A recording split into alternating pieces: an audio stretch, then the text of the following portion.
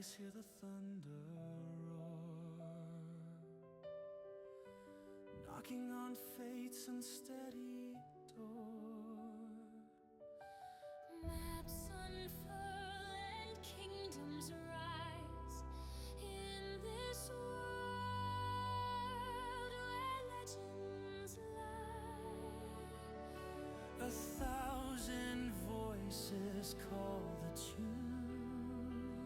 Under the stars, under the moon.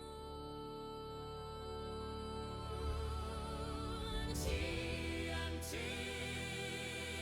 tabletop, where dreams come.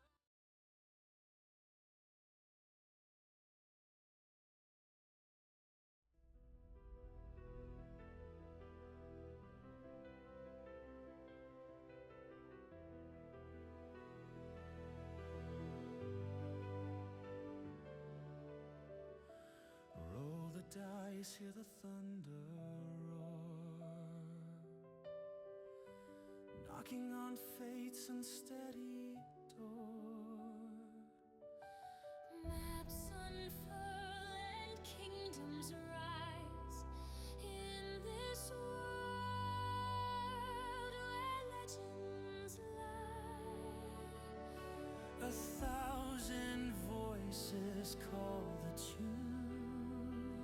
Under the stars, under the moon. TNT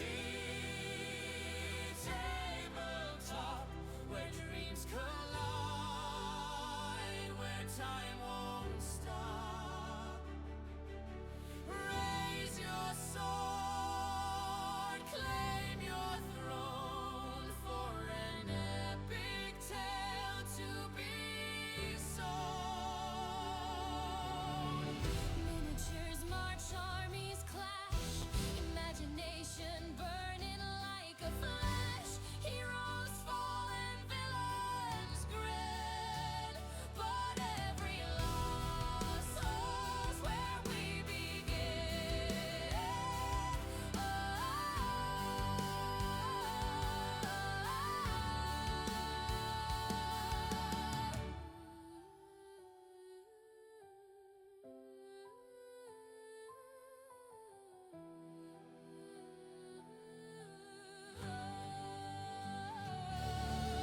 Through the fog, through the flame, we write our story, we stake our claim. TNT tabletop, Where dreams collide, where time won't stop. Raise your sword, claim your throne, for an epic tale to be sown.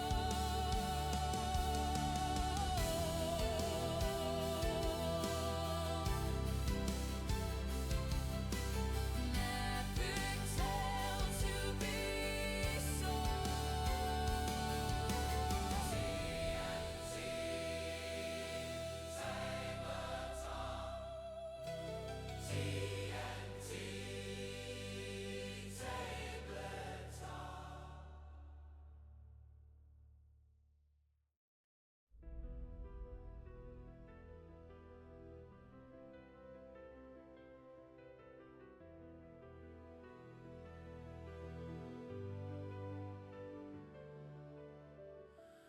Roll the dice, hear the thunder roar, knocking on fate's unsteady door. maps unfurl and kingdoms rise in this world where legends lie. 1,000 voices call the tune. Under the stars, under the moon. TNT tabletop,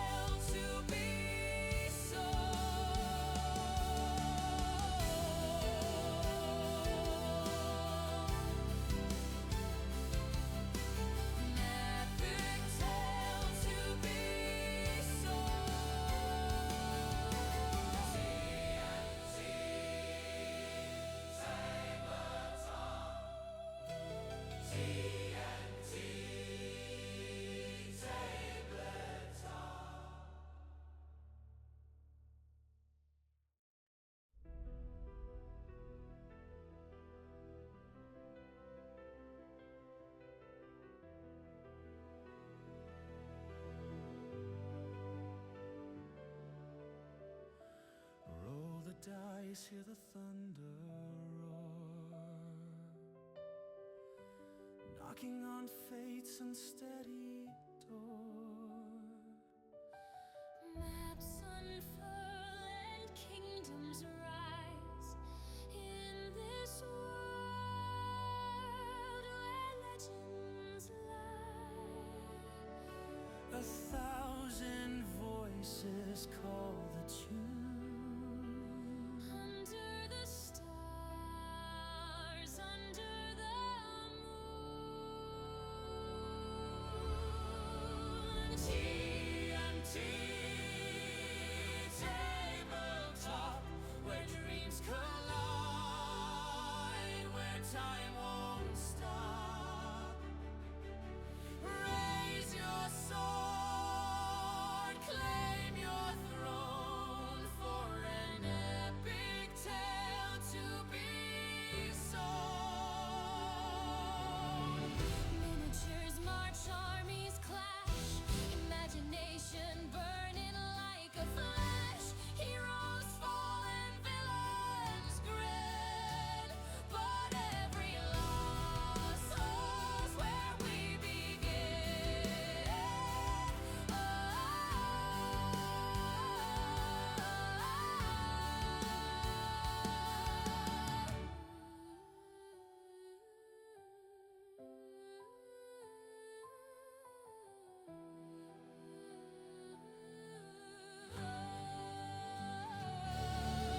Through the fog, through the flame, we write our story.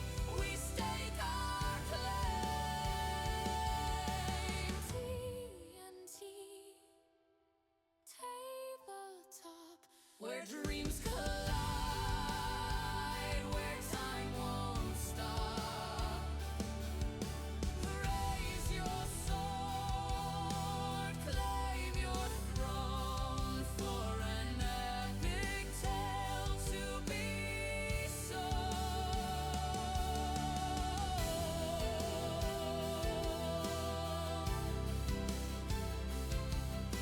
An epic tale to be sown. TNT tabletop. TNT tabletop.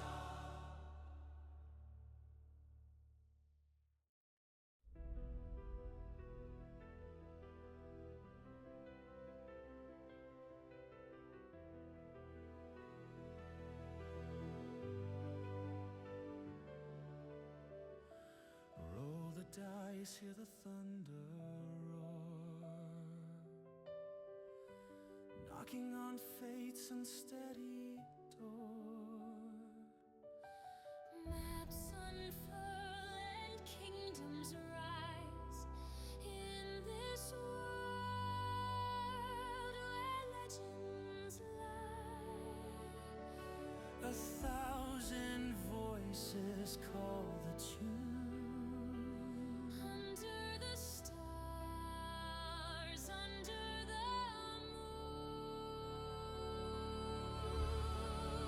moon. TNT tabletop, where dreams collide, where time won't stop. Raise your sword, claim your throne.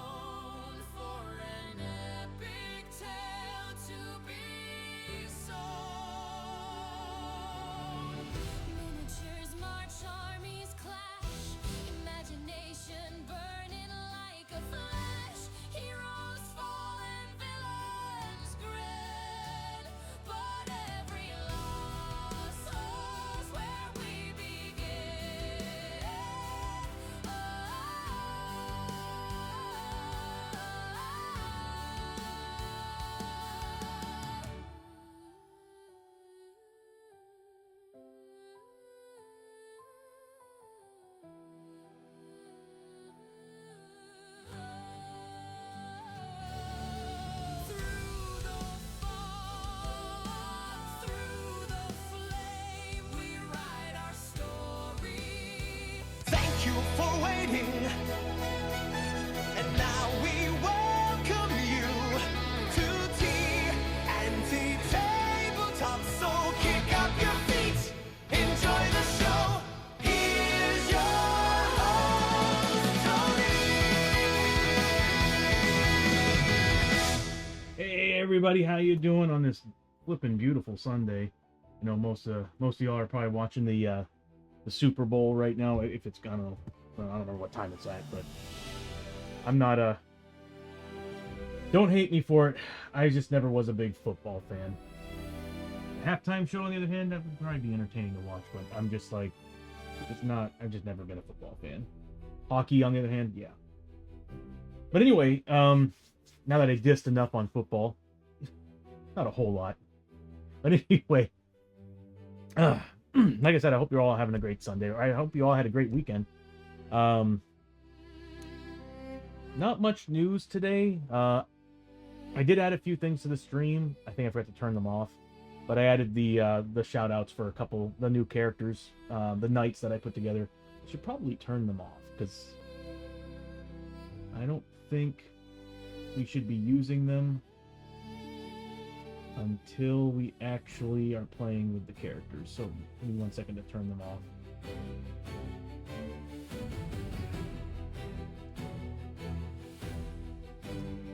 There we go.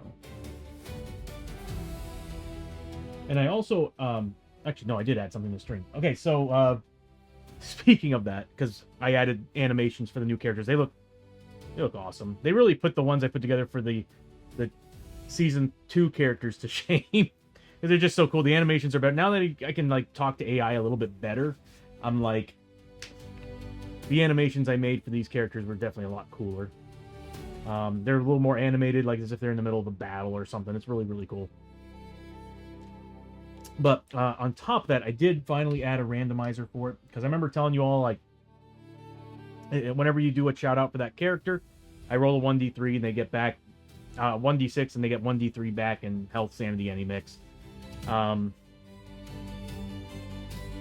built a randomizer that has basically a percentile on what bonuses you can give the characters with that cheer. I made them a little more expensive too. I made them 500 points a pop because, in my opinion, when something's affecting the game, it needs to be a little bit more expensive.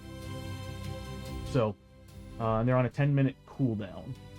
I might increase that to 15. I'm not sure. It all depends. We'll see how everything goes. But, so whenever you do a cheer for the character, what's going to happen is that you'll see their animation come up, and then you'll see a little box pop up that shows, like, for now, until I'm in the middle of redesigning the look for Shadows of Brimstone, the Shadows of Brimstone layout.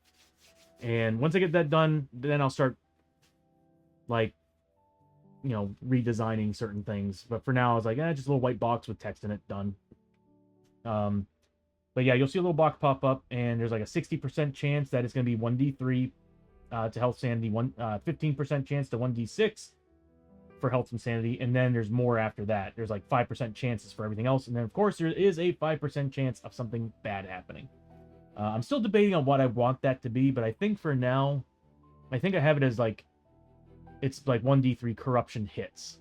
So originally I was going to make it a depth event, and I was like, hold on, this shouldn't affect the entire party, this should just affect the character. So, but yeah, there's like a 5% chance to get a grip back, a 5% chance to remove a corruption point. There's a 5% chance for, I think, a plus 1 to armor saves for the next fight turn, and then plus 1 damage, I think, for the next combat attack. I think that's what it is. But either way, I added that, and I figured that was a nice little... I've always wanted to add a lottery ticket to the game, and that's pretty much it. But I still might add one more that's going to be expensive and redeems points, and it's going to affect the entire party. So it could be a depth event, could be a darkness card, a growing dread cards to add it to the stack. Could be better things, could be giving us a reroll on the next depth event, darkness roll, stuff like that. And you know what? I'll tell you what. And anybody who's watching, if you want to add to that, put it in the Discord. Put it in the Discord if you have any ideas that might be fun for the randomizer and the changes that are being made. So I'm trying to, like I said, I'm trying really hard to make the stream interactive with you all. And if I can, one of these days, I would love to build a dice roller that, you know, you all can spend redeemed points on to make your own dice rolls for the monsters or something. Something I've always wanted to do, but it's a bit challenging. But anyway, so yeah, Friday's session. It was pretty wild. Lots of really bad travel hazards on the way to town. Lester got possessed. We always seem to get one of those. Very first travel hazard was a double ones. I'm rolling a lot of that recently, but double ones for Lester, which no, actually it was for Hosho, but I rolled Lester for the random character that this happened to, and he lost 1 sanity permanently because of that crap. And then we went and we got attacked by the maw on the ground. Twice, I might add. To which Lester once again lost permanent sanity. It was not his day. But we got back to town. We got I think we got rid of just about everything. Except for, we're building up madness, and we just can't get rid of it because we're not finding churches. I guess we could go to the campsite, but in the end, if you were all here on Friday, the town we were at, we got there late because of the travel hazards. We had one that if every character failed, you're 1 day delayed in town when you get there. So 3 of them failed, so we were on day 3 already, day 4 already, right off the bat. And then what happened after that? Oh yeah, at the end of that day, the town got destroyed. Oh my god. Yeah, I think I got attacked by a horde of demons or something, but either way, the town got destroyed, and, well, that was it. That's all we could do there. Luckily, there wasn't a blacksmith, because I was like, man, if there was a blacksmith there, it's hard to get one. It's been difficult to find a blacksmith, and we desperately need one, considering that we have all the darkstone we need. Well, not all darkstone. What am I saying? Yeah. Anyway, let's start the adventure, shall we? So, the last mission, we fought the twins. And this one, I was debating on doing another mission quest so that we can continue that. I really want to go to another world. We've been, this whole season, we have not been able to leave the Forbidden Fortress and the Forest of the Dead. I want so desperately to go to another world. So, my goal, I'm half tempted to cheese it and just like be like,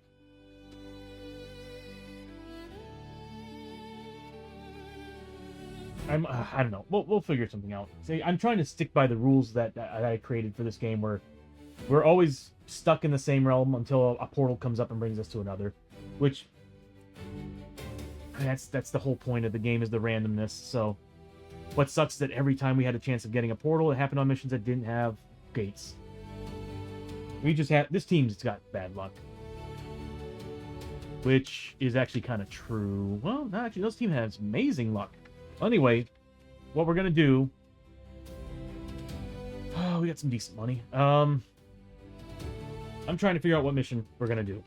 All the missions right now, all the story missions that we can do, are all missions that don't allow gates. We need to heal up.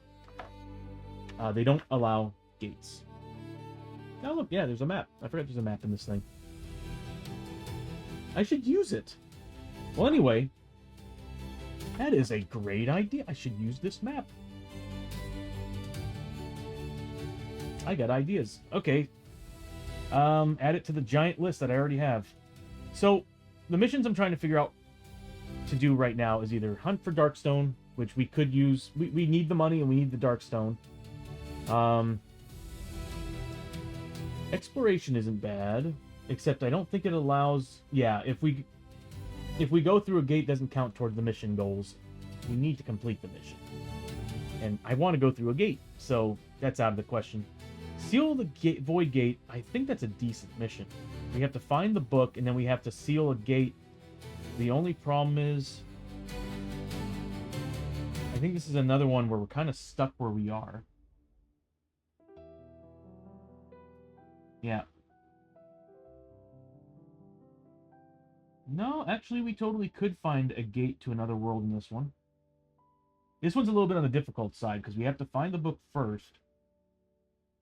And then we got Search Party, which we've already done that one. We had to find the farmer's son and didn't do too well on it. What sucks is that if we rolled well on who we're searching for, like if we got the old sorcerer's apprentice, we would get some good rewards for that. Same thing for the warlord, but every time we do it, we're always searching for the farmer's son.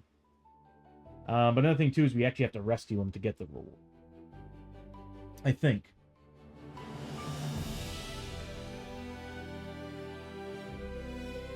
Yeah, if we actually succeed in the mission, we only get 50 XP. If we actually rescue the person, meaning that we find them in time, we do get a lot of goodies. A lot of goodies. Oh, that's a good mission. Is it the problem is that it's either we need the warlord's daughter or the sorcerer's apprentice. I do have other missions too. I need to go through it. I have a big giant stack of missions that came with all the monster packs. There's just a lot of them. A lot of them.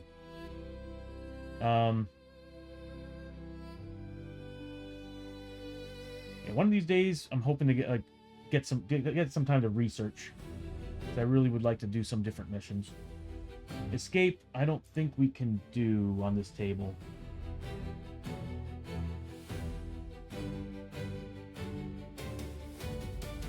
Yeah, we started a cross path section, and it needs to stay on the table the whole time, so we can't...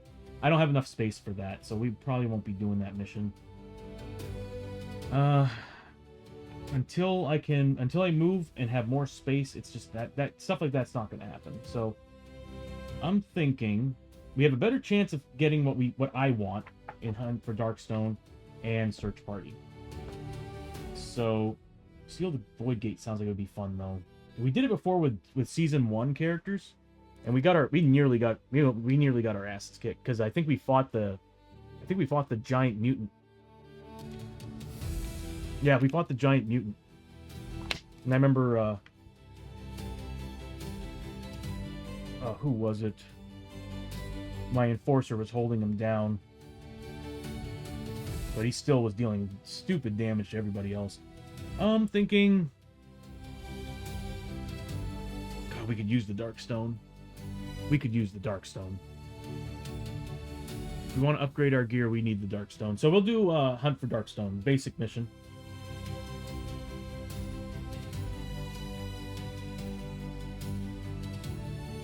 Oh, my controller's not working because it's not on. Simple as that. All right, Hunt for Darkstone. Sitting in a tavern one afternoon. What's funny is this reads word for the Hunt for Darkstone in the original book for the Old West, except that, of course, it's not a fortress, it's a mine. Sitting in a tavern one afternoon, you overhear talk of an abandoned fortress up in the hills that has a large stockpile of Darkstone just waiting for someone to come and claim it. It sounds too good to be true, and it probably is, but the haggard old soldier swears up and down that he would go claim it himself if he were 20 years younger. It's not hard to figure out which fortress he's talking about based on the landmarks he's mentioned, and though the other patrons he tells just dismiss him, this could be the rich opportunity you are looking for. So the setup is the basic map tile. We need to choose... Heroes are searching the stockpile of valuable Darkstone hidden away. Okay, yeah, we need to find clue tokens. So the best one would be the fourth one, obviously. You'll be getting +2 Darkstone on top of D3 with extra XP. Why not? Let's do it. We'll do 4 clues. We're stocked up on supplies. I think we can do this. Difficulty, medium threat, with one. What level are we? We're not level 4 yet, are we? Actually, we're not even all level... No, hold on here. Yeah, we're all level 3. Some are closing in on level 4. Alright, so yeah, we'll do this. We'll do 4 clue tokens. Hopefully this will bring us to the Old West. If not, next mission, we'll just do a story mission. Or actually, what I'll do is I'll dig around As I said before, once we reach level 4, I'm pulling a challenge quest out. I'm not sure which one. It might be the corrupt preacher. I might do the corrupt preacher. I'm actually kind of excited for that one. But I can't wait to... One of these days, when I get my campaign mode done for this is going to be so much more fun. Everything is going to be fully randomized. No more travel hazards. Well, they'll be in here, but not quite as bad. Anyway, objectives. When the final clue is discovered, the heroes have found the darkstone stockpile they are looking for. Ignore any attacks and encounters listed on the exploration token. Also ignore any door or gate icons on the token, as the objective room has no exits. Reveal all growing dread cards that are added to the stack as normal, and then the heroes must face an epic threat. So, let's do this.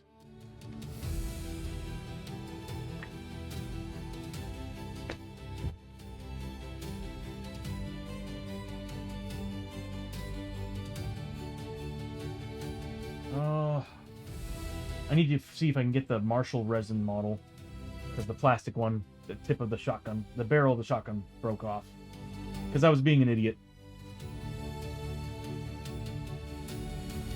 I had my water bottle, and of course they're not very well, they've been sitting in heat or whatever, and they all warped. Laid it down, it fell on the damn model and broke the damn tip off. I was a little bit upset about that.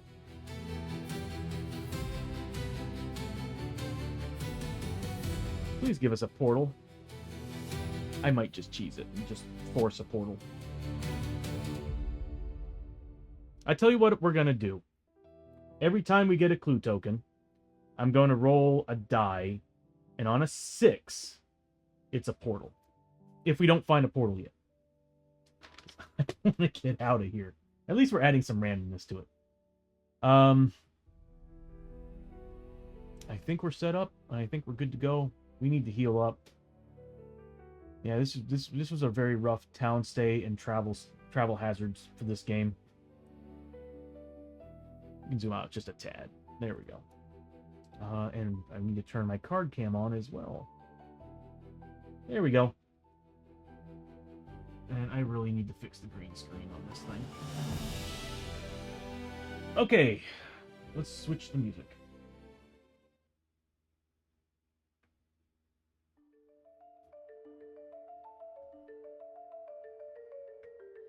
I'll use this one. Yeah. Because it's just regular Forbidden Fortress, and I think this will fit. Okay. I don't think we have any notes from... I might just go ahead and reset the notes to see what we got. We did the high noon. Lester got a free specimen... Oh, that's right! Free specimen jar from the House of Healing, hello. When in another world, do cunning tests to give up movement to do so. Okay.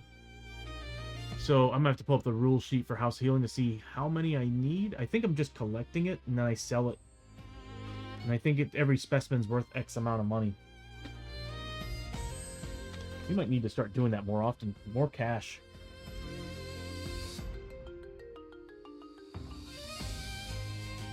Alright, so we're going to start with Abby. We are not doing great on grit.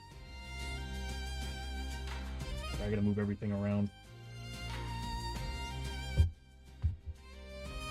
There we go. Okay, so we're gonna start with Abby. She's gonna roll 2d6. She does not get her grit back. This was her grit roll. She needs a 6+. Oh no, yeah, she needs a 6+. She gets 2 dice for her outlaw ability. She is going to... They should actually have better movement now. Yeah. Yeah. All right. So Abby's now a 6. Posho's a 5. Lester's a 5. And Chio's a 6. So the ladies are now a 6. 1, 2, 3, 4, 5. Bam. She can go all the way across the room. She's going to spend her movement doing that. Then she's going to use her action. I should keep those notes up. She's going to spend her action searching that room. She's going to give her 5 XP. Hopefully these are still working. Okay. I've been having a little bit of issues with the system. You know how it is. The more I add, the more bugs there are. She's going to be smart of me to shuffle the decks.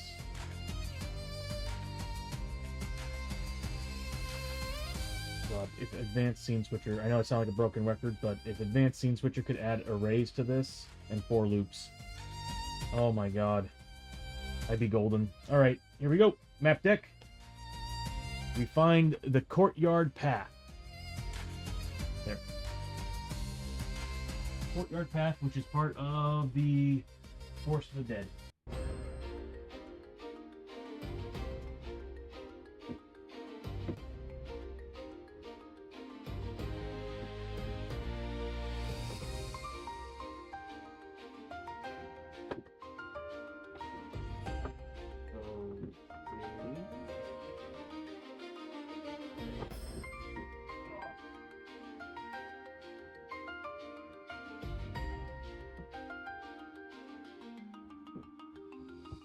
I might have accidentally thrown them in the wrong ones. It's coming in from this direction. She's here, that's right. And we'll zoom out a tad. Or a lot, whichever one works.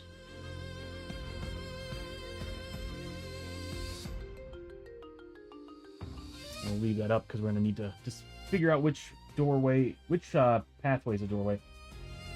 So she moved up, search the room, we'll do exploration at the end. Good that the very first room happens to be a passage. Next up, we've got Hosho and Lester. We both have 5 movement apiece. Hosho's gonna go first. He gets 1d6. See if he can get his grit back. Nope. 1, 2, 3, 4, 5. And he's going to scavenge, which we all know is very risky. He's gonna scavenge the room behind him. He finds something.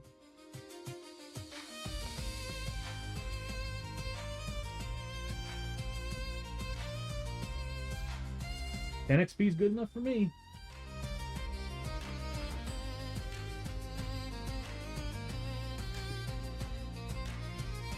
You know, give me 1 second.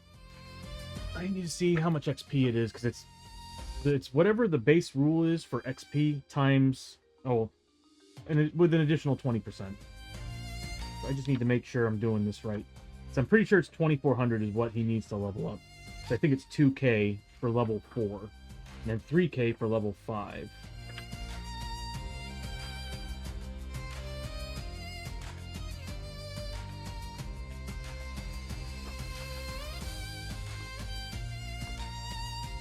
Yep. Okay, so for level 4, we're going to need 2400.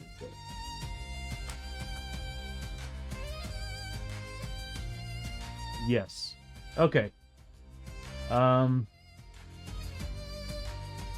we moved up, got 10 XP for not finding anything in that room. So therefore, that room was explored once. Next up is Lester. Lester's going to roll for grit. Needs a 6+. Nothing. He's going to move up 1, 2, 3, 4, 5. And also explore that room. Can you find something?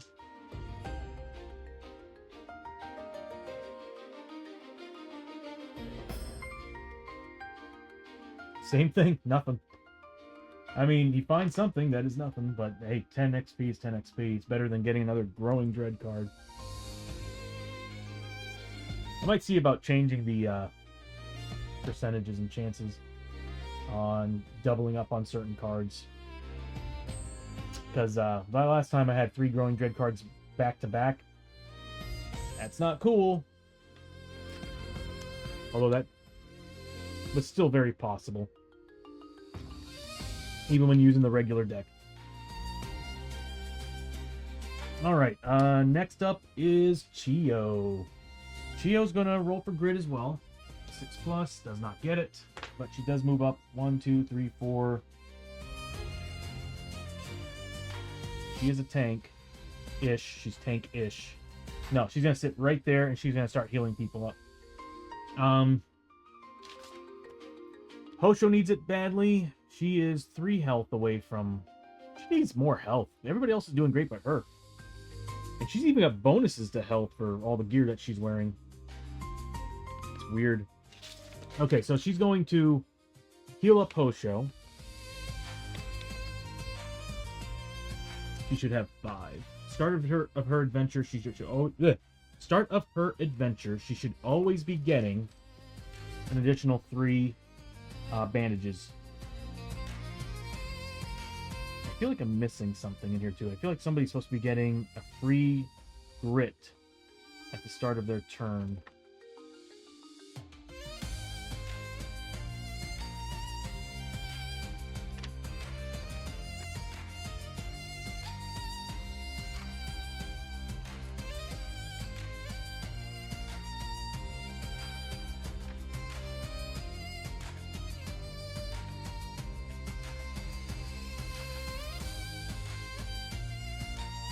Start of each turn, heal sanity. I forgot we have the antlers. How's everybody doing? Everybody's at max sanity. I really need to get the other upgrade too, so we can start. We can upgrade. We can get health once per turn. That would be awesome too.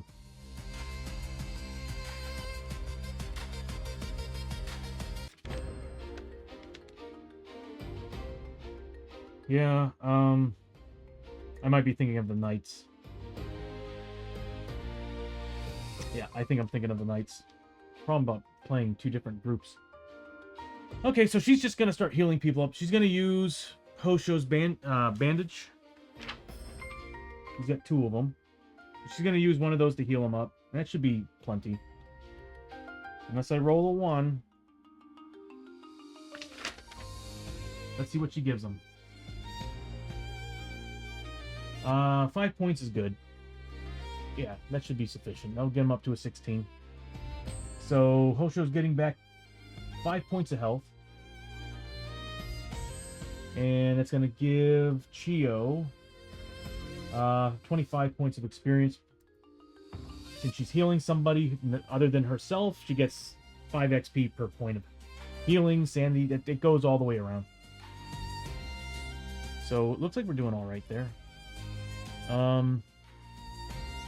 And Lester is far behind. Okay, so we've discovered the room. This room's been scavenged twice. Let's go ahead and flip a... There we go. I animated the stuff over here a little bit. Gave it a... I might shorten it a little bit, but I gave it like a 1200 millisecond movement animation. Kind of like it better than it just flopping to the next one. But I want it to stand out a little bit more. Flopping to the next one. Teleporting makes more sense. Okay, so exploration time?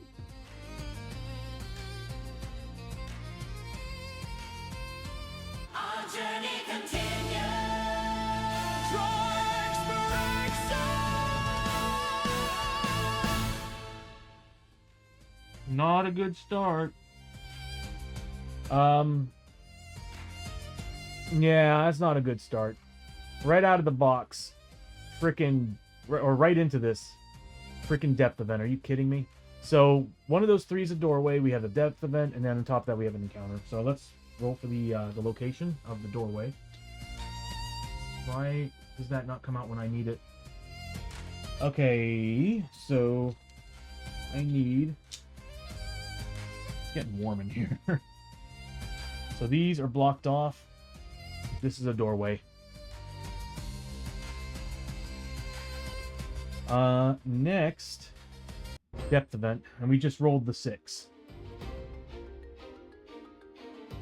This is happening this team just has bad luck.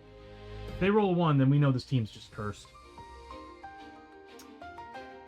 Still not good. Anything that's not a 6 is trash, in my opinion. But a 5 is still not good. So, let's see what happens. We're in the Forbidden Fortress. My Steam Deck is acting up. Echoing laughter. Oh no. A sinister, booming laughter echoes through the fortress, chilling you to the bone. Each hero in the fortress immediately takes 3 horror hits that do 2 sanity damage a pop. There's actually something I forgot to do.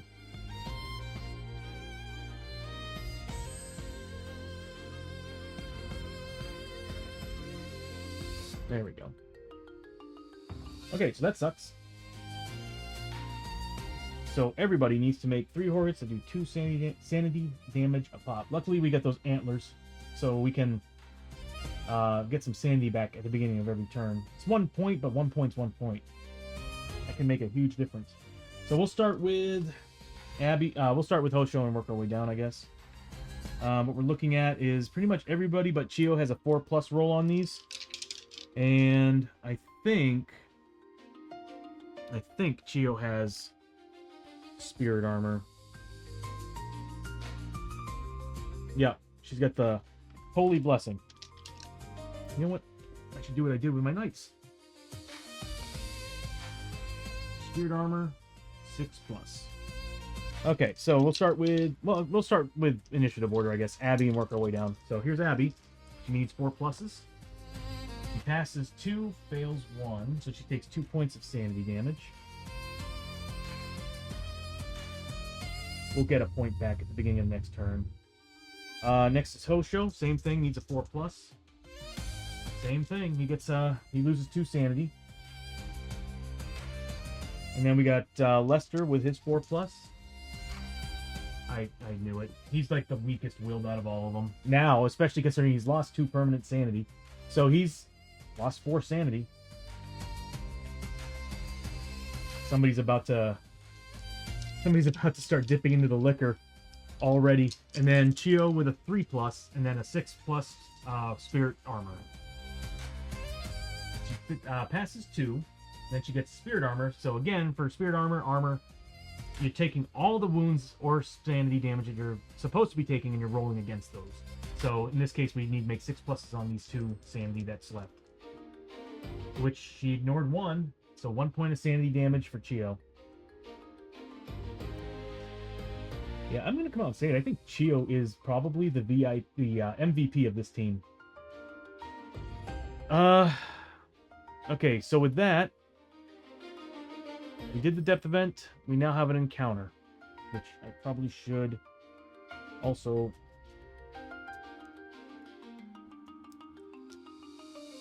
shuffle this guy as well.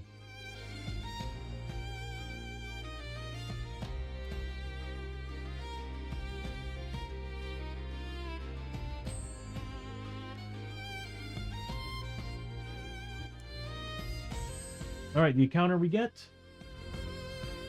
Race, is it Raging? Hold on, let me zoom in.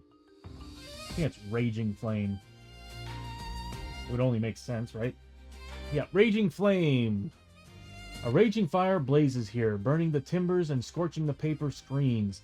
This is no ordinary flame, though. It is the flame of an Amarake, burning with a searing heat and a dark glow. Worse, it appears to be spreading. When first revealed, place a burning marker on this map tile to show that it is ablaze. Any hero starting their activation on an ablazed map tile must make a lore 5+ test. If failed, gain 1 burning marker.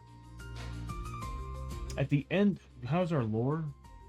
At the end of each turn, roll a d6 for each blazed map tile.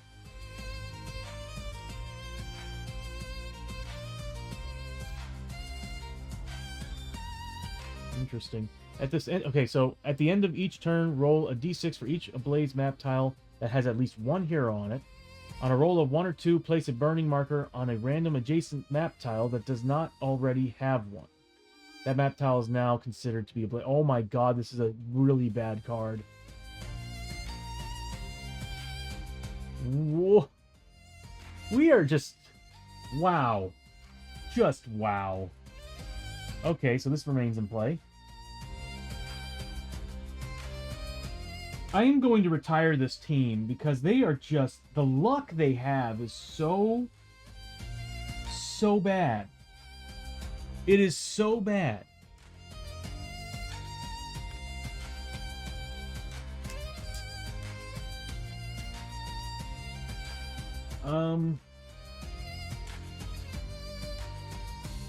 I think I have burning markers. I just don't know where they are.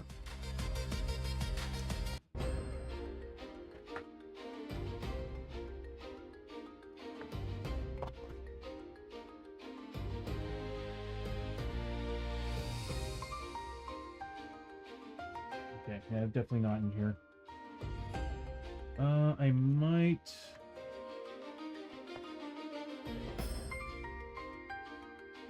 That's Hellflame. So these are the burning markers. There we go. So this room's on fire. Oh, come on, brah. Can we... Alright. That sucks. So starting your activation, you could potentially get a burning marker, which means I think we take 2 burning damage. It goes away, but we take 2 burning damage at the beginning of the activation.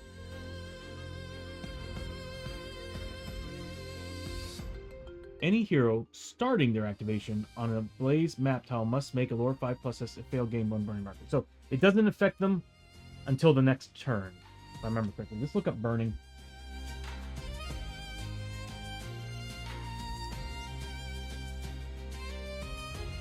When a model has 1 or more burning markers on it, at the start of its activation, remove 1 of those burning markers, and then model takes 2 wounds, ignoring defense. Only 1 burning marker is removed each activation.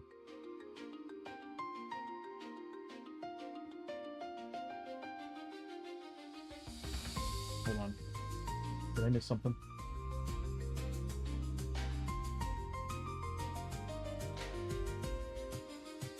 A depth event and then a burning room.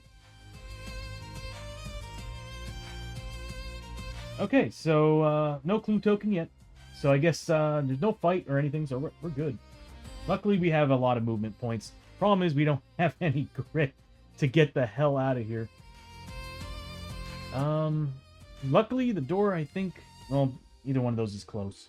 This would have been a pain in the ass. Alright. End of the round.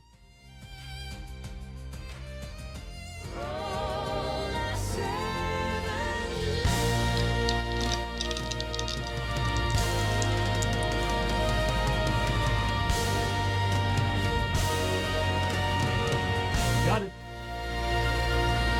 Got the 7+. Alright, beginning of the round, we're starting with Abby. So Abby needs to make a lore test, because she's standing on that map tile, being on the puzzle piece. So she needs a 5+ on 2d6. That's 2 4s. So she is on fire. You know what? I'll use these guys. There we go. So she's got 1 burning marker on her. Yeah, she's hoofing it. 1, 2, 3, 4, 5. Actually, we'll leave that one open to people. So she's gonna move here, and she needs a grit roll first. It's not a good sign. So she moves up. She's gonna check that doorway, finding a cross section.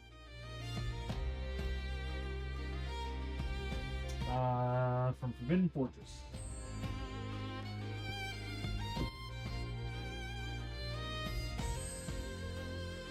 Oh my god. We need everybody off this tile because this is going to be set on fire if we don't. And I might actually have to grit roll. If we can get grit roll. Hold on a second.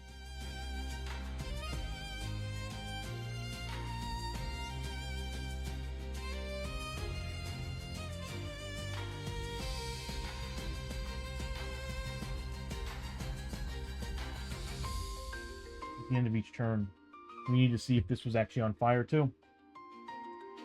1 or 2 it is. All right, good. Good. So she's here. She's got 1 burning marker on her. That'll affect her next turn. I wish I could move her in. Next up is Hosho and Lester. We might have to spend tonics to get out of this room. We'll start with Hosho. He's going to move up 1, 2, 3, 4, 5.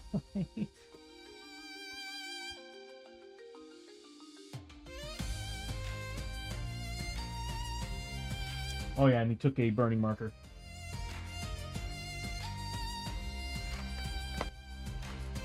Yep, I'll grab all the orange dice.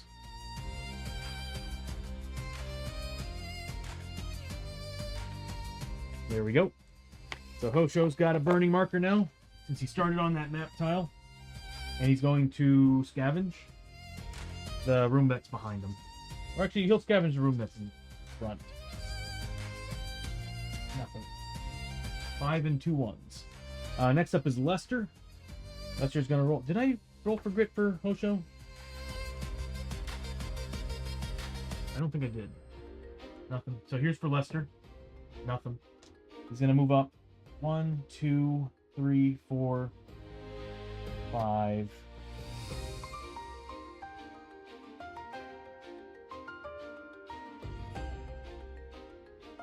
Damn. He's going to scavenge that room that he's in. Find something.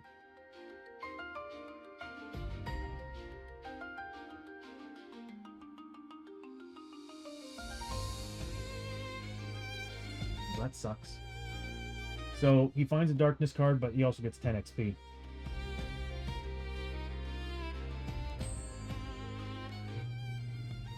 Let's see what we get for a darkness card.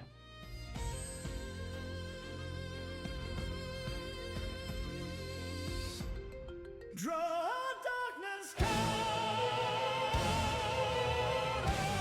Hell Siege. Anytime a 7 is rolled for hold back the darkness roll, you must choose add a growing dread card to stack, or every hero takes 2 corruption hits. I am going to use the Norse Traveling Pants to try to avoid that.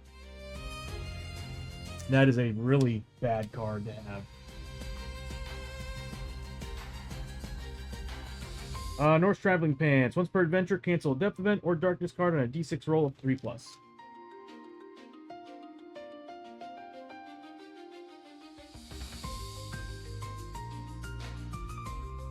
Does Chio have? I'm spending a grit. I'm going to spend a tonic from Chio.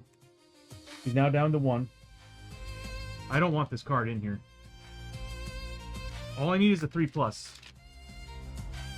Come on, all I need is a 3+. Thank you. Okay, so we got the 3. Took a grit to do it. So that card's gone. It's canceled. Goodbye. Get out of here. You're not welcome. All right, there we go. Oh, scavenging sucks. Next is Chio. Chio's gonna roll for grit. Needs a 6+. Doesn't get it, but she's gonna move up 1, 2, 3, 4, 5. She can't go any further.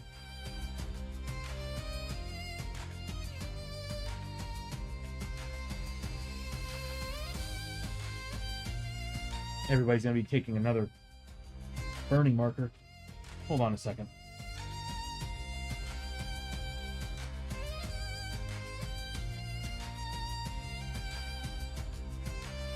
Okay.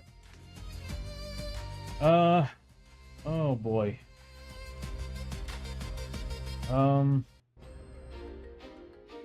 This ain't going well.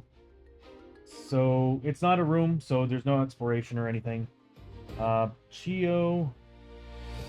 This room has been explored. Chio is going to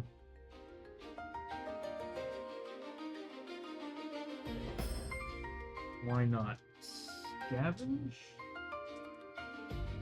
Does find something.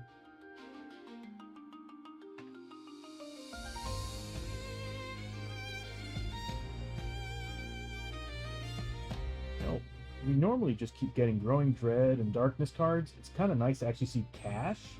So $50 and 10 XP. Yeah, we've been having really, really bad luck on scavenging. It's crazy because, like, I think it was the first adventure these guys went on that we were non-stop getting, like, gear. All that luck changed. All right, so I think is it the end of the round? Yeah, end of each turn. All right, so it's all done. We now have to roll, and since they're all on this tile here, that's a blaze. We need to roll a d6 on a 1 or 2. An adjacent room is set aflame. Good. We don't have to worry about it because we're going to be off that tile. As long as we're standing on this tile, other rooms are at risk at getting set on fire. So, hence this card. That wonderful card. The problem is that everybody is probably going to be getting a burning marker. so glad we got rid of that darkness card.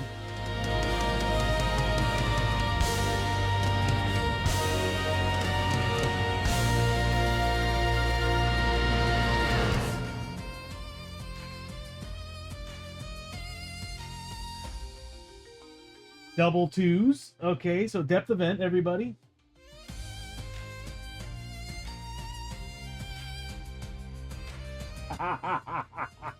Okay, depth event. Dark Dread. Things are looking more and more bleak by the moment. Draw a Growing Dread card and add to the stack. Come on, dude. Come on. I think Shadows of Brimstone, the luck gods are telling me retire these characters. But I can't do it. I can't do it. So we've got a flippin' Growing Dread card already added to the stack. That's actually one thing I want to add also to the stream elements is I want a Growing Dread tracker. So this way I don't have to keep pulling cards on the screen. We can just see how many are added to the stack, and then we'll just start pulling from the top of the deck. It's the same thing. So this way I don't have to keep showing you all where we're at. We'll just already know how many we're adding.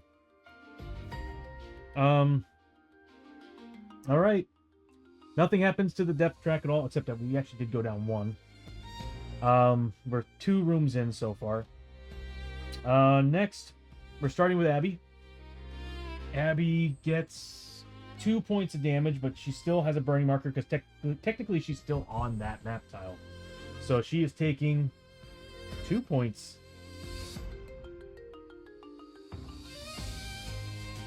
Okay, she's taking 2 points of damage.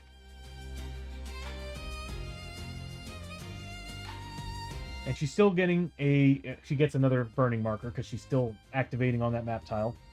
She's going to move 1, 2, 3. Hold on. It doesn't matter. 1, 2, 3, 4, 5. And she's going to search that room.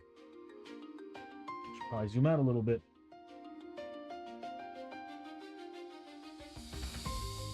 And what she finds...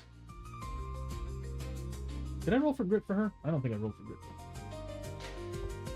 Oh, she gets it.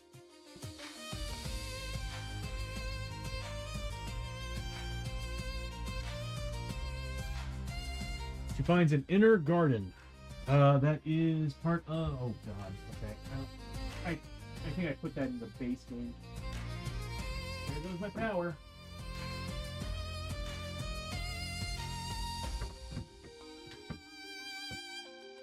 Inner garden.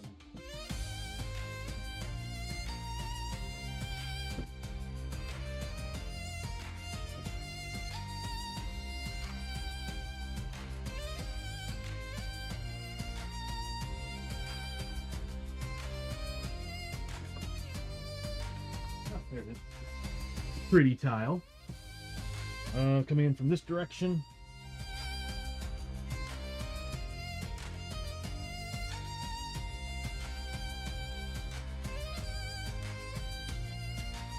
Still got a burning marker on her. And put that over here so y'all can see what we got going on. Actually might be better if I do this. There we go. Yeah, that's better.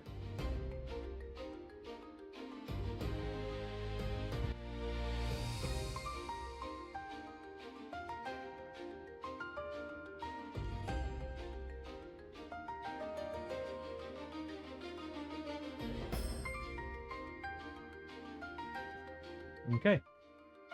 So, ad break in 3.5 minutes, everybody. So, yeah, so she moves up. She finds the inner garden of the fortress that's apparently on fire. All right. That's... Did I give her 5 XP? Did not. Next up is Hosho. Hosho's going to roll for grit. Oh, first, he's going to take his 2 points of damage. Get a burning marker on top of that, since he's starting on the same map tile. So he's taking 2 points of damage. It's like Chio needs to do some healing. Oh, yeah. And then he's going to move up. First grit roll. He's a 6. He's going to move up 1, 2, 3, 4, 5. And he's going to search the hall. What room? The room in front of him. Nothing. Good. Next up is Lester.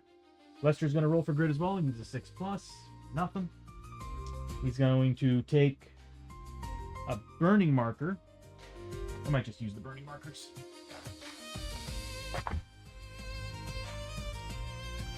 I could use the tokens I have on the stream, but I don't feel like it's really worth my time to do that. So we'll just do this. Burning marker, burning marker, burning marker. She will eventually have a burning marker. So he's going to move up his 1, 2, 3, 4, 5. And he's going to scavenge that hallway. Or that T-junk, cross path. Nothing. Next is Chio. Chio's going to also roll for grit. She's now got a burning marker too, which is that one. And she's going to move up her 5 points. And she's going to also try to search that room. Nothing. We'll go ahead and start healing some people up too while we're at it. Abby's 5 away. I'll wait on Abby. Osho's 6 away. I'm half tempted to wait and see what happens. Everybody's over. They're not bloodied, so I think we can wait a turn. Because I could god roll some of these, and then they only get like whatever their max is. I think the only one that really worries me is probably Hosho. He is 6 points off. So you know what? Yeah. We'll heal Hosho.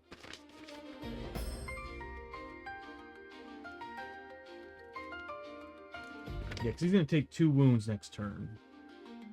So I can't believe we're already going through our bandages.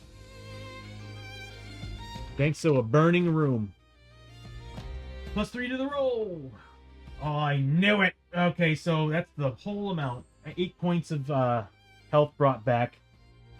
That's going to give Hosho his full health, which is good, but at the same time kind of sucks. I was telling myself I should probably wait till next turn.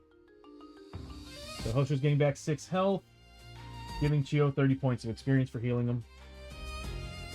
That's okay. Kind of sucks because that was a good roll. Next, what we'll do... You know what, everybody? Since we're on ad break, I'm going to take a short recess. I do need to hit the bathroom, and we'll be right back. And we'll... You know what? This is what I'll do. Let's see what that room is. Because we're at the end anyway. Our journey continues. Brimstone. So 2 encounters, 1 doorway. We'll roll the doorway. 6. So down this end.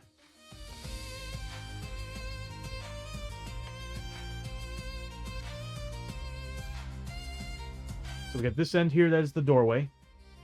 And I really need to add the advanced cards. We'll do the encounters after the stream, but let's go ahead and roll a d6 again.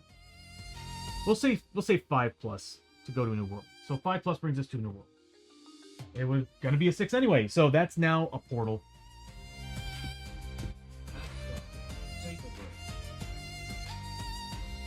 There we go. All right, so I'm gonna take a break. I'll see you all shortly after the break. It'll probably be 5. I want to say 5 minutes, maybe 7. I desperately gotta go to the bathroom. Okay, so I'll see you all here in a bit.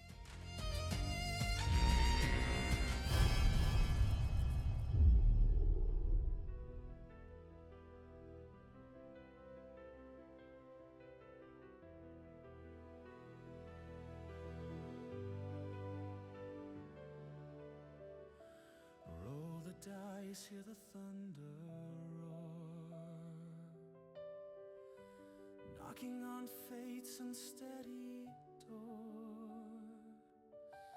Maps unfurl and kingdoms rise in this world where legends lie.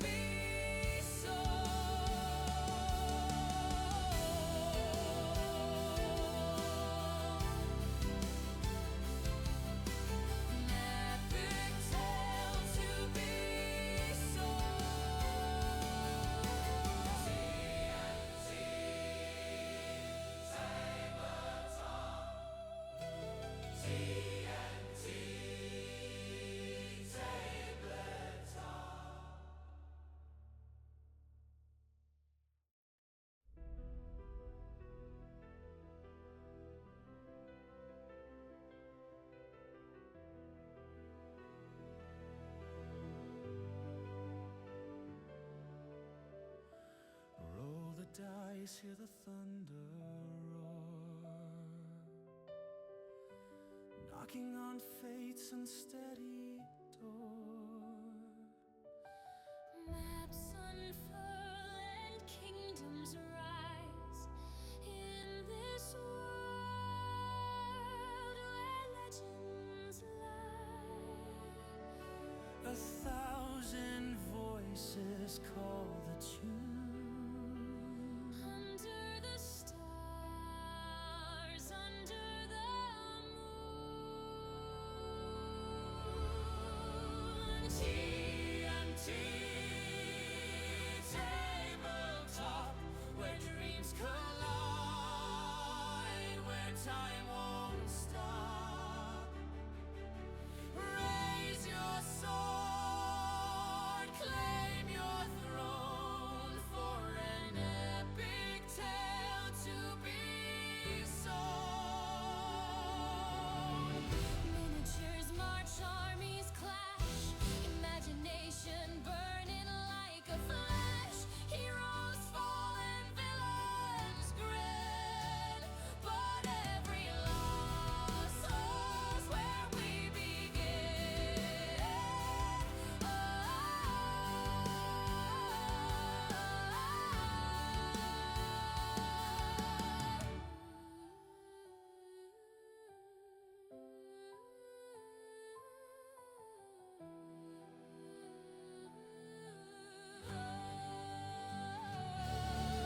Through the fog, through the flame, we write our story. We stake our claim. TNT tabletop, Where dreams collide, where time won't stop. Thank you for waiting, and now we welcome you to TNT Tabletop. So kick up your feet, enjoy the show. Here's your host, Tony. Hey everybody, welcome back. I desperately needed that break.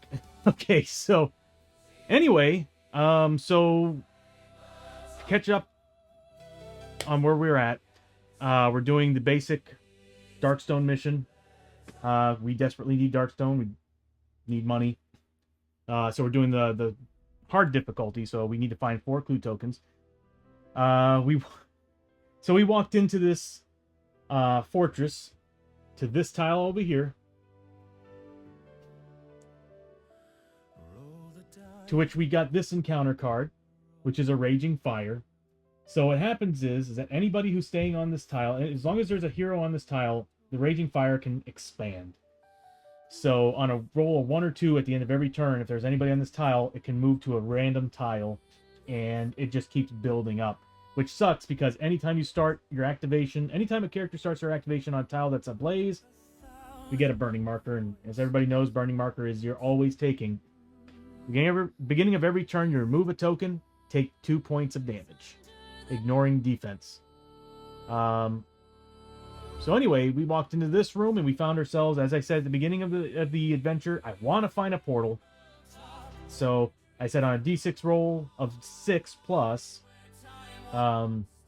whenever we find a clue token, it's going to be a portal room. We rolled a 6.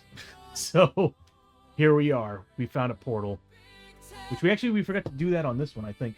But either way, finally, we get to leave this place. Finally. It better... Oh, God, if we get Force of the Dead, I'm going to be upset. Or another Forbidden Fortress card. We're going to keep going until we find something different. I don't care if it's Old West or not. We just got to find something different for this team. They've been stuck here for a solid month. All right. So we flipped the token. We found 1 doorway, which is turned into a portal. And we also found a clue token. So we're 1 out of 4. And we have 2 encounters that happen in this room. I did shuffle the deck. Okay, so here we go. Encounter 1. Encounter 2. We changed the music over. I really need another stream deck. I've got 2 of them already, and I'm already complaining that I need another one to kind of... I need that so I can constantly switch between the different angles of the cameras. Figured a stream deck for the cameras, a stream deck for all my functions on the stream, and then a stream deck for all my audio interface and frames would be very helpful. All right, so, and I apologize for the green screen. It's getting the right lighting is really a pain in the ass for this. It was easy. It worked easily and perfectly up there, but ever since I moved it here, it's been a pain. Although probably zooming out might help. But anyway, so we got 2 encounters. Cherry blossoms. Blossoming cherry trees line the path here. Oh, that's cool. It's a garden. Their pink petals fluttering through the air like snowfall as the breeze carries them to the ground. It brings a peace to your heart like no other. It also brings a sense of epic drama as you reflect on the heroic nature and mortal danger of your quest. All models on this map tile do +2 damage on their attacks. When first revealed, each hero may heal 2d6 sanity damage or recover a grit. We'll do the grit. Everybody's getting a grit back. Which reminds me, we should have gotten some sanity back at the beginning of this turn. So I'll fix that here in a second. I need a do all button for everything at this point. So everybody's going to get a grit.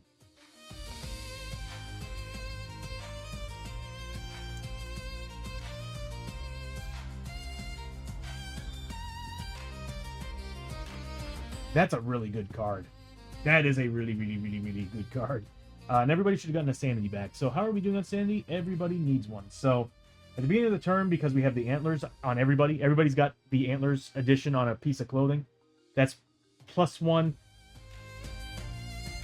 Excuse me. That's plus, at the beginning of every turn, they get 1 sanity back.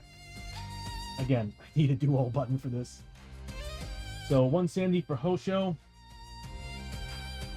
1 sanity for Abby. 1 sanity for Chio. And 1 sanity for Lester. There. Those antlers were a good choice. So everybody's getting +2 on their attacks as long as they're on this time. And that's including enemies, by the way. It says every model. The second and final clue token, Shaking Foundation. The entire castle shakes as a terrifying dragon swoops overhead, knocking chunks of the rooftop off with its sweeping tail. You frantically search for cover and as splintered wood and debris fall down from above. Every character needs to make a strength and cunning 6+ test.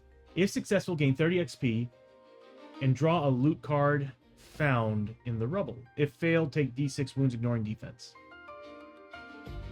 D8 wounds ignoring defense.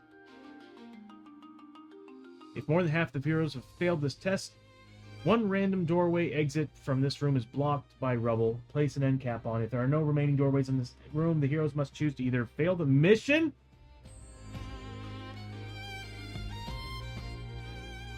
Don't do this to us now. We finally found a freaking gate. Oh my god, I'm going to freaking crash out, everybody. Because this is non-stop. Every time we get the chance, this game just comes around and says, nah, you're not going to another world. You're going to stay in the Forbidden Fortress. Oh, come on, dude. We're not going to pass this. We're not going to pass this. And it's a 6+. That's what sucks about this. It's a 6+ test. If more than half, there's a good chance we're going to fail this. We're going to... You know what? It's a good thing that we got the cherry blossoms. We got rerolls. We got potions, too. That's right. We got potions. 3 potions, which we're probably going to be spending. So right now what we're looking at is Chio's going to need a potion for the strength test. Her cunning's good, so she's good there.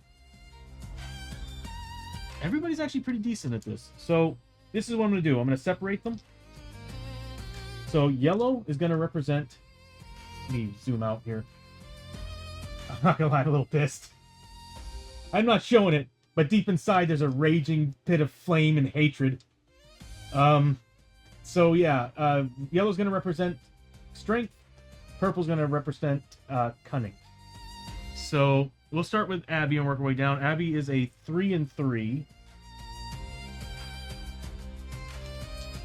The reason why I separated them, obviously, is because I have to do separate tests. And then secondly, I will need to use grit. Luckily, she's got full grit right now, so... Oh, and Chio's got the cantina. Yeah, canteen, too. We can use the canteen. And we get tonics. So here we go. This is Abby.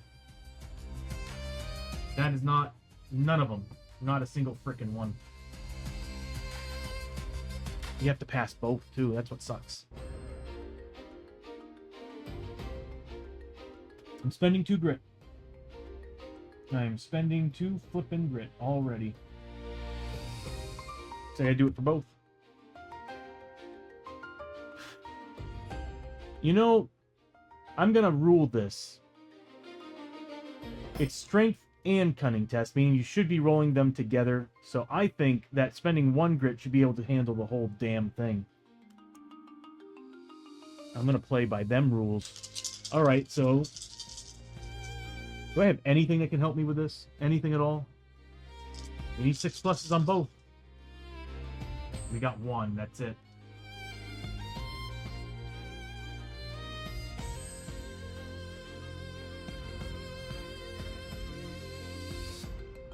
See, this is what's confusing about this rule. It can be read 2 different ways.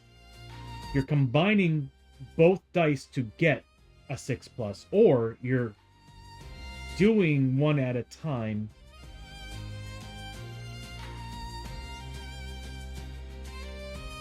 I think it's adding them together. I think you only need 1 pass added together.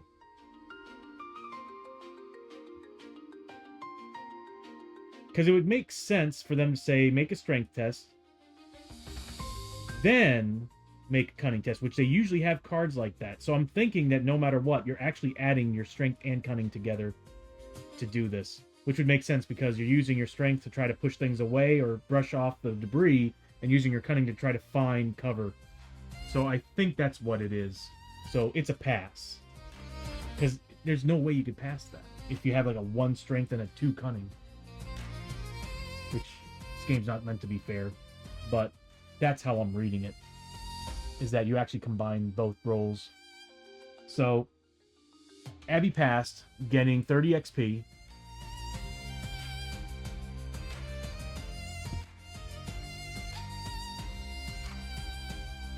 And draw a loot card found in the rubble. We'll deal with that here in a second. So we'll just put this by Abby to show that she got a loot. Next up is Hosho. He's the same thing, a 3 and a 3. He just needs 1 6 plus. We'll spend that grit that he just got.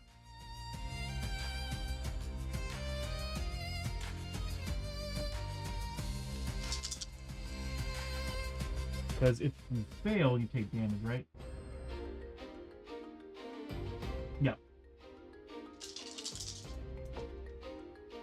There we go. So we did get a 6. Wow, man, I am just rolling piss poor. 12 rolls. Got 1 6. So that's 30 XP for Hosho.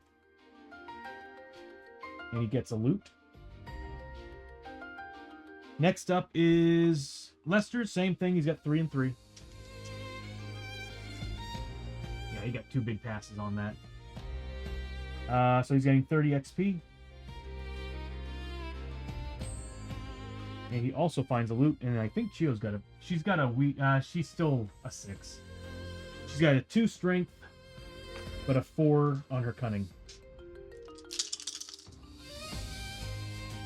She passes both, actually. So, there you go. He's also getting 30 XP. So, a dragon swoops overhead, knocks the top of the building down into the... what is this again? The inner garden. And all our characters, all the heroes manage to brush it all aside and actually find some loot while they're at it. So, whoops. 30 XP for Chio. And everybody found a loot. So let's see what we get. So we'll start with Abby and work our way down. Or we'll start with Hosho and work our way. That is not a great one. So 30 XP for Hosho. And 25 bucks.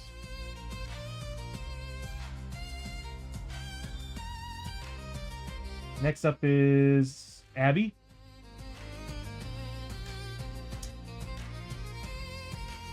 Uh, 20 XP and 50 go. And then we got Chio.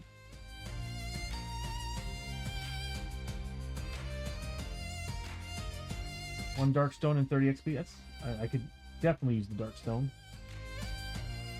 We need a Tansu box. We need several of them. We might have to sacrifice some clothing for Tansu boxes. And then finally we got Lester. Another darkstone and 20 XP. Man, we're getting kind of gypped on these loot cards. I guess we shouldn't complain. It's free stuff, but still, some gear would be nice. All right, we're done with that.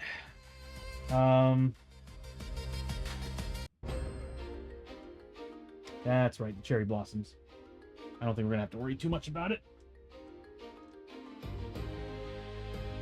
All right, so that was the final encounter of that room. We have a clue token. We got 3 more we need to find. We got a ways to go. And we're 1 room in. Yep. All right, end of turn.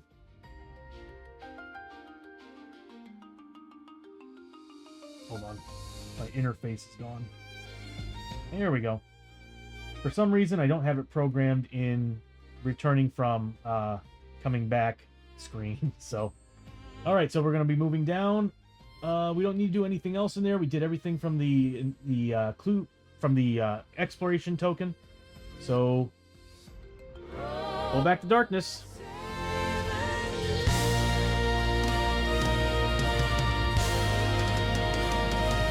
And we got it. We got an 8.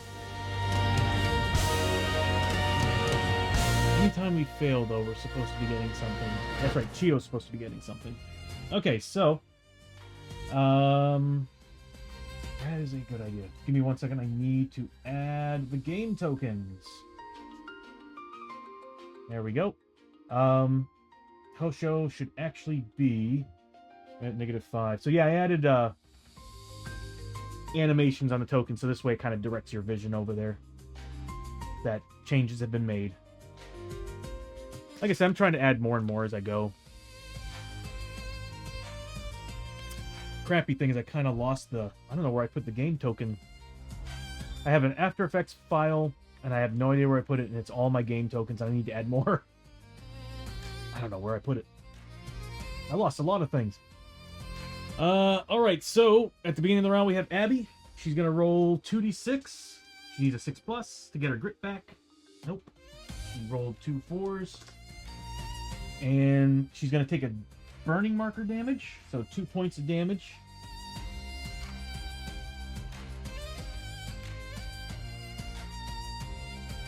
Okay, we need to start healing at this point. And she's going to move up 1, 2, 3, 4, and 5 at the doorway.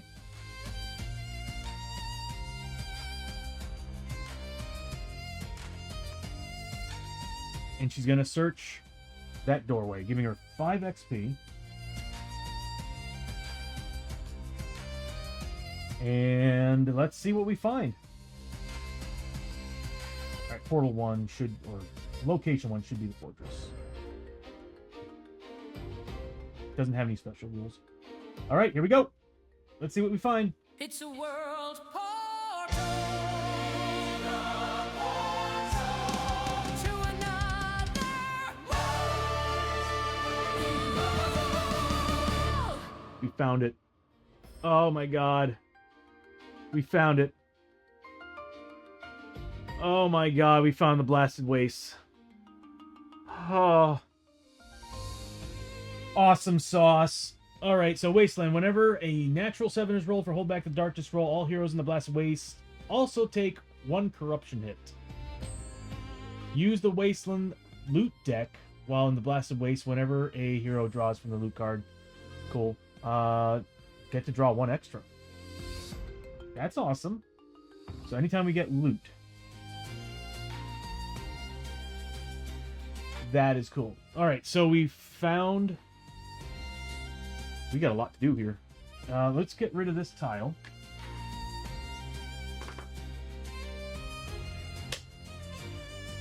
Yeah. All right. All right, so here's the thing. I'm excited about actually going to another world. I'm very excited about going to the Blasted Wastes, but the Blasted Wastes also have a crap ton of rules. I might actually have to get the rules card out.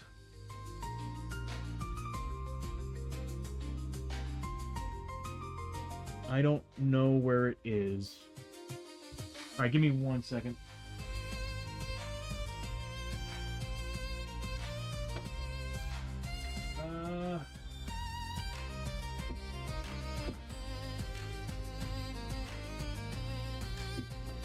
Blasted Wastes. They have special rules for nighttime, daytime cycles. And when it's nighttime, it's not good. When it's daytime, not great, but nighttime's apparently the worst. And there's supposed to be a token for it.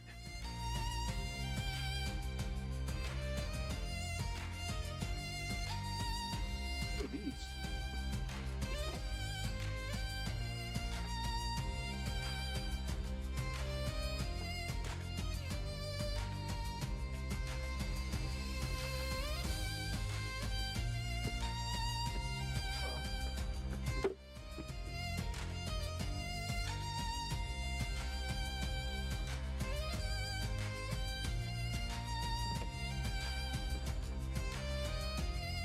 There it is. Okay. I hope it didn't break anything, and I'm pretty sure it did. So we have this bad boy right here, and of course is partially green, so it's going to be transparent. We'll put it over here. So what happens is that we're supposed to be rolling for day and night cycle, and we got the rules right here to demonstrate most of that. Let me move some of this around.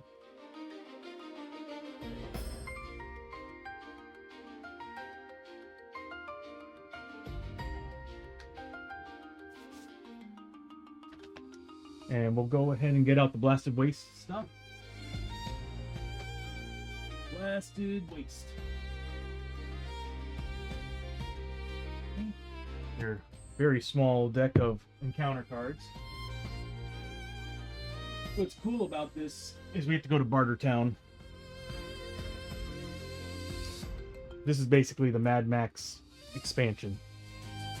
So, the Wastelands. And there's 2 sides to it. I forget what the other side is. I think it's the canyons. It's the canyons. So when you're in the frontier, you have the ability to go to the canyons instead of the mines, which is pretty much what I ruled. There we go. What's this card doing here? That shouldn't be in there. That should be someplace else.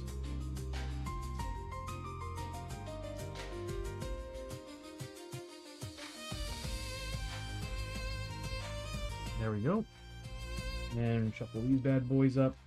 Okay, so I've only ever been to the Blasted Waste once, ever. And I think whatever character I was playing as at that time, I think died, or I just kind of quit. I really don't remember. I think I was playing as my drifter. And I was just like, I reached a point where I was just like kind of done.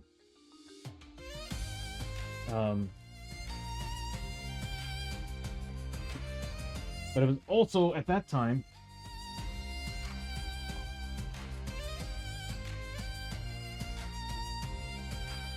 I hope I'm not gonna run it over here since the car's underneath me.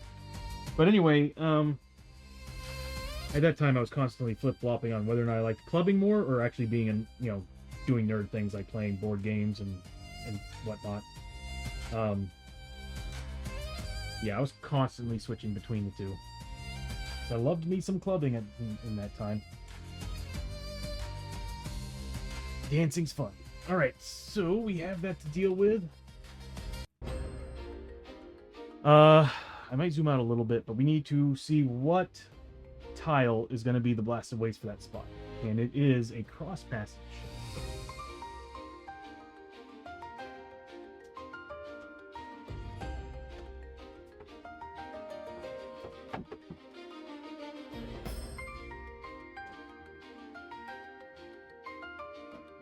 Dara.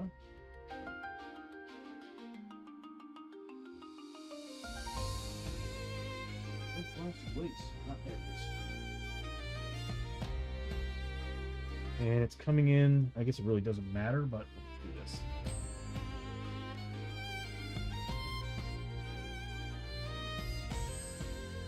They don't really match up well, do they?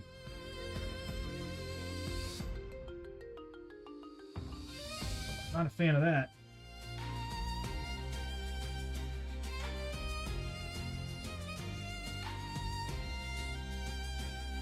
That one fits better. Okay, so we got the blasted wastes that we're going into. And the first thing we run into is the cross paths. We'll just slide it over more so we can actually see the dial. I might actually scan that and actually set it as a preference inside the system that we can have automated. Maybe. Okay. So, anytime we roll a 7 on the Hold Back the Darkness, bad things happen. But if we ever find loot of any type here, we get 1 extra. And we're using the Badlands deck, which I think I have it already built in. Yep, wasting loot. I am missing the battlefield loot, though. I think I have them scanned, I just don't think I have them programmed. Alright, so what we're looking at...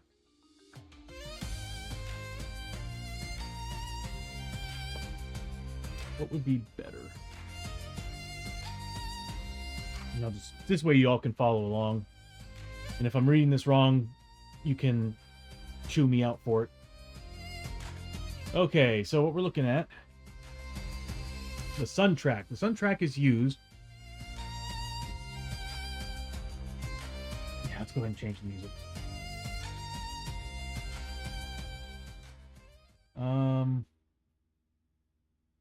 I do not have a blasted waste sound.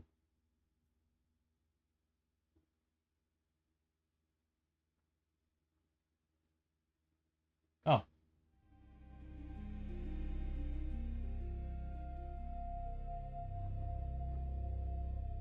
Okay. Alright, so the sun track is used while in the blasted waste to track what time of day it is throughout the adventure. This can have an effect on toxic gases being released from the blue sulfur acid pools marked on the map tile, but can also affect certain items, abilities, and enemies, as noted on the individual cards or record sheet for them. There are... Oh, that's going to be interesting. There are 4 positions on the sun track: day, dusk, night, and dawn. Rolling for the time. The first time the blasted waste map tile is placed during the game, the heroes must also set up the sun track, which we did, and roll a d8 to see what position the sun marker, the light-colored circular donut, which is what we have on the screen, begins in on the track.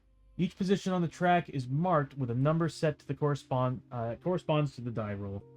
Here we go. So 5. It is, damn it, it is night.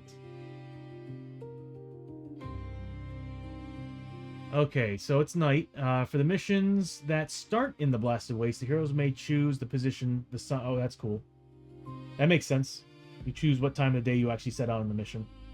Unfortunately, we are stuck with night, and I think night's the worst one. Once the sun track is set up, it is not rolled for again or reset for the duration of this adventure, even if the heroes find a different gate that also leads to the blasted... Wow, it doesn't change even when you find another gate. Day, night. Oftentimes...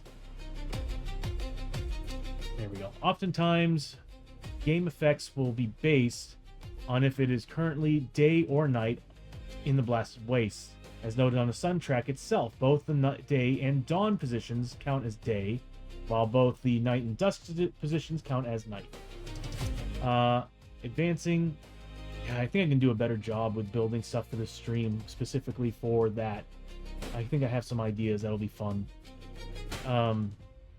Whenever the players are called on to advance the sun track, move the sun marker one position forward clockwise. Okay. On the sun track, the sun marker will therefore progress from dawn to dusk from dawn to day to dusk to night, and back to dawn, and so forth. Note that it is possible for the sun track to advance many times during a single adventure, or not at all. This can be ascribed to the unusual orbit of the planet has around its twin stars. Okay. As well as shifting time that plays tricks on your minds under the intense heat of the blistering sun. Night mist. At night, the sulfur acid pools that pepper the blasted wastes begin to bubble and boil, releasing toxic night mist into the air, choking and burning those nearby. While the sun track... I'm getting too much reflection. While the sun track is in the night position, or dusk, which also counts as night, the following applies. At the start of a hero's activation each turn, if the hero is on a map tile that includes a blue acid pool, which we do, they immediately take 2 hits that are keyword poison, or just 1 hit if it is currently dusk. Are these corruption hits or poison hits? So I'm guessing we still fight it, because they're hits. If they're hits, then that means we can fight against it. I'm very confused about that. At the start of this hero's activation each turn, if the hero is on a map tile that includes a blue acid pool, they immediately take 2 hits. Oh, okay. So it's just regular hits that are considered poison. Okay, there we go. All right. This effect applies to any hero that is on the Blasted Waste map tile that includes 1 or more blue acid pools as part of the art on the tile, including heroes that are on a puzzle cutoff tile. So yeah, per usual, if you're on a puzzle piece, you're still considered to be on that tile. Note that there is no additional effect for a hero that is on 2 different map tiles that both have acid pools.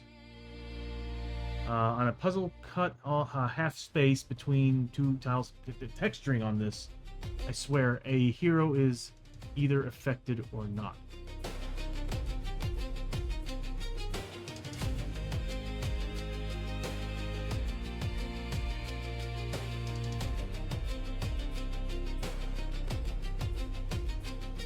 Okay.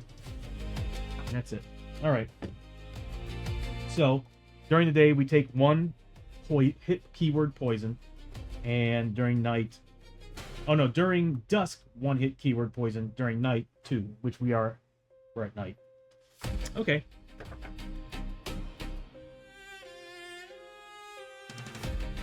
Yeah, there's a lot of rules to follow here. Oh, there's different types of stranglers too. Cool. Corrosive tentacles. All right. I think we're ready. Yeah, I want to add something to this guy right here. I want to add that to the stream. This way I don't have to pull that thing out. I can have a lot of fun with that. I already have ideas. Okay. So we found a portal that's bringing us finally to the Blasted Wastes. And again, this is probably like the 2nd time I've ever been here. I'm excited for this. We get to build a robot. Hopefully, if we can find enough tech and gear parts for it. All right, so that's going to be Abby's turn. She basically looks through the portal and finds the Blasted Waste. She's currently technically not on that tile piece until we get everybody over there. And per usual, the one that's holding the lantern right now is Chio, so if we ever make Hold Back the Darkness rolls, it's going to be whatever tile that she's on. So right now it's Forbidden Fortress. So next up, it's going to be Hosho and Lester, and Chio should have been getting points. I'm sorry. We are how many rooms in now? That will unlock us to room 4. So right now we actually should be about... She should have 3 tokens on her. She's number 10. There we go. She should have 3 key on her. Every turn she gets 1. So no room, but we do have a passage. So Hosho's gonna start, and he's gonna roll for grit first. He doesn't find any. Zoomed out all the way, isn't it? Yeah, okay. So Hosho's just gonna move up 1, 2, 3, 4.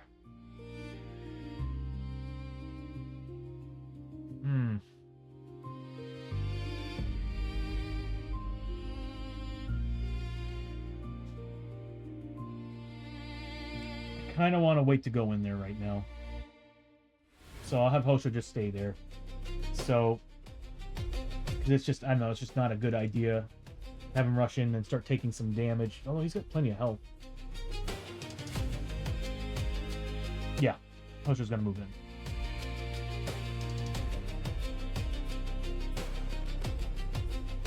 No, he's gonna wait. Okay, so next up, actually no, he should move in. There's a reason for that, and that's to get Lester out of there. Next up is Lester. He's gonna roll for grit. He gets it. I needed a 6. So Lester gets a grit back.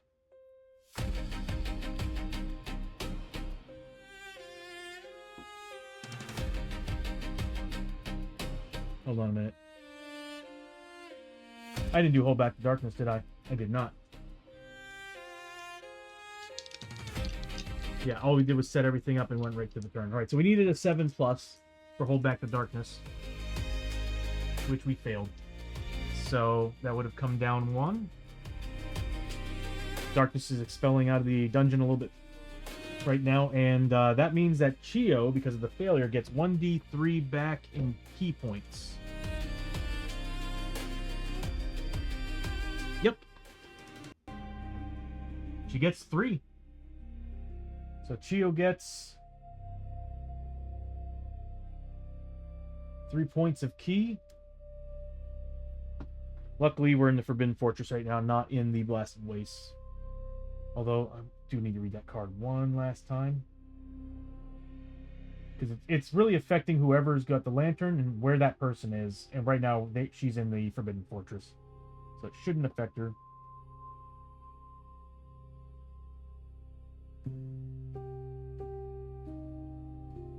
Actually, it would. It would affect Hosho.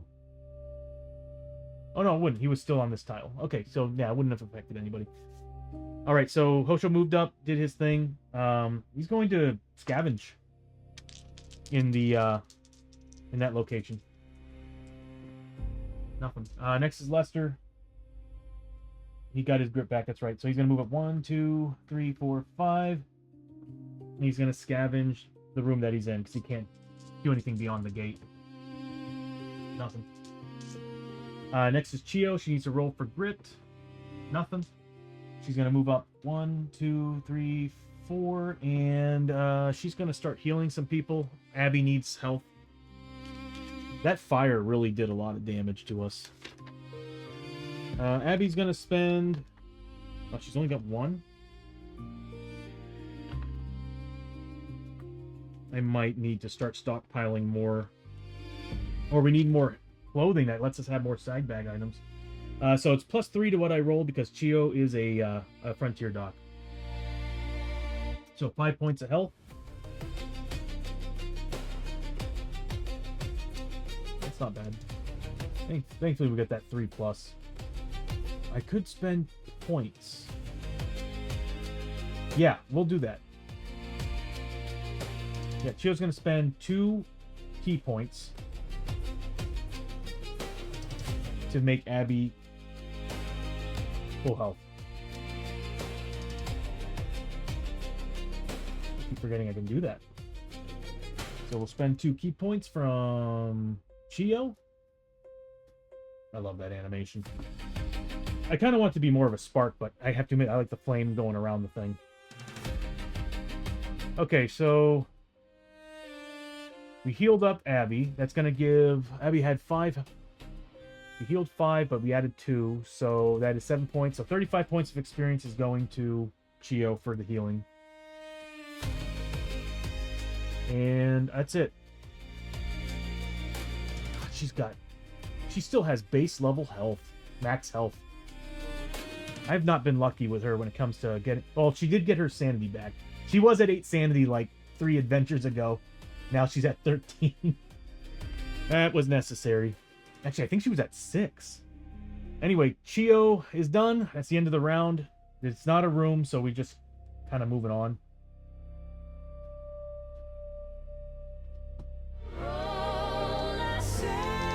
You have to roll a 7+.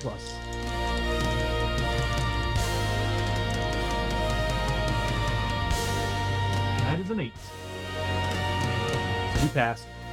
Okay, so we start with Abby.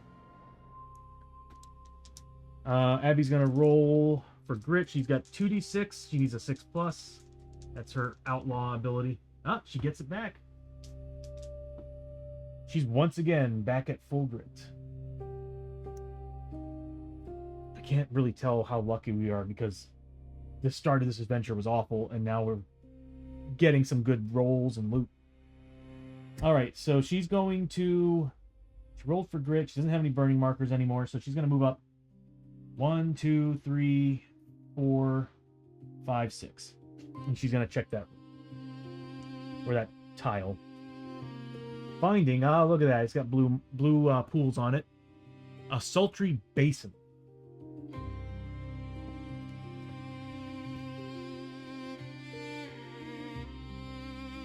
Oh, this tile's getting all bent up. I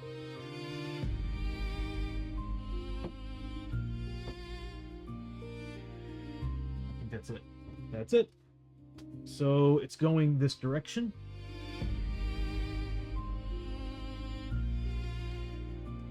Yeah, it's warped.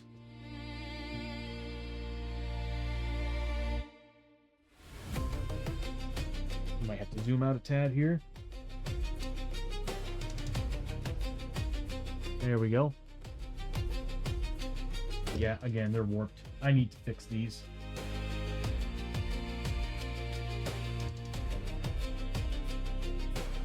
Might as well get rid of this one.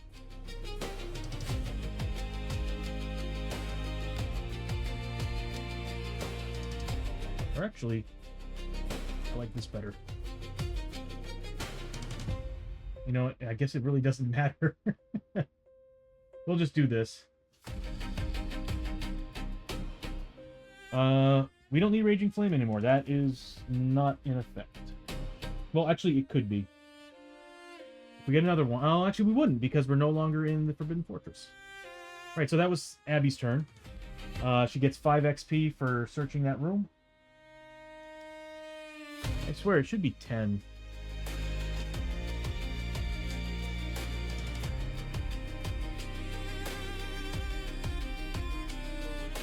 Yeah, my internet's going down. I'm at 5% loss due to network issues. Okay, so Abby's done. We now move on to Hosho, Rio, and Lester. Hosho's gonna go first. He's gonna roll a d6 for grit. Doesn't get anything. But he is going to move up 1, 2, 3, 4. Why not? 5 spaces. And he's going to search that area. We need to scavenge the hell out of this place. So he needs 6 pluses. He gets it. So we're looking for wasteland loot. Oh, we're going to keep that up for reasons. Scavenge and looting.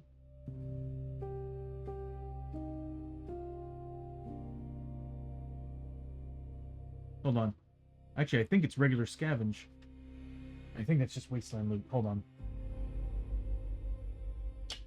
I am looking for what?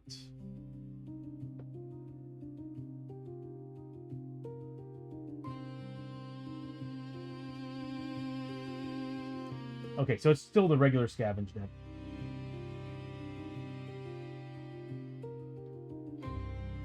So anyway, Does find one thing in there. That's going to be one scavenge. Oh, Hosho's going to be taking, let's see, Hideous Discovery. Poking around in the shadows, you see something that chills you to the bone. You quickly return to the group, refusing to speak of what you find. So he does get 10 XP, but he's taking 3 horror hits that do 2 sanity damage a pop. So Hosho is getting 10 XP. Oh, we should have gotten some sanity back, because we were wearing antlers. Alright, so everybody's getting a point back. I really need a do-all button. I really, really do. Yep, Gabby's going to be getting one. So what this is that there's an upgrade in town that you put a set of antlers on your gear, and beginning of every turn,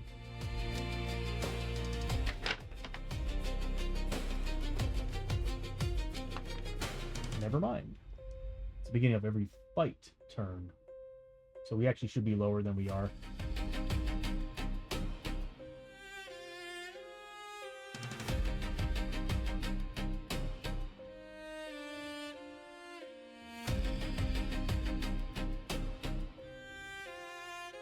That's where we should be at. That sucks. Okay. So he's going to be taking 3 hits of sanity. He needs 4 pluses. So he passes 2, fails 1, taking 2 points of sanity damage.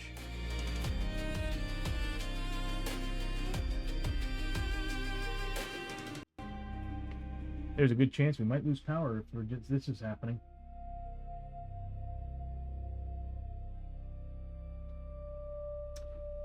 I think everybody in the park's using watching the football game. Alright. Well, that sucked. Next up is Lester. And Lester is going to roll for grit. Needs a 6+. Doesn't get it, but he does move up. 1, 2, 3, 4, 5. We need to find a tile that doesn't have the blue crap on it. And he's going to... how's everybody looking right now? We're doing alright, I guess. Whoops. He's going to roll scavenge as well. He's going to do the room behind him. Nothing. Then next up is Chio. Chio is going to roll for grit. It's a 6+. Doesn't make it. She's going to move up 6 movement points. 1, 2, 3, 4, 5. That's all she can do. And does anybody need healing? No. She might. She's still at beginning level health. It's crazy that she's level 3. She's going to make 6+ rolls for scavenging on that tile. She finds it. She gets 1 item. Or finds a scavenge. Same thing. Hideous Discovery. This makes sense though, because I haven't had a single character come to this place. This place is hard to get to. So they're probably seeing a lot of horrifying things here at night, especially with the bubbling pools of acid and who knows what bodies they've found. And who's the ones that have been failing this? It's been Hosho and Chio, who are from feudal Japan, so it makes this is unusual for them. Desert feel and everything. So she's gonna be same thing, 3 horror hits. She's actually a 3+ though, so she might be good. So she's a 3+ save, and she's got a 6+ spirit armor. So she passes 2, fails 1, taking 2 points of sanity. And needs 6 pluses to avoid these with spirit armor. She gets 1, so she takes 1 point of sanity damage. She's really, really good at this.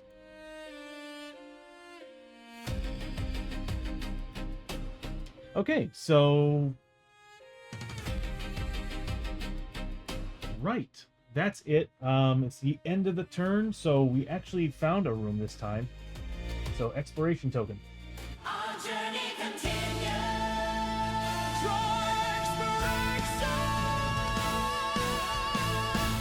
I mean, at least we're getting the non-clue tokens out of the way. Man, my network loss is climbing, everybody. So there's a good chance I might have to end the stream. Like I said, I think everybody's pulling out their 5G and watching the game, because this is not a good connection speed for. Hold on, let me check my ISP. Oh yeah, it's running slow. It is running slow.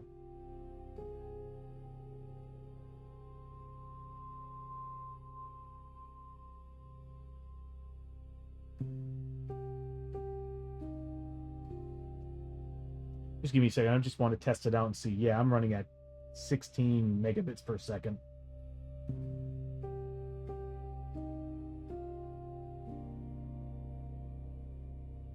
Uploading at 0.3.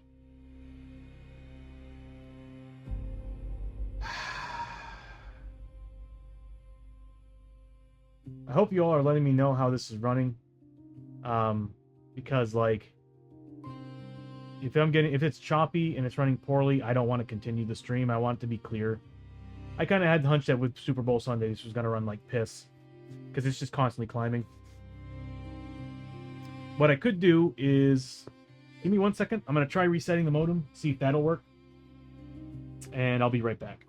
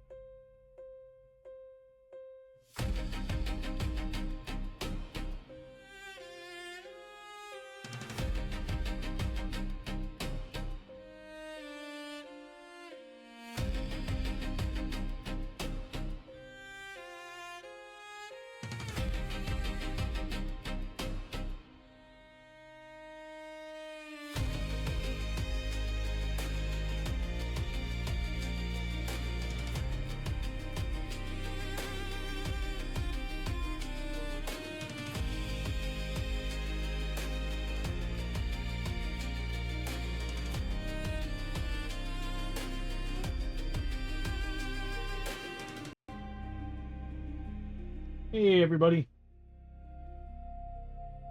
I'm gonna reset everything here, see if it's gonna help.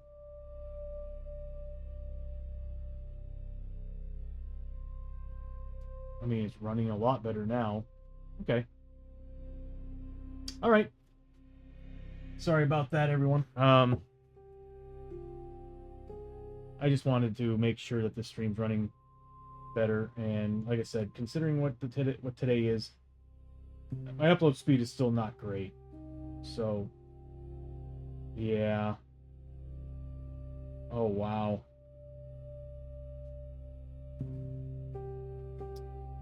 If it keeps climbing, I might cancel the stream today and just kind of move on. Either way, I could use the time to kind of work on a few things.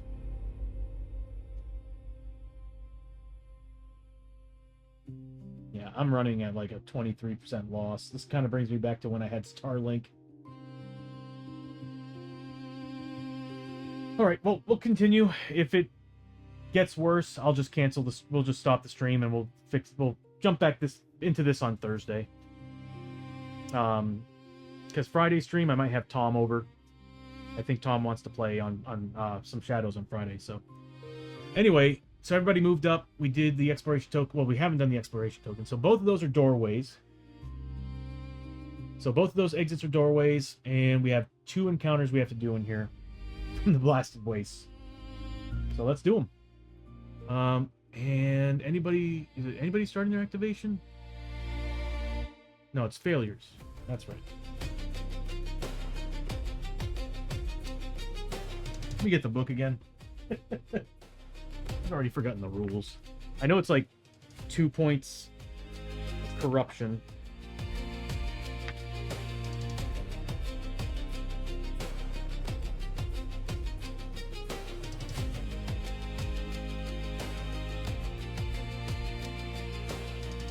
Okay, so Hosho was on a tile that had an acid pool, so he does need to take 2 hits, keyword poison. So he gets his defense against it of 3+. He should have done that earlier. So he does take 1 point of poison damage.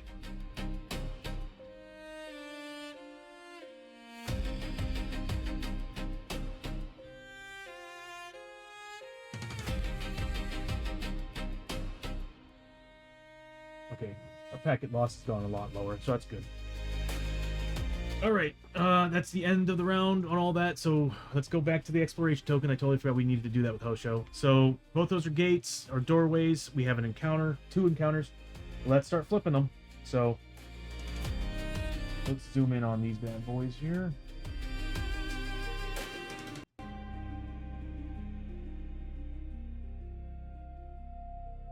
Let's see what we're dealing with. So encounter 1, Wrecked Warden. A broken and rusted old warden. I think this is one of the new cards. Yeah, promo. Damn. All right. A broken and rusted old warden robot lies here, half buried in the sand and rock. Choose. Try to bring it online by... Everybody needs to make a cunning 6+ test. For each 6+ rolled, gain 20 XP and put a marker on this card. If the total number of the markers here is equal to or greater than the number of heroes, the next exploration token revealed counts as having an extra clue token. Clue icon. Yeah, we're doing that. Leave it buried. Luck 5+. If failed, the warden sparks to life, lashing out. Oh, God. And if the total is less... Hold on a minute here. So we need to make 4 passes with a cunning. We got potions. We can do this. We can do this. So we'll start with Abby. And Abby's going to drink a potion, giving her 2 points.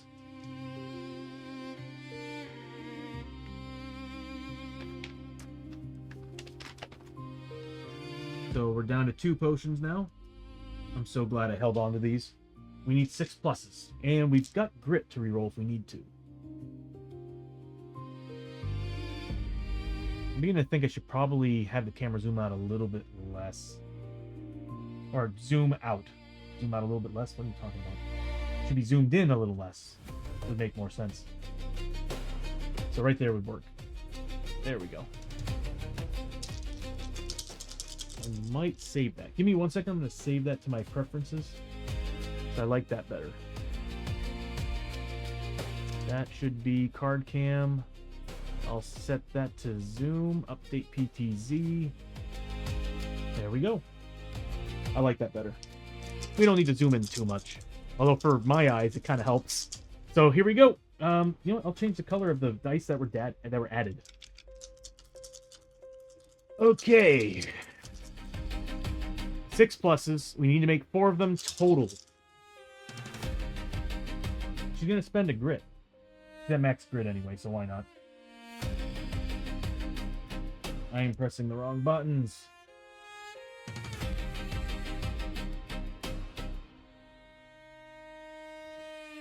Did I disconnect again?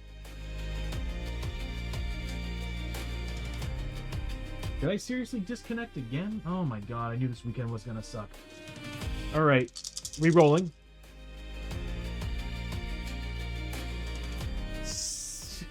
That's 10 rolls, not a single 6. So nothing. We're going to spend another potion on Hosho Rio. He unfortunately does not have grit. So I'm not going to... No, I'm not spending the potion on him. He's going to make 3 rolls. He does manage to get one. Okay. Maybe I should zoom out so y'all can see the rolls better.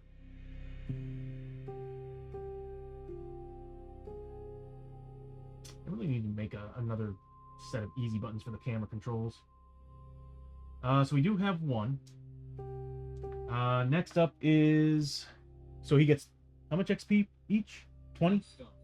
Take a break. That is Hosho. He got 20 XP. We need to make 4 passes. We should be able to do this. Come on, game. We'll spend a potion on Lester. Lester's a 3. He does have a grit, so I can reroll. He's 2 grit, so I can reroll these.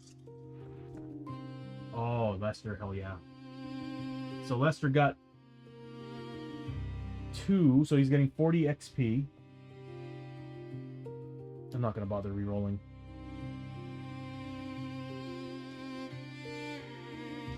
No. No. Chio is a 4. Gonna bust out another potion. This is where it counts. We need clue tokens. This is gonna help us. Board Gaming Crew! Bust out them potions. Yeah, I've been holding on to them forever. I keep forgetting I have them. And I'm like, this is the best card to really use it on. First off, getting XP, and then secondly, the next token could have an additional clue on it. So, whether it has one or not, we're getting an extra clue, which is going to definitely be very helpful for us. How you doing, buddy? Good to see you. Give you a shouty.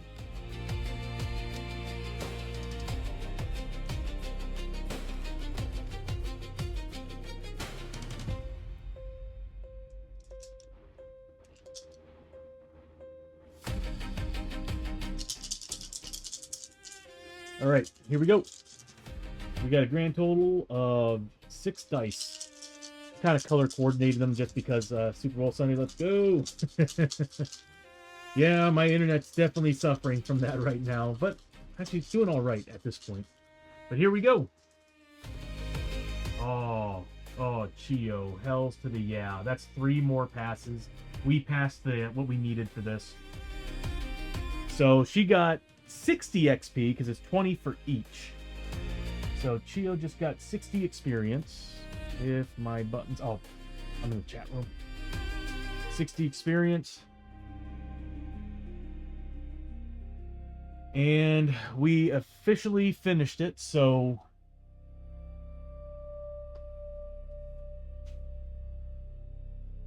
Yeah.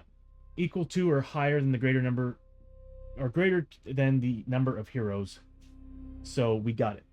So that means... Let me put that in the notes. We can replace the first one, I think. Welcome back from the ad break. Yeah. Welcome back from the ad break, everybody. Next, blue token. Add a... No, not clue token. Next, exploration token. Add a clue icon. There we go. Hell to the yeah. That was awesome. Geek out, how you doing, man? Thank you for the hydrate. Another give you a shouty too, buddy.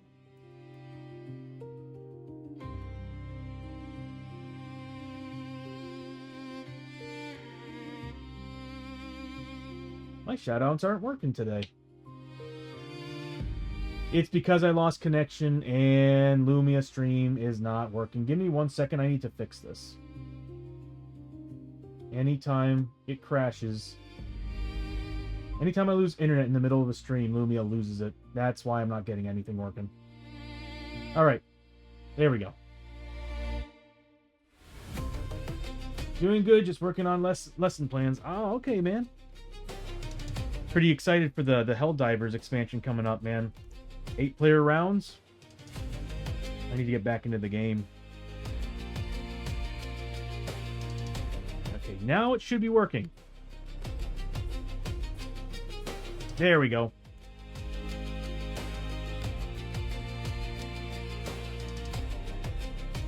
in the washing machine. Yeah, I'm here to help you out, my red-headed. Let me grab a hold of your thighs. I'm gonna need to put some lubrication on your ass.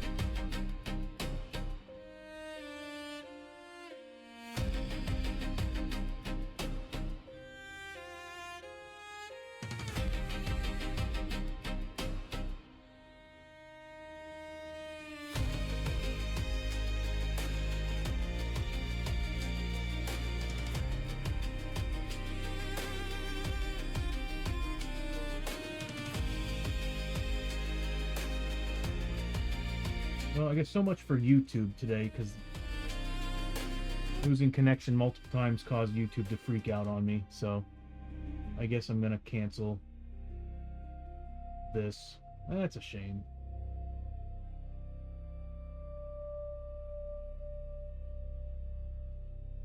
Like I said, if I continue having issues with the stream, I'm just gonna bail.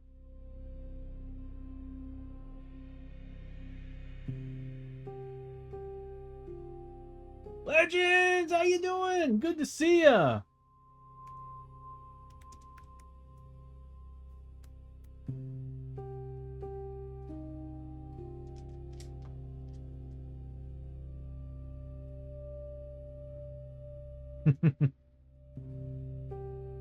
Last seen playing in real life.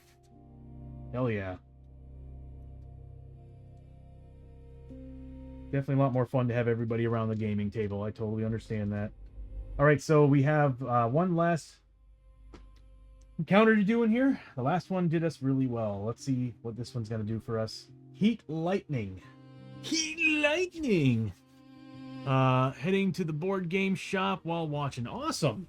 Ooh, what are you looking into getting? Are you planning on playing anything or picking any content up? Arcs of red lightning flash down from the sky, shooting sparks as they connect with the tall spires of rusted wrecks protruding from the desert dunes. Anytime the hold back the darkness roll has failed, so we have two problems with failing the darkness rolls now. Anytime the hold back the darkness roll has failed, a random hero that is not on an interior map tile must make the following luck 5+. If failed, you are struck by lightning. Take D6 wounds, ignoring defense and armor. Or D8 if day. Oh god. So it's worse if it was day. Luckily it's night. When the hero posse marker moves into a new stage on the depth track, roll a D6 discard. So we can get rid of this if we move along. So anytime hold back the darkness rolls failed, and we're not on an interior spot. That's what sucks about this. We's gonna get our asses kicked. I have Magic Gathering, Featherstone, and Race to the Raft in my backpack. Nice. Going to the shop to play. Awesome. God, I miss those days. I used to drive out to Plano in Texas to a place called Madness Comics on the weekends, and it was either War Machine Hordes. I wasn't playing Warhammer at the time, but it was War Machine Hordes, and what else did we play? Oh, Zombicide.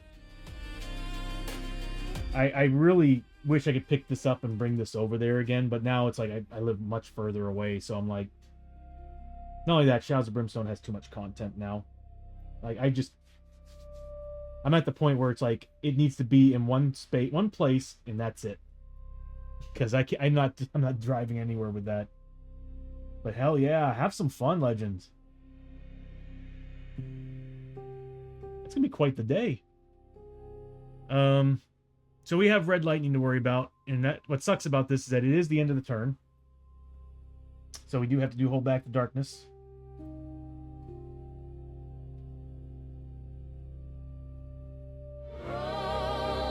Tio did get a point back.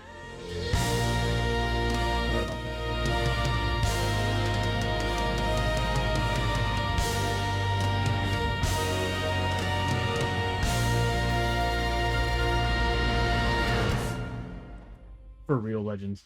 There's just some games that have too much content in it, and carrying it around becomes a chore. And the worst part is the potential of losing some of the stuff that you've got. And you know as well as I do, everybody here knows, the more you have, the higher chance you have of losing something important. I don't know how many times I've lost stuff. When I had all of the fantasy Green Horde and Black Plague, all the Kickstarter stuff, every time I would leave, I would lose like a model or two. Or cards, character cards. So I was always missing something when I was moving things around. So this is one of those games that's like, I just can't afford to lose anything. Although I've had the option of bringing it over there, but it would be fun, but there's just too much stuff. Seriously. Okay, so fall back to darkness. If we fail this, we're gonna be in pain. We went in how many rooms now? 1, 2, 3, 4. Should be 5 in. 7 plus. We got an 8. Alrighty. So moving on. We're gonna start with everybody who's starting on a map tile that has a blue poison pool, and while at night, which it is night, is taking 2 hits that are keyword poison. So here's Abby. She's got a 4+ against this. Takes 1 point of damage.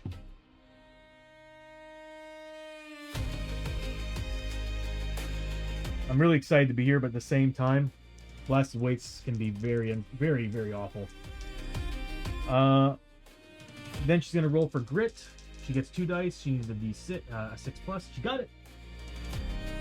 Bringing her back to max grit.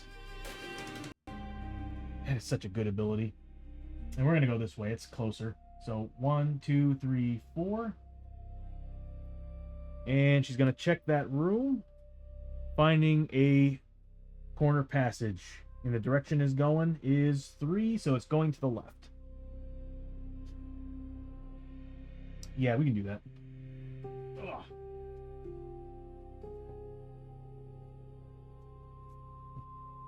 So we can probably get rid of the portal. Or at least this tile. We don't even need this anymore. Get rid of this tile. We'll just kind of move this downward. That's going to be in effect. And per usual, what I do is they just overlap, like as if it's going uphill or possibly down into a cavern. Who knows?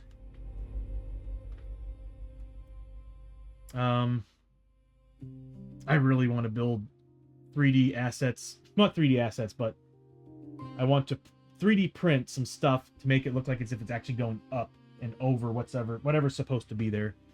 That'd be pretty cool.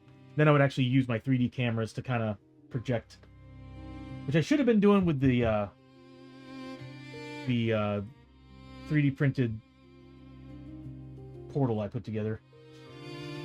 Okay, so how was that? Oh, yeah.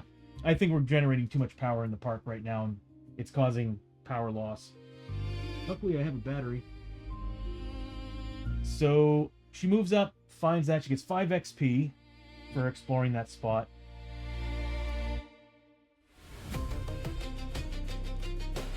And that's Abby's turn. Moving on, we go to Hosho and Lester. Hosho is going to be just like Abby, taking 2 hits of poison damage. He needed a 4+. He does save 1. He's a 3+, so he does save 1. Taking 1 point of damage. And then he's going to roll 1d6. On a 6+, he gets back 1 point of grit. He gets it. Hell yeah. We do have tonics. I'm glad we spent all those potions because I didn't want to use all our tonics on rerolls earlier. Then he's going to move 1, 2, 3, actually 3, 4, and 5. And he's going to scavenge that area. doesn't find anything. Next up is Lester. Lester's also taking 2 points. Oh, God. Okay, so that's 2 ones. Lester takes 2 points of damage from poison. Can it be daytime, please? Although daytime with the lightning would suck.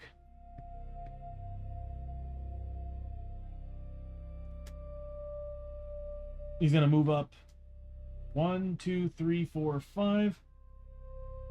And he's going to scavenge as well. Nothing. Next up is Chio. Chio's taking 2 hits. 4 plus. What is up with that? She does have armor. So maybe the armor's kind of covering her up from all the gases. So we make 4 pluses on these. If she saves if she saves 3 or more points, she takes a corruption hit. So she does save 2 of them, so she takes 2 points.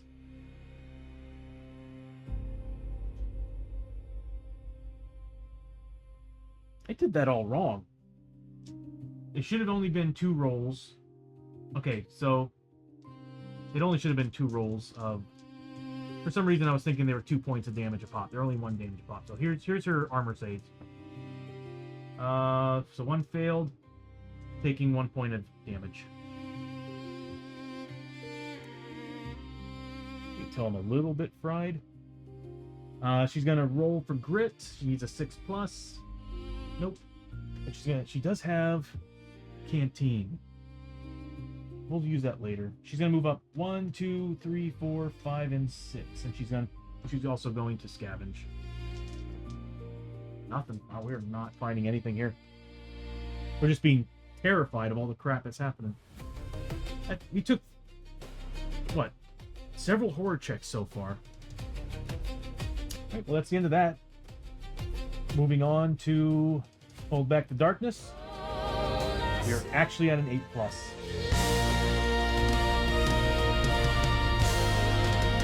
Yeah, we're in trouble at this point. So we did get an 8. We need to get rid of this card really quickly.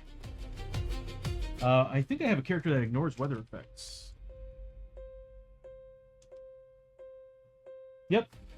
Chio. Dead Man's Poncho. Ignore weather effects. So, I think that's a weather effect.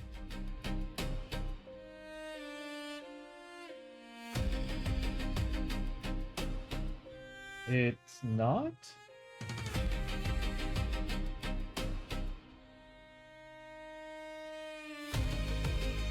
That's interesting. Alright, so we passed.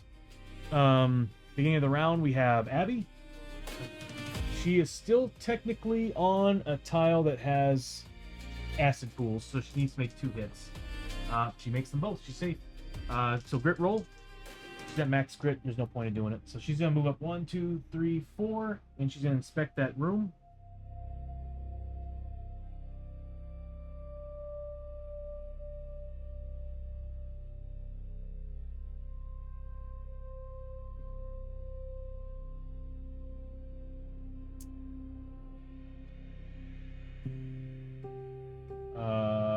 What? Altar of the Beast. If there are no other open doors on the board, comes into play with a cross path passage before it. Oh man, that card sucks ass. Deviants, how you doing, bud? Good to see you. Give you a shouty as well. Hope you're enjoying the Super Bowl. Doing good, cooking jambalayas. Ooh. Very nice, man. Very nice. So you're like me. I'm just not. Same here. Hockey fan. Well, okay, I used to be. And I've again, I sound like a broken record, but ever since I started working broadcast, I just lost interest in sports altogether. Covering Now, hockey players, though, I've never seen a terrible story on hockey players, but man, whenever I was working in with sports, every time I turned around, I would always see a story about a football player, a baseball player, and I'm like, these are like overpaid.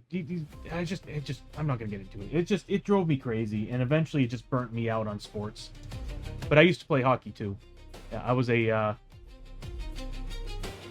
second run right wing. Couldn't skate worth crap, but my puck handling was pretty good. I just couldn't skate worth shit. Defense, yeah, I always wanted to play defense, but they always put me in right wing. Soccer, though, I was always defense in soccer. I had a good kick, and at the time I was actually kind of I wasn't in shape at all, so I was better as defense than I was anything. High school, of course. But anyway, so yeah, high school it was soccer and hockey, and during summer it was water polo, which was a freaking blast. What else did I play? Oh, skied during the winter as well. My dad tried to get me into competitions on skiing, but I was like, this is a hobby. I did not feel any competitiveness at all when it came to skiing. It was just for fun. Now, other sports, hockey and specifically hockey, yeah, I was very competitive.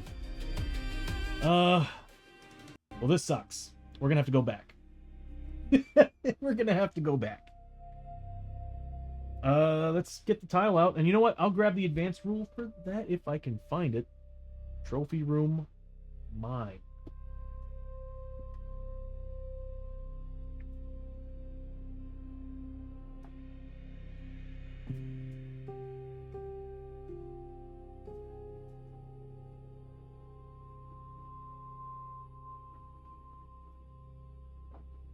I really need to get the satin card sleeves on these things.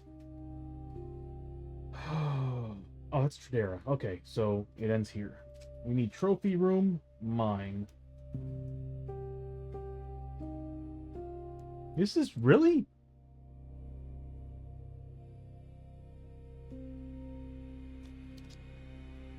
Yeah, blasted waste. I guess it's like a cave. We'll go ahead and do the advanced rule for this just for fun. Why not, you know?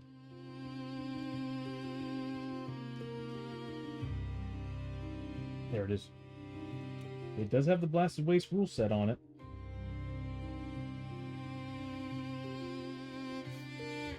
Interesting. So we got that to deal with. I'll flip that over here in a second. Or actually, I'll bring it over there in a second. So let me grab the tile for that. Altar of the Beast.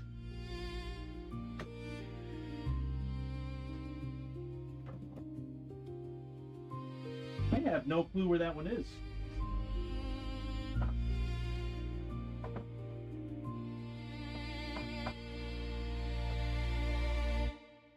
Get the vampire stuff.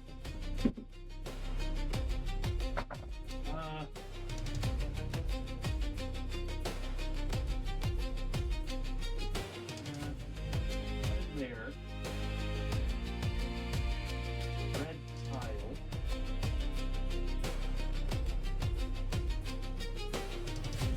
Maybe it's under this.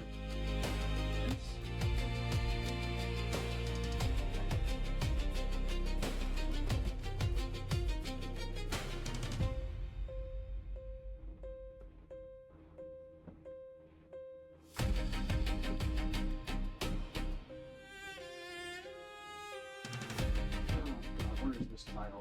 Okay, that's not it. Oh, there it is. Okay, I found it. That's pretty wild looking. Oh, it's a It's a Terralisk.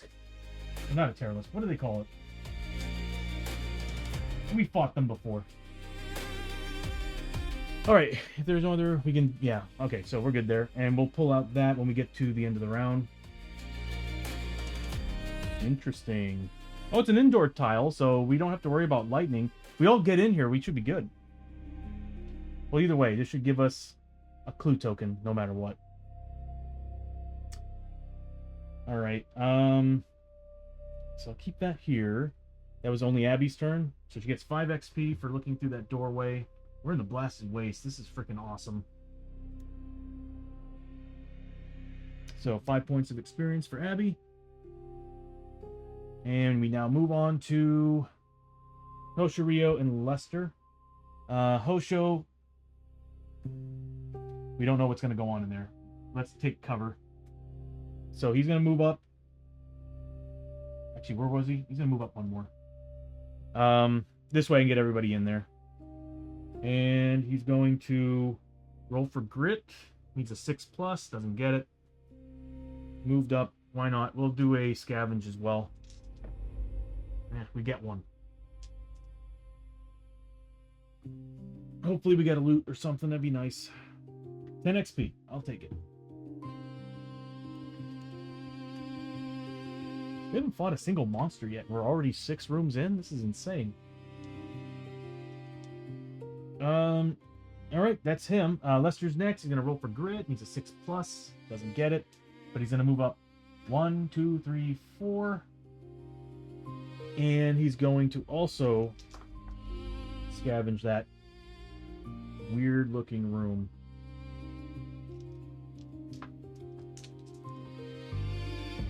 He does find one.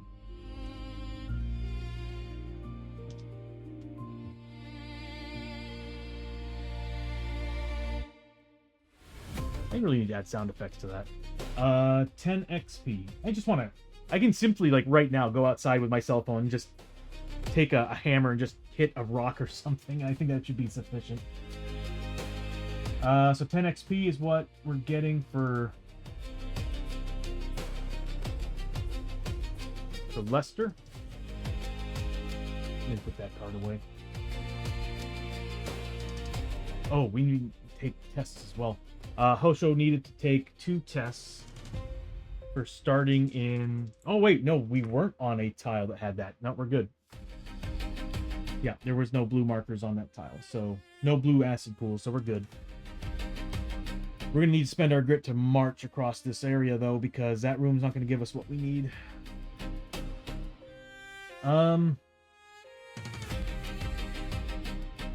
Alright. So that room's been fully scavenged. We now move on to Chio. Same thing. She's going to roll for grit. Nothing. But she's going to move up 1, 2, 3, 4... Oh, hold on. Where was she?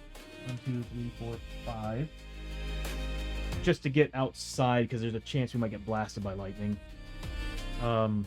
Abby's at risk, but she can't do anything other than heal. Everybody's doing all right. Okay.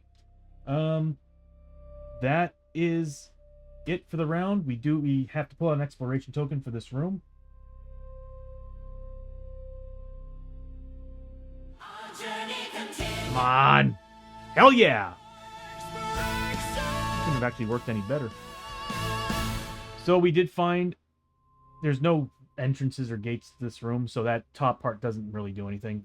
We do get an encounter, and because of the rules, we actually have an extra clue token in this room. So we're at 3. I'll put this around here somewhere to represent how much we have. So we are currently at 3. I really love how that looks. We were currently at 3 out of the 4 clue tokens that we need. Awesome. But we do have an encounter, and we do have an advanced encounter, and we'll go ahead and do the advanced encounter. It might start a fight for all we know. So, advanced encounter first.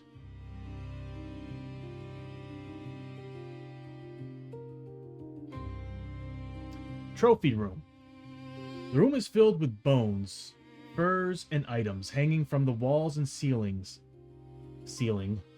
This is clearly a collection of trophies, ceremonially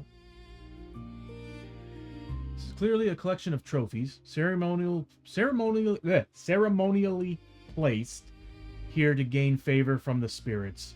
You can't help but be tempted to look through the gruesome display to see if there's anything of value before the owner's return. I am more than fine with an ambush attack. Each hero must choose Search the trophies. Honor the dead.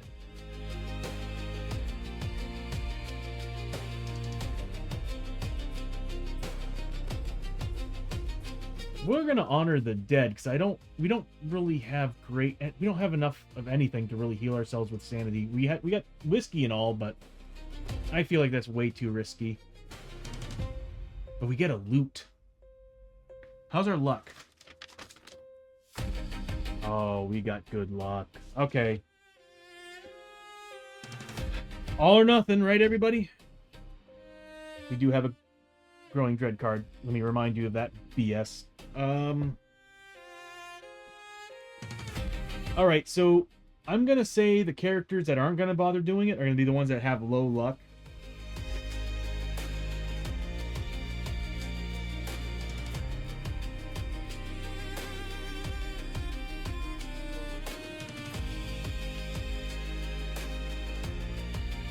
Who needs it? So Abby's gonna go ahead and do it. She's going to search the room.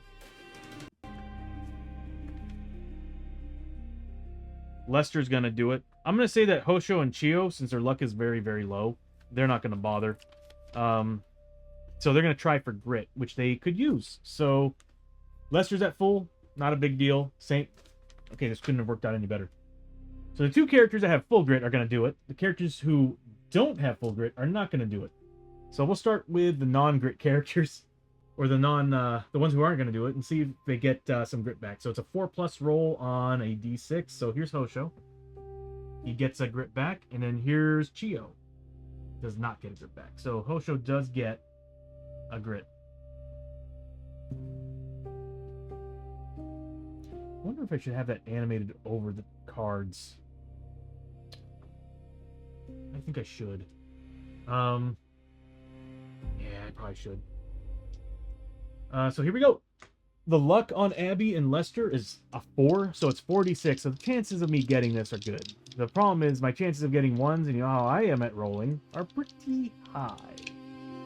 So it's very risky. But we do have grit to reroll if we need to. So here's Abby first. Oh, Abby. She gets 2 passes. Oh, and that's a bad.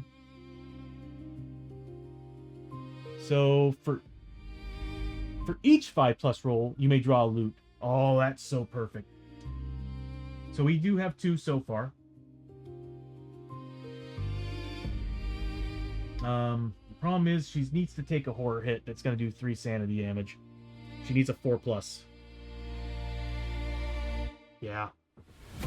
Oh, Abby just took 3 points of sanity damage. Then Lester is also a 4 on his luck. I'm gonna re-roll all of that. So Lester's gonna spend a grit.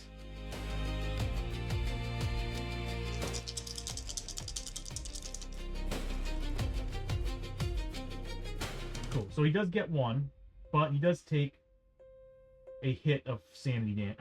So let's see if he can get out of it. It's a 4+. Yeah, this game. Yeesh. All right, so 3 points of sanity damage for Lester, and we get 3 loots. And this happens to be the best part about this. Is it happens to be the Blasted Waste, so we get different types of loot here. So, Wasteland loot. Let me get rid of the camera. Ooh, nice. So we found alien coins. So, oh crap. Okay, so we'll say the first 2 are for Abby. The third one's for Lester. So Abby's getting 30 points of experience. Lester's getting 15.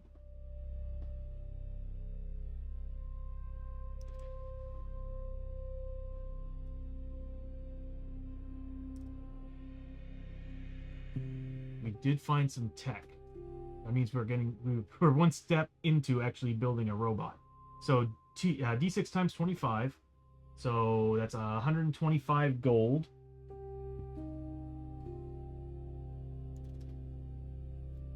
think I might need to make some notes for what we have. Yeah. Okay, so we'll use the notes. What's the second one? Are we using that one? That's right, he's got the specimen jar.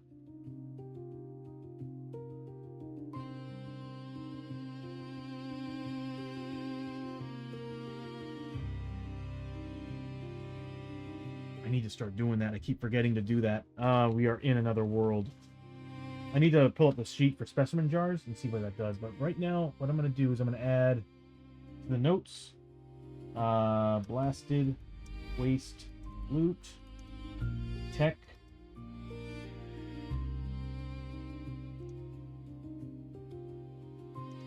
is 1, scrap 0. This way we can keep tabs of where we're at with it. So we got 1 tech, 0 scrap. And then a blasted waste artifact card. Anything else that we need here? I think we're done with those. Blasted wastes.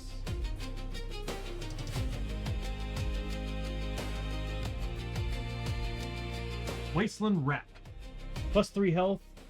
While in the blasted waste during the night, you gain +2 initiative. Oh my god, that's awesome. Doesn't weigh anything. I'm equipping it to somebody right now. +3 health while in the blasted waste during the night, you gain +2. That is such a good item. Is that shoulders? What is that? It's shoulders. And it doesn't weigh anything. That's amazing. So Chio can't wear it because she's got something on her shoulders. Everybody else has a free slot. So anybody who needs health right now, which just so happens to be Chio. She's got the dead man's poncho on. Who needs health? Lester could use some. He could use some sanity too. Damn. I'm going to say I want to kind of give it to Hosho. Make him more tanky. Although I kind of like the idea of it being on Lester. I'll put it on Lester.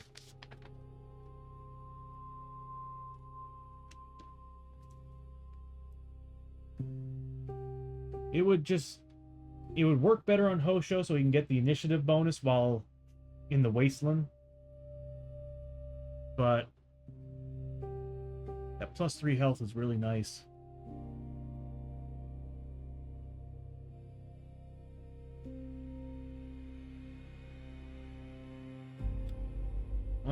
It would look better. It's just when I'm thinking of like how a character would look with it on, it would just make more sense for Lester to have it. So we'll give it to Lester. Wasteland Wrap.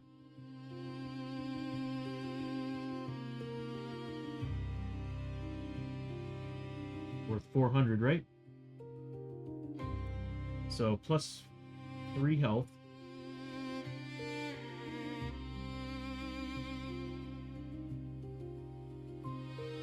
Blasted wastes.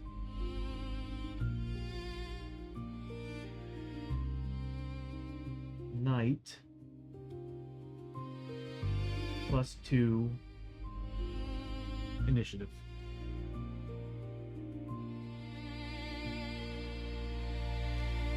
So he'll now be, right now he'll be a 7 initiative.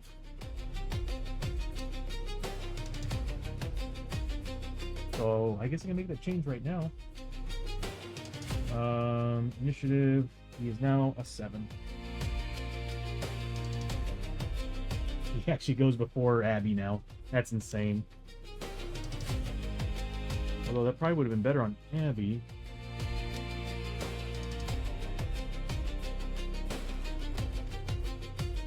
Kind of counterproductive with her special ability as a gunslinger. Then again, that would make her a 12 initiative on the first turn of combat. But she would be... What would she be? Hold on. What would she be? She'd be an 8 initiative. It's really good. We need to find more of these. Oh, and it's got 1 upgrade slot. What I love about it doesn't weigh a thing. That is sick. Okay, so we got 2 clue tokens from this room. We did the first encounter, which was the room's advanced encounter, and then we've got this.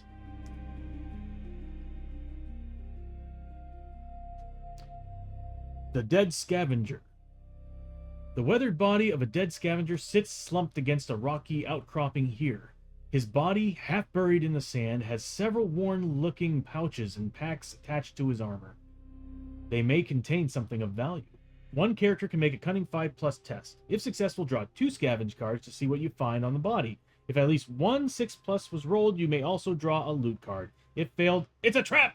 The body was a decoy, therefore you are having a ambush attack, which again, I'm more than happy to have right now. I am in the mood to battle. Bring it! Who has the best cunning? Chio does. And she's got grit.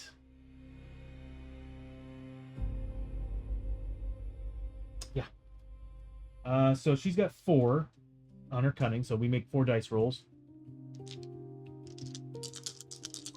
5+. We'll be able to get this. Ooh, not only do we pass, is it for each? If successful, draw 2 scavenge cards to see what you find on a body. If at least 1 6+ was rolled, you may also draw loot cards. So we get 2 scavenge cards and a loot card. Can we pass the scavenge? Unfortunately, it doesn't say you may. So we are getting 2 loot cards. That's kind of sucks. But hey, we avoided an attack. Or an ambush. And it's been non-stop with the possible ambushes. It only makes sense for the Blasted Waste, I guess. Alright, so let's see. Scavenge. We find 2 scavenge. Please be good to us. 20 XP is good with me. That is Chio. So Chio finds 20 XP for that. And then finally, we got a loot card. Oh, that's the wrong one. It's Wasteland loot, sorry. We found another piece of tech and 15 XP.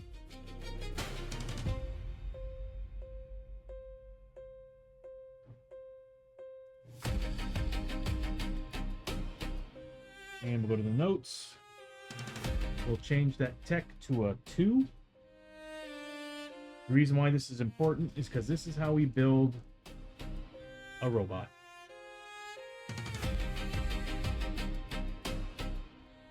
There. We now have 2 scrap. Only 2 tech. Takes a lot, if I remember correctly, to build these things. Alright, so that's it. We got 3 clue tokens. We need 1 more.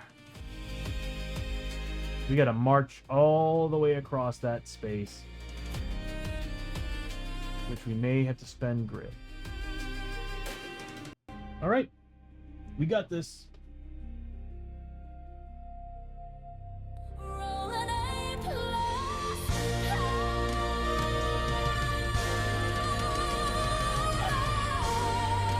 That's a fail. Okay. I gotta refresh myself on what we do here. So, whenever natural 7 is rolled, so we didn't do that, but we failed. And the failure is the lightning. And there's 1 character that is still outside, technically, and that is Abby. Anytime the hold back the darkness roll is failed, you can follow along with me. So we get that red lightning that's arcing around outside during the night. So not only are we having problems with the acid pools, we have lightning just going crazy right now. So anytime hold back the darkness roll is failed, a random hero that is not on the interior, which is Abby, she's the only one that's not in the interior right now, map tile makes the following: a luck 5+ test. She's actually a 4. If failed, you're struck by lightning. Take D6 wounds. She passes. She got a 5. So you managed to dodge out of the way. Or actually, not even dodge. It struck next to her, and that was it.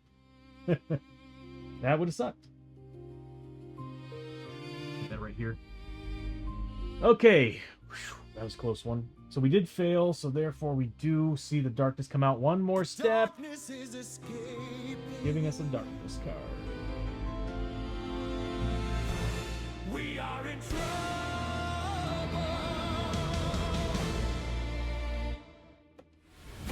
Draw darkness card. I'm sorry, what's this? I think we've done this one before, and if I remember correctly, it sucks. A scurrying tide of rats pours through the passage, swarming over the heroes and passing by. Each hero takes 2 corruption hits, gains 20 XP, and must then pass an agility 4+ test or discard a side bag item. We need our stuff. All right, so it's a agility. Oh no. Oh, we're okay. We're okay. 2 corruption hits. Okay, so here's Hosho. He needs a 4+. Passes one, fails the other, so he does take a corruption.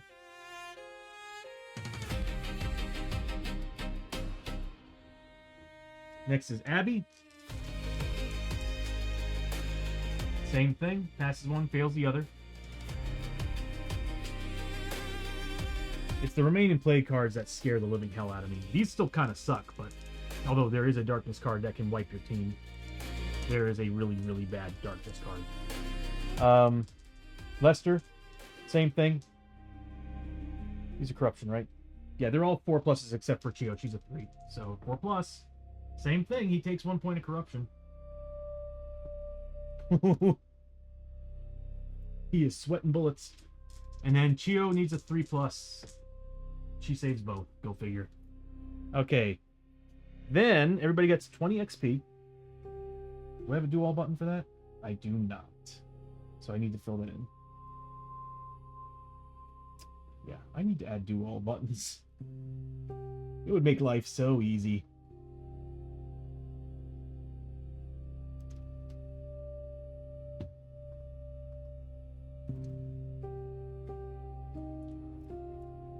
And then pass an agility 4+ test. Or discard an item. Okay, so we'll start with Abby. 4+ test. That's it. Okay, it's not bad. She's got a agility 3.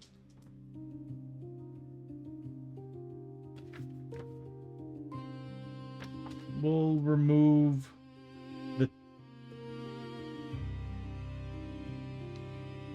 tea is basically a whiskey with a possible bonus. We'll remove a whiskey. What happened?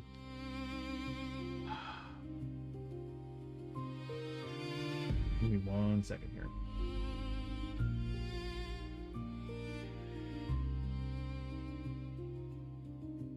There we go. Yeah, once it hits a certain time of the day, I forgot that my hue system changes all the light settings. Did we lose connection again? Okay, so what we're looking at here is she's losing a whiskey. Next is Hosho. He's a 4 agility. Okay, he passes. Next is the other 2 are agility 2. So here's Lester. Passes, and here's Chio. Yikes. She's gonna lose. Oh no.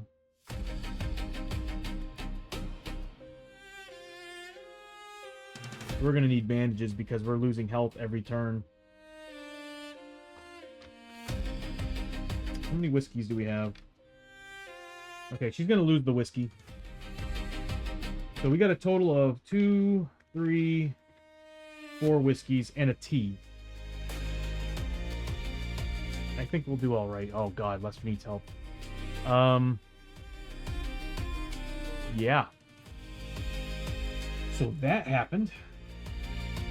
We can get rid of that card.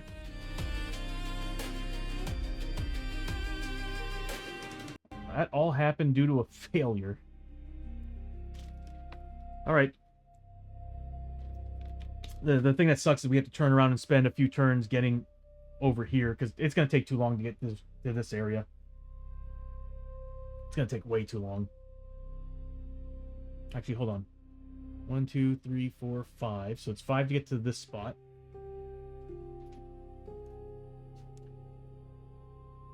I'm going to go blind one of these days because I'm using this thing. So it's going to take 5 spaces to get to this spot.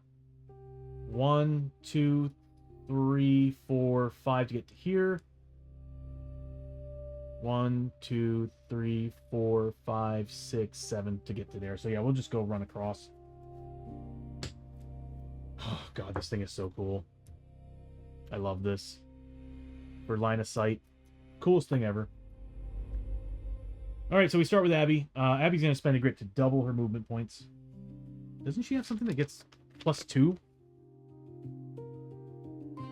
Yes, she's got the marching boots. Everybody's got the marching boots. So, whenever we spend grit, we get +2 movement on top of everything else. So, she will have a total of 14 movement points.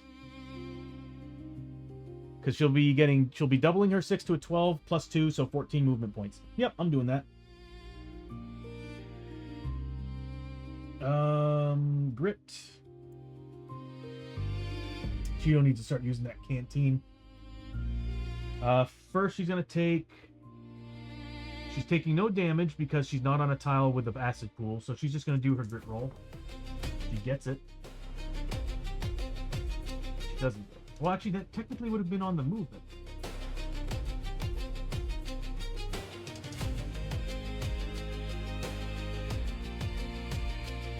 Hold on, let me think about this here, because we're sacrificing... So how it works is you roll for movement. And you spend a grit to double your movement at any point during the movement. So I could have spent a grit to double my movement, then rolled for movement, if this was the regular rule, roll for movement.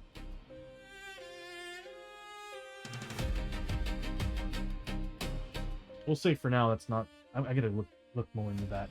Because I'm thinking about this, I'm like, you know, I spent the grit to double my movement points and all that stuff, but you should still get the grit roll. Because that would have worked the same way, would it?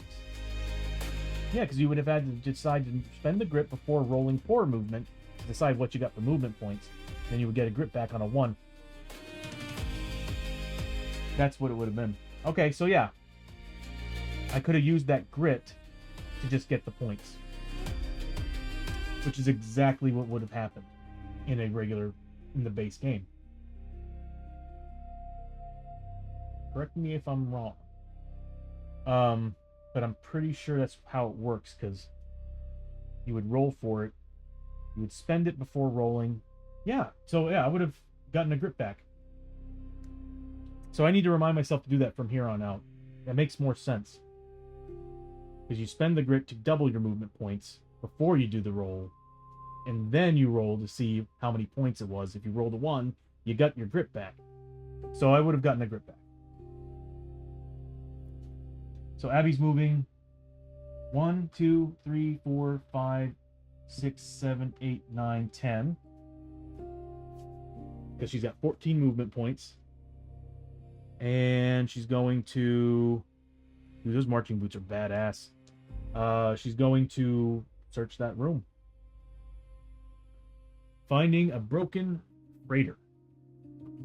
That'd be cool if this was the boss fight room. Oh, that's a cool looking tile.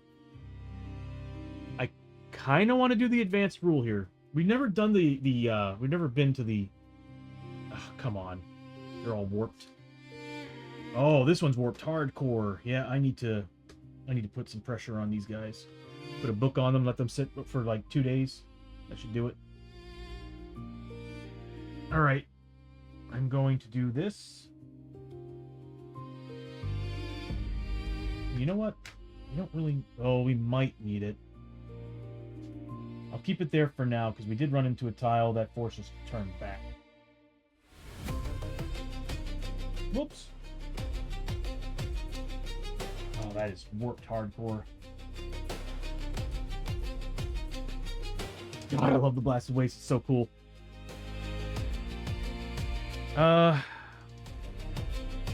Awesome. Awesome. And everybody's got grit. Good. We're not going to be able to get rid of that Growing Dread card. Oh, we got tonics. We might be able to get rid of the Growing Dread card. We still have lightning to be worried about. Because everybody's going to be... Oh, it's indoor. So as long as we're in that tile, we're indoor. Okay, good. Everybody needs to be in there. God, Abby, get inside. Next up, she gets 5 XP for that. Next up is technically Lester, because it's still nighttime here. Oh! He should have gone first in general. So, it's going to be hard to remember these rules. Okay, so Lester should have actually gone first. What's going to happen is he's going to spend his grit to double his movement points, getting +2, because everybody's got marching boots. So Lester would have gotten... I forgot to set the max initiative.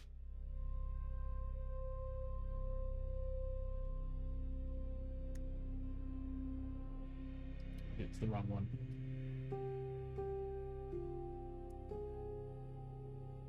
I think I know why it's not setting off. I think it's because I'm stopping it when I'm going straight to the next thing. That's why it's not working. It's the prompt. Okay, so he's spending a grit to get double his movement. His movement right now should be a 5. So double movement is going to be a 10 +2, so he's getting 12 movement points. He's going to move 1, 2, 3, 4, 5, 6, 7, 8, 9, 10, 11, 12. This way everybody can get off the tile and inside. See if he gets his grit back. Nope. And... oh, actually, he would have gone here first. He would have done that. He would have gotten the 5 XP. So I'll remove 5 XP from Abby and give it to him.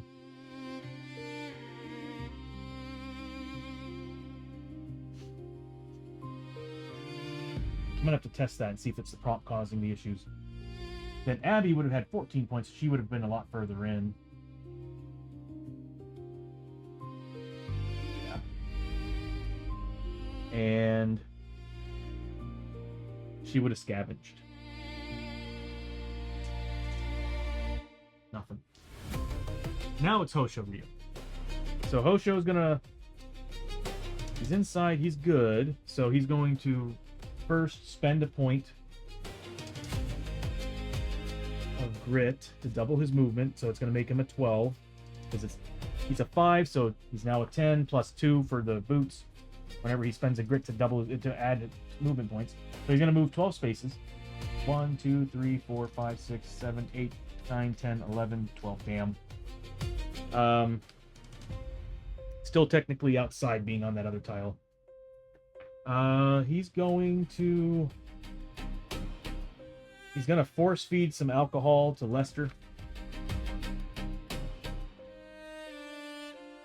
What does Lester have for alcohol? He's got plenty. So he's going to spend one of Lester's whiskeys. Should have Chio do it.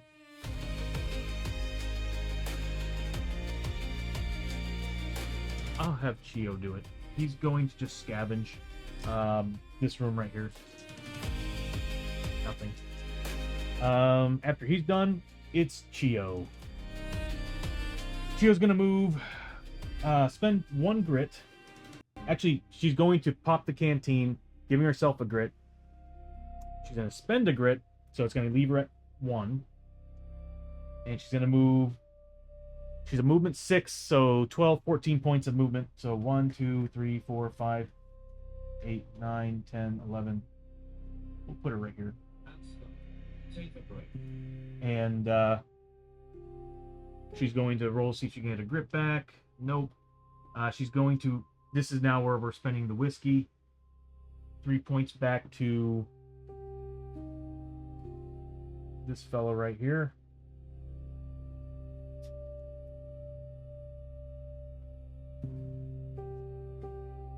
Better than he was before. Who needs health? I mean, we've been taking damage, but not a whole lot. Over spirit -1.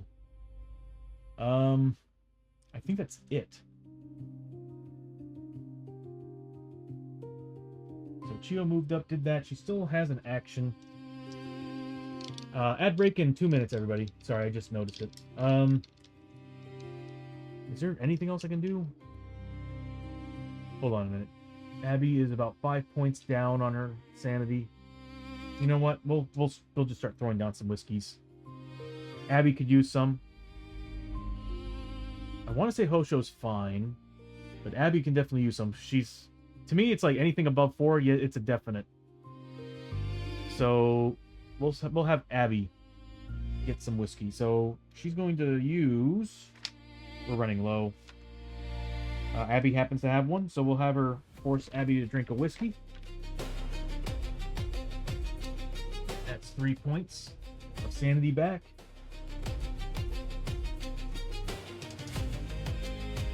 Oh, we should have gotten some XP. So that's 30 points of XP total for Chio on the healing. Luckily, we still have some bandages. There's a really good chance. It is a 50-50 chance that this room is a clue token. 50-50 chance. And that's all we need. I'm so happy we're here at the Blasted Waste. We haven't fought anything, though, at all this entire adventure. It's crazy. It's probably why we got through this so quickly.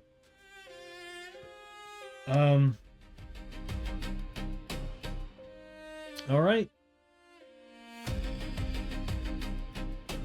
Something's telling me I need to do something right here. I'm gonna have Chio heal herself. No. We got plenty of health on the board. She should have gotten a token. She's token number 10. I need to add more tokens too while I'm at it one of these days. All right, we're done. End of the round. We'll go ahead and do a exploration. If this is a clue token, we are done.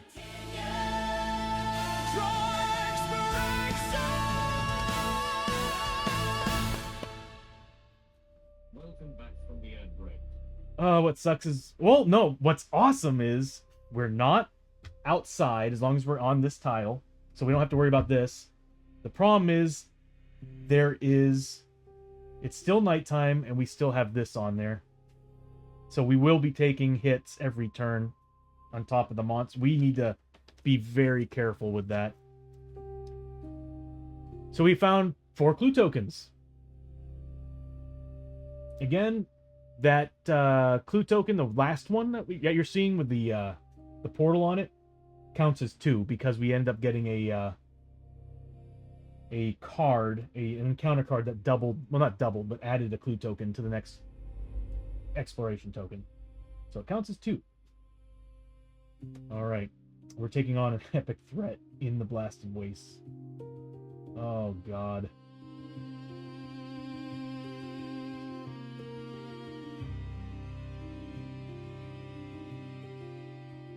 Yeah.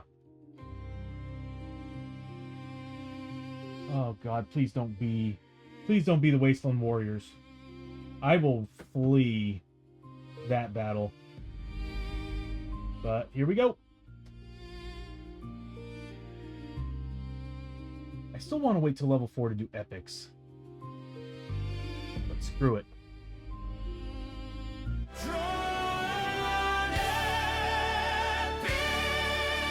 Yes!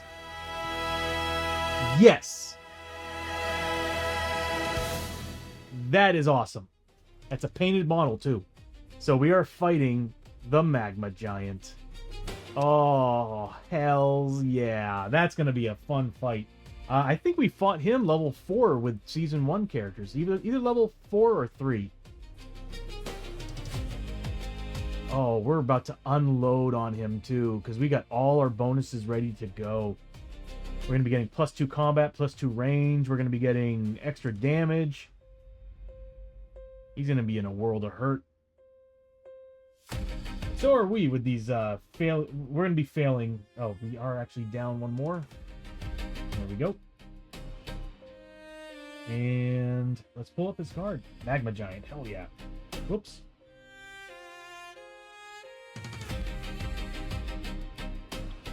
Would help if I press the actual button. Alright, Magma Giant.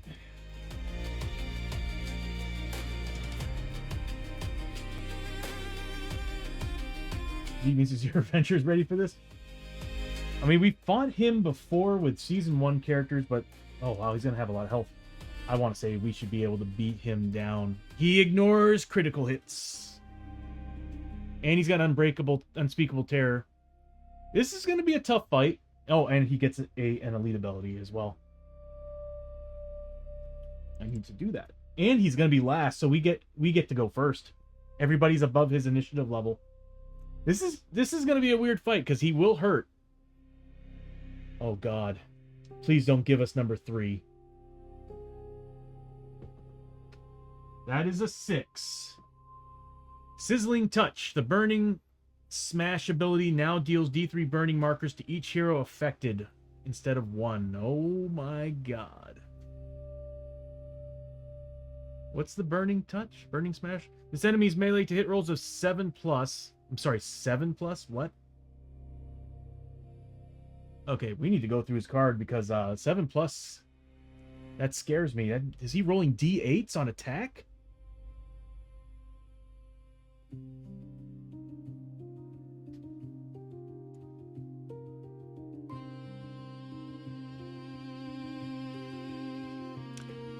We'll get to it here in a second, but he does get 6. He's going to be a challenge. Alright, I'm going to go grab the model. And I'll be right back and we'll go over everything else. As a matter of fact, you know what? Before we do anything, I'm going to take a small break. I need to go to the bathroom. We'll be back and we'll have everything set up and read the rules. Go over what we need to do. Luckily, it's only one monster. So, this is what I'm going to do. We don't really need these anymore. We do need this. As long as we're on this, anybody on this tile, we're going to be taking some hits.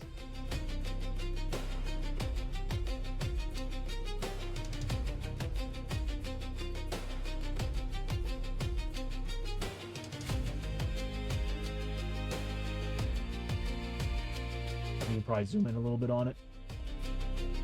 Oh, we got a Growing Dread card too. Yeah, we got a lot to do before the battle.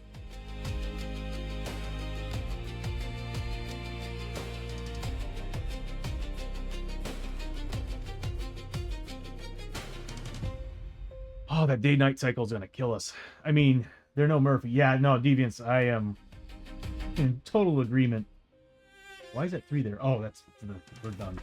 I mean, yeah, I'm in total agreement of that. Although I have to admit, Hosho can deal some serious damage base. So if he gets crits, which this guy ignores... Well, he ignores criticals, which means that we won't be able to ignore his defense. That's the problem. But I still get... On rolls of 6, I still get bonuses on some of these characters. So, and on top of that, we still have our Marshal's badge. We still have all these bonuses for dealing extra attacks, damage. And he's last. So, he is going to have 45 health.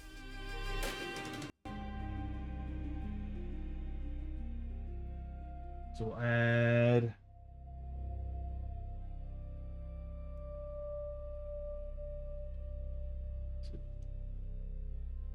He's going to have 45, so what is that, 36? We're adding 36 to this? There we go. So he's going to have 45 health total. He's going to give 20 plus 5 per XP per wound. 20 plus 5 per wound XP. He's got a 4 plus melee to hit roll. He's got a range of 6 plus. If I remember correctly, he's always throwing stuff at the beginning of every turn? Or is it the sweeping lava? Spews lava. I think it's the spews lava. If he has spews lava, he uses his range. The last time we fought him, he had spews lava. He moves to other models. Okay, again, I'm gonna take a small break. It'll give me time to get the model, go to the bathroom, get some water because I'm running low. So we'll just take a short break, 2 to 5 minutes, and I'll see you all here in a bit, and then we'll start the battle.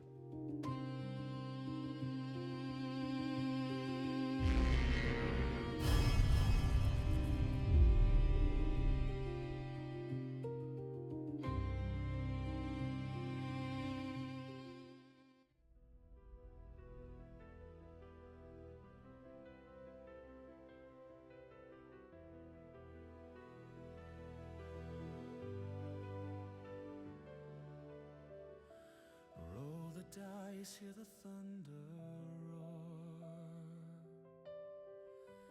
knocking on fate's unsteady door. Maps unfurl and kingdoms rise in this world where legends lie. 1,000 voices call the tune. Under the stars, under the moon. TNT tabletop, where dreams collide, where time won't stop. Raise your sword, claim your throne, for an epic tale to be sown. Miniatures march, armies clash, imagination burning like a flash. Heroes fall and villains grin, but every loss holds where we begin.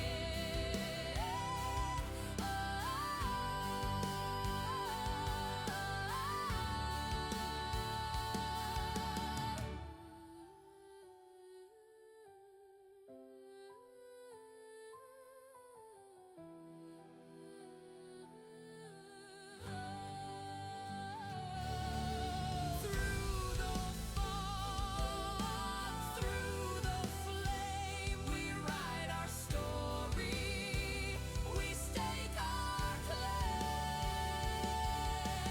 TNT tabletop, Where dreams collide, where time won't stop. Raise your sword, claim your throne, for an epic tale to be sown.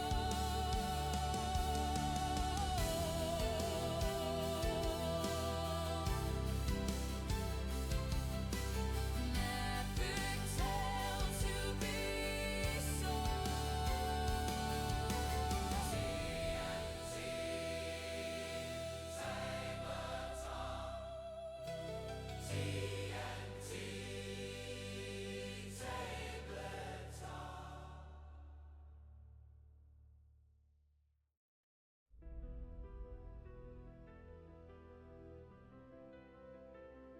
Thank you for waiting.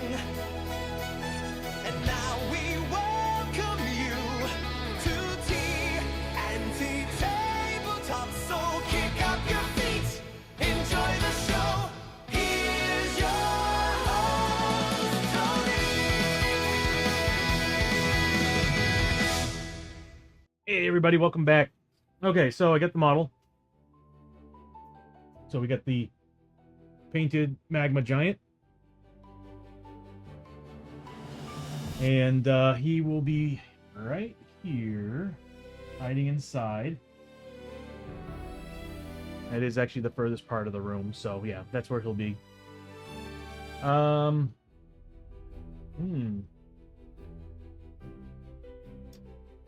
bring this just down here. You can still kind of see Hosho's stuff. Yeah, it might not be a bad idea to build something into the stream for that. That's not in the way. But anyway, there we go. So this way you can actually see everything else. All right, so let's go over what the Magma Giant has. First off, he's got Unspeakable Terror, so same map tile, adjacent, doesn't matter.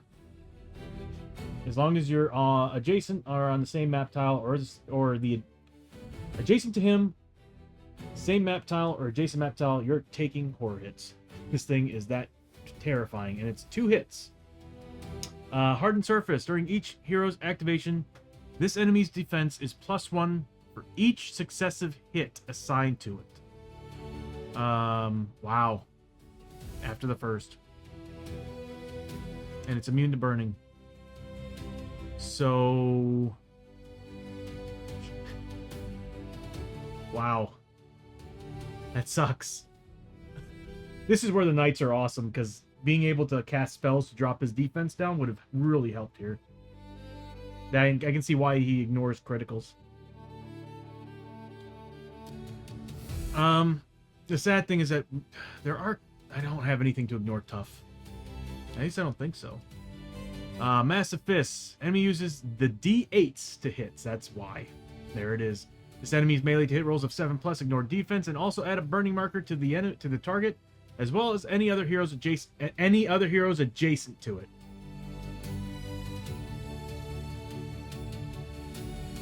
That sucks. And in this case, instead, they're getting D3 burning markers.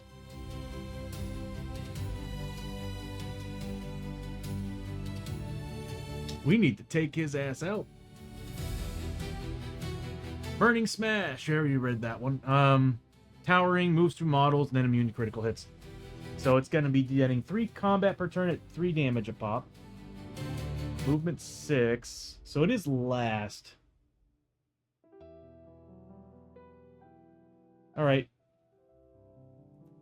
Fighting him is going to kind of suck. Yeah, it's going to kind of suck. But that's okay. We can do this.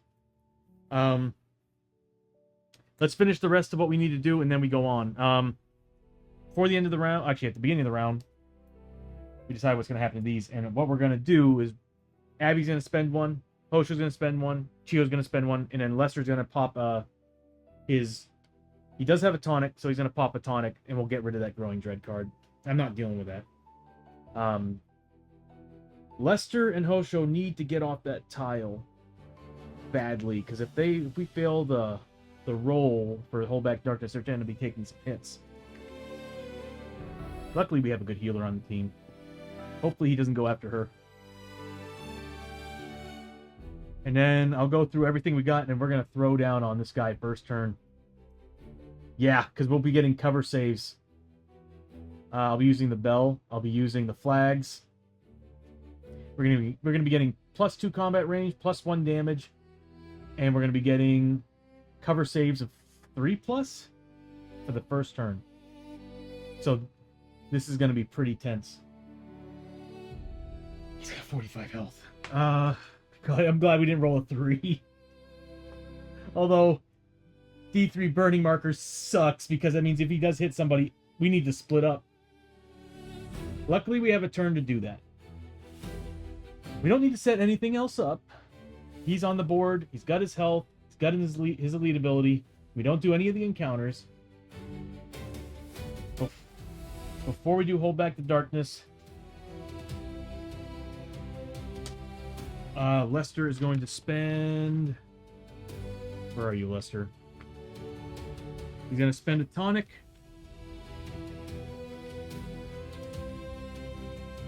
Giving him 1 grit.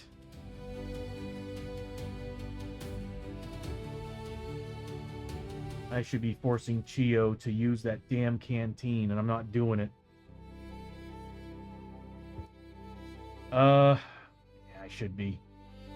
I should probably give it to Abby at this point. Anybody who has the max grit, the highest max grit should be getting it. But she's been at max grit this whole damn time. All right, everybody spending a grit.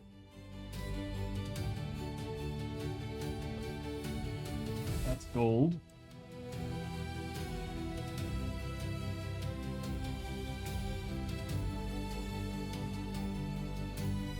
There we go. Everybody spent a grip. We got rid of that Growing Dread card. We would have had to deal with the Evil Within. That's one of the bad ones, yeah.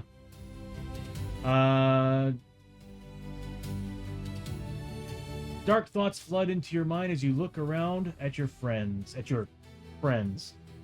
They never really liked you, though, did they? They want all of the loot for themselves. Maybe you should give them what they really deserve. The hero with the fewest artifact cards and the least gold, if tied, immediately lashes out as they are momentarily overcome with jealousy. Every hero immediately takes d6 hits, so we don't have to do that. Thank God. That would have sucked. Going into this battle with a lot of damage, potentially taking some characters down. Was that ignoring defense? No. That would have been bad. All right, so here we go.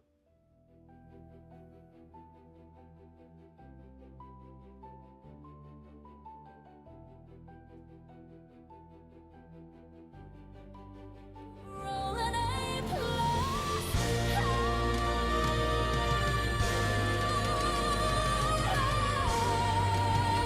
We didn't fail, but we didn't pass. Oh, depth event right off the bat. Damn it. Here we go. Let's see what a 3 is. I don't think it's good. Oh, we're in a whole nother world. I have no idea. Oh, there we go. Wastes. All right. Creeping darkness. The darkness is always searching for a way out. Move the darkness 2 steps forward on the depth track. That is balls. Darkness card. The darkness is escaping. We are in trouble. Thought we were safe. Then this came up. Please don't do anything for Cinder or Construct. Oh no. Grip of Death. The icy grip of a ghastly specter seizes you, threatening to squeeze the life out of your heart. Every hero must make a spirit... Oh, we're bad at spirit. Spirit 6+ test. If successful, gain 15 XP. If failed, take Herald Dice Wounds, ignoring defense and armor as you wrestle... Wow. If we did not get rid of that Growing Dread card and this came up, we might have actually died. Well, this sucks. Because we're not good at spirit. No, we're not good at spirit at all. Okay. Abby. And it's a 6+? She's a 2 on her spirit, so she needs a 6+ on 2d6. Fails. Oshario passes. So we'll... Herald Dice Wounds. We'll go ahead and just do that. So Abby takes 4 wounds. Ignoring defense and armor, so she's just straight up taking those. Luckily, we got a healer. And we're going first before the Magma Giant, so she can heal the hell out of the team. Next is Lester. Fails, taking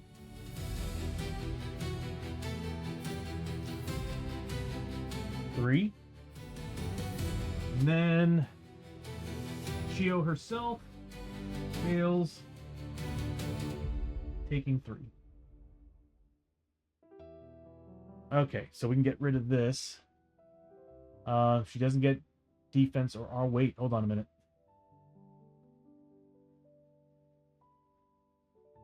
This is the beginning of the round. I would have popped all our gear. All our specials. So... Let me check on something for a second. Yeah, it's at the beginning of the round. So yeah, I would have popped those first. So, as I discussed earlier, I'd pop all our gear. We would get the... We would use the Flag of... This is going to help us. The Flag of Conquest would give us... Oh, we're all going to heal 2 sanity. And everybody's now +1 damage. So everybody's going to heal 2 sanity, get +1 damage. And... We have... I know it's Lester who has it. Flag of the Lion. Oh, no, it's not the flag of line. Although that is good. Hold on a minute. No. It's the Marshal's Badge. There it is. Once per adventure, all heroes are now +2 shot, +2 combat. So we're getting that. So let me just put all these out. So we're getting 2. These are just going to kind of reflect what we have for bonuses. So we're going to get 2 combat. I don't know where to put any of this. So 2 combat, +1 damage. Plus, we're getting 2 sanity apiece. Then Abby's got... Not Abby. Chio is going to be ringing her bell, the Sacred Bell. Once per adventure, all heroes on the same map tile gain cover 3+ against all attacks damage. So this isn't going to help. Okay. Either way, we're getting sanity back. So we'll go ahead and do that just the same.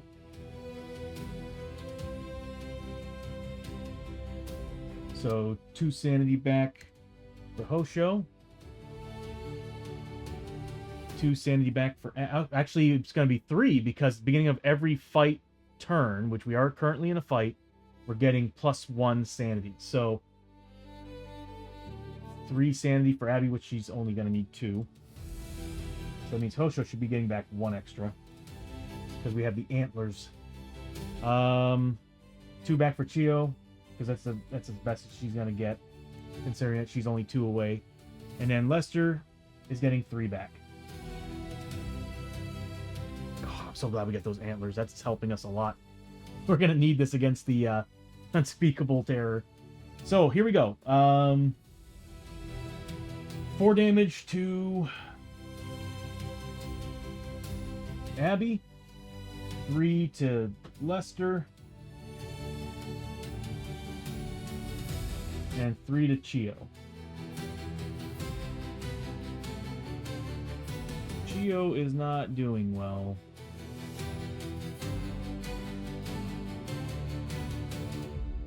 Yeah, she's gonna have to do a lot of healing this turn. We might be spending all our bandages. What sucks is all the burning markers. What's awesome is that this is the final battle, so if we can defeat him before if we build up a whole bunch of burning markers, we can defeat him in like 2 turns or 3 turns. As he's throwing down burning markers on us, we should be fine.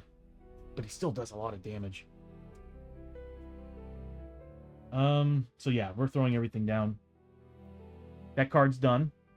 15 XP though for Hosho since he did save himself from the ghosts.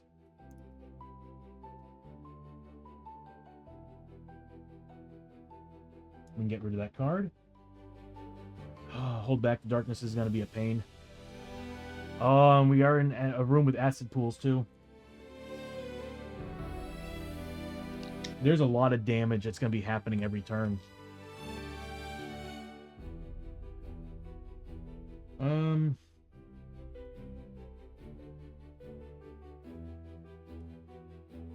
Beginning of a fight, Hosho gets 1d3 plus 1 in Fury, so 3 points of Fury.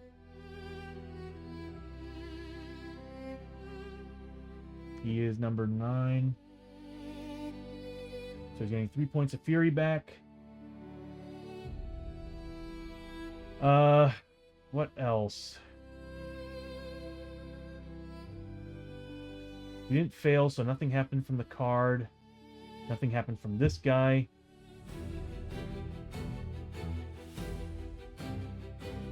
All right.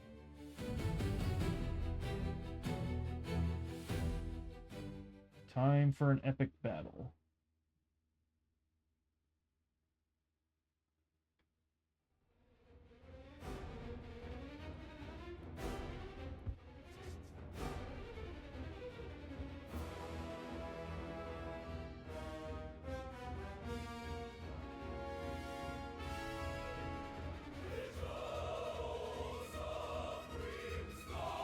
Okay. I'm actually pretty nervous about this. So Abby is technically right now a 10 because of her gunslinger ability. So she is really a 10 on her... It's not a demon, is he? Nope. She's an initiative 10. And she's getting +1 shot as well. So first thing I'm going to do is I'm going to move her. She won't get crits. So I'm just going to move her 1, 2, 3, 4. We'll say 3. Trying to spread everybody out. Because if we can avoid people getting extra burning markers, I'd be happy. I'll put her further away. So she's going to get Unspeakable Terror. She's a 4+. He takes 1. Yep. Takes 1 point of sanity damage, seeing this giant creature.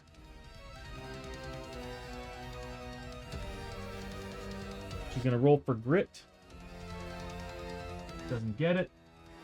And she's going to start taking some shots. So she's using her Outlaw Pistols. She's getting 3 shots base with both hands. So that's her main hand. Here's her offhand. And she's going to get 1 extra shot for the Gunslinger ability and 2 extra shots for the badge, a Marshal's badge. Obviously, I'm putting them in her main hand because she's getting 3 pluses on these, 4 pluses on these. Crits don't matter as long as I'm getting some damage. The problem is that his damage is, oh my god. Nickeling and diming this guy is not gonna work.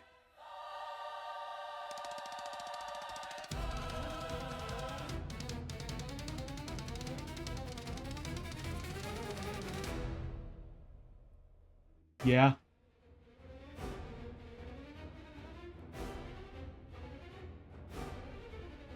Wow. Wow.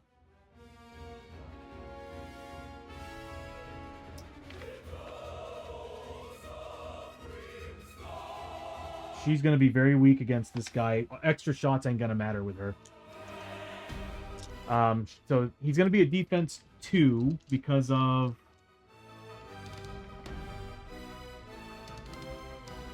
the Flag of Conquest.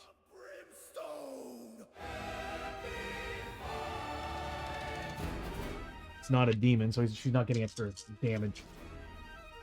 This ain't gonna go well. Here we go.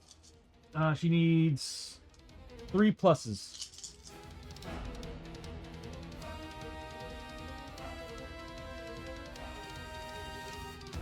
Four pluses. Problem is that every single one is adding +1 defense after the first hit. So, this is going to be -2 to the roll. She still has her Deadeye shots. Okay, so I'm using a Deadeye shot. So, whatever I roll on this one, then I'm going to use another Deadeye shot. -1 to the roll. So, you know what? I'll color code these. Whatever I roll, -1 to the roll.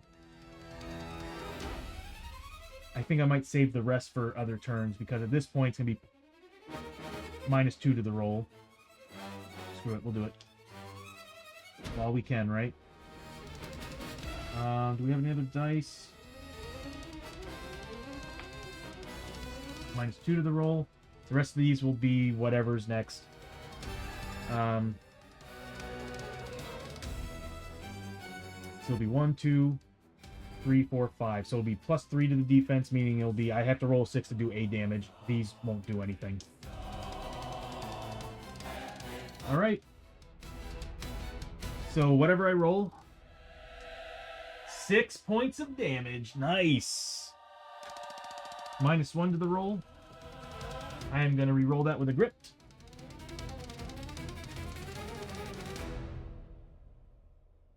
You might as well.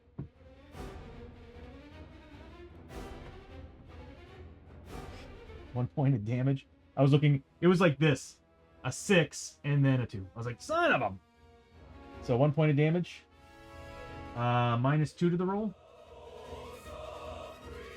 No, I'm not gonna... Oh, come on.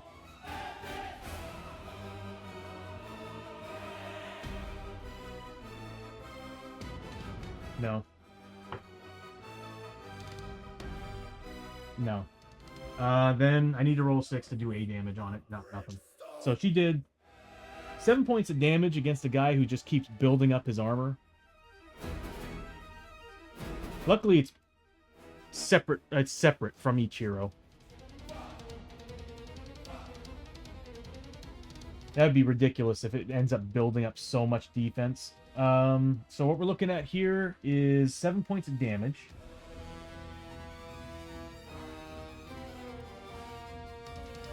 Yeah, he's going to be a tough fight. And we're looking at 20 plus 30, so that's going to be 50. Plus 25, so 75 points of experience? Yes.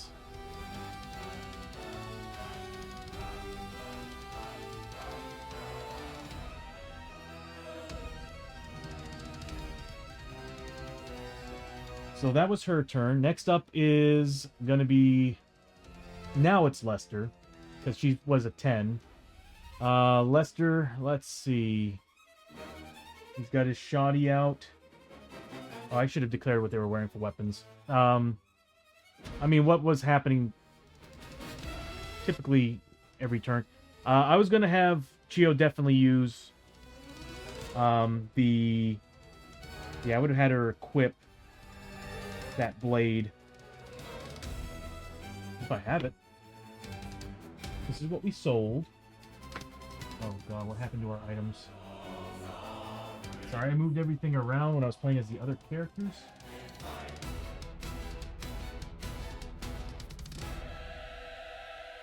You should have the Blade of Destiny. Oh, these are extra adventures. Oh, hello. Oh, it's right here. I accidentally put this in the wrong pile. Yeah, she would be wearing the Book of Secrets and the Sword of Destiny. Which sucks because wielding that the staff would have been healing people every turn. So yeah, she would be using the Sword of Destiny for sure.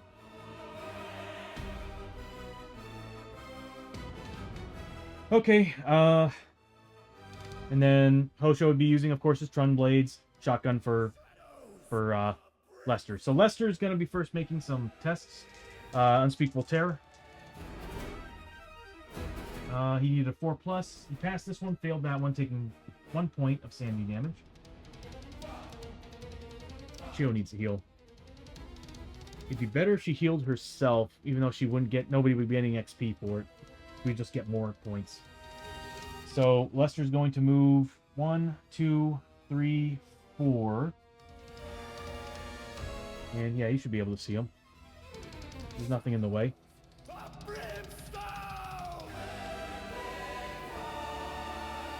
Did my stream just crash? My camera just crash? Yep, it did. Give me 1 second to refresh. Because I think the camera's fine. I just think that, yeah. I'm gonna turn off virtual camera for a second. Turn it back on. Alright, let me turn off OBS in general. I think OBS is at... OBS, not OBS, but OBS bot. The problem about using OBS bot is it tends to crash.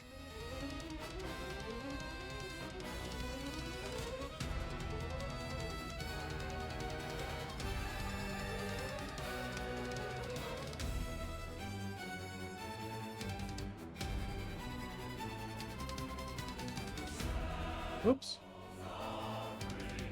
Always press the power button instead of the virtual cam button. There we go. Back to it. Yeah, OBS Bot Center has issues. Okay, so as we can see, he can still definitely see the dude. So he did his Unspeakable Terror. We're gonna roll for grit. Nothing. Does have no grit.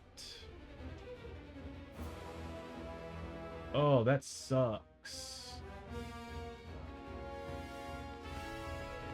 Lester doesn't have grit. He needed grit this turn. Oh, he's got tonics. Yeah, he can use a tonic if he needs to. Does he?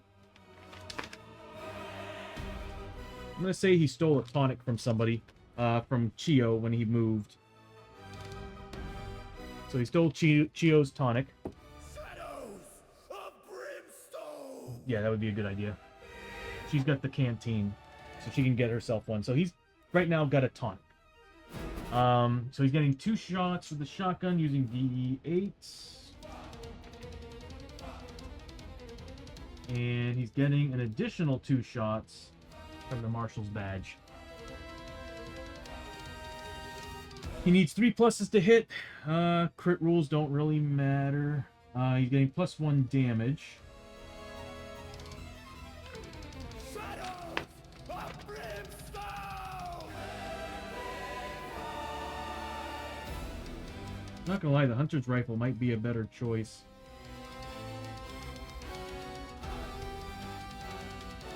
I'm getting a reroll. Yeah, all his specials are on actually taking a monster down, an enemy down.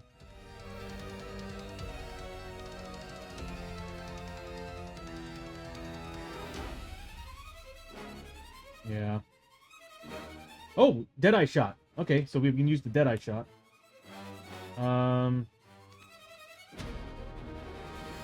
Once per attack, soldiers can reroll a 1 on a to-hit roll. Okay, so he's going to be getting 4 shots. I have a reroll with the inlay, and we have the flag, the soldier's flag, so that he can reroll. If I roll a 1, he can reroll that if he needs to. So that's 3 crits that are ignored. Gotta reroll it. Oh, look at that. That would have been 4 freaking crits. He's getting +1 damage to these. So... oh, God. How are we going to do this? So it's going to be -2 on the first one.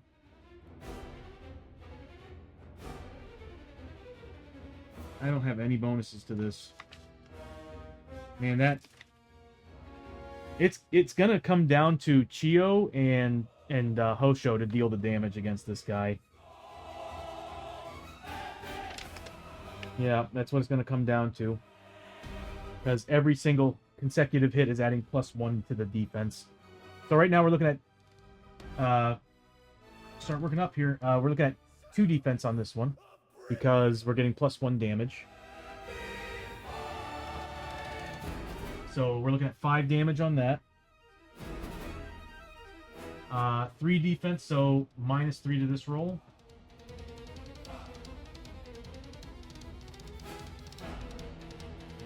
Oh, I should have used the gunslinger's belt. Damn it, Tony. I should have used the gunslinger's belt on that first one. I mean, I would have. For the most amount of damage. We'll just say I did. Because I totally would have done it. First shot, dealing the most possible damage, definitely would have gone with it. So this one did nothing, unless I want to re-roll it with a grit. Not going to. -4. So 3 points damage. And then -5. None. Alright, so we did 10 points damage with the Marshal. Not bad. Actually, that's really good comparing, considering what he's doing.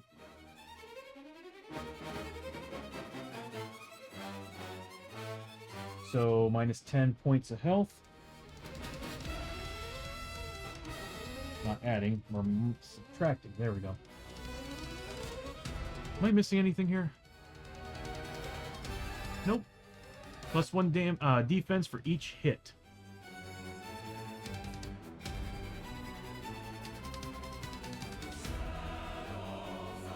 Yeah, it's just constantly hardening the more it's getting hit.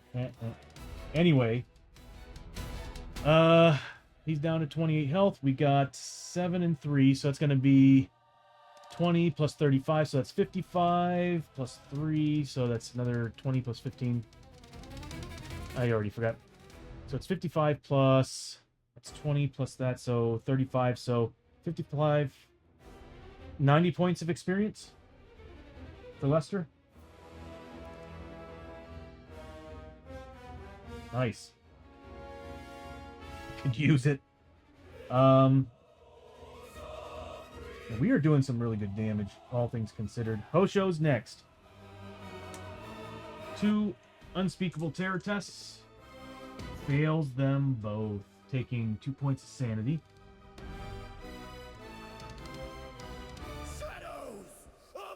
And then he's going to move.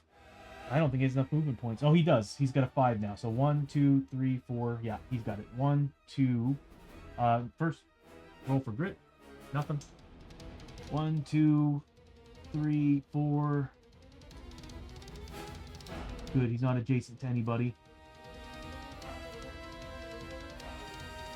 And he's going to start swinging. He's getting 2 combat base.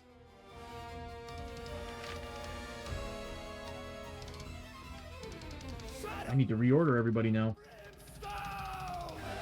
He's getting 2 combat base with 2 from the Marshal's badge. If I can get a hit in, I can get an extra attack with the whirlwind. Regular attacks, I'm getting +4. Crits, any rolls of 6, I get 6. So here we go. He does have a tonic on him if I need to reroll. Oh, actually, he's gonna move into the space with the model and use push. Actually, is it large and excellent? Hold on.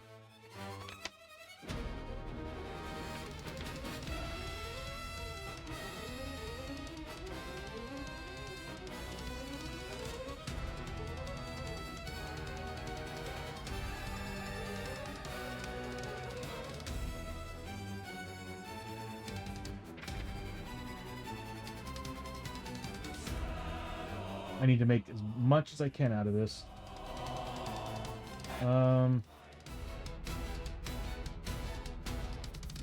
Okay, so you can auto escape on medium and smaller.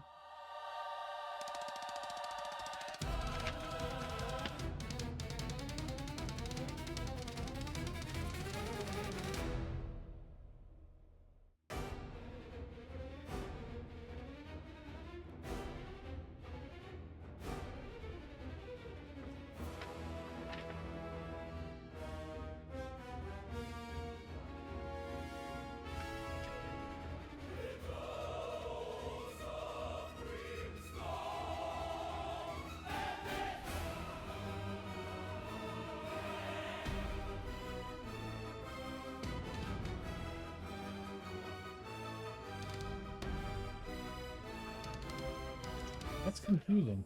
Brimstone!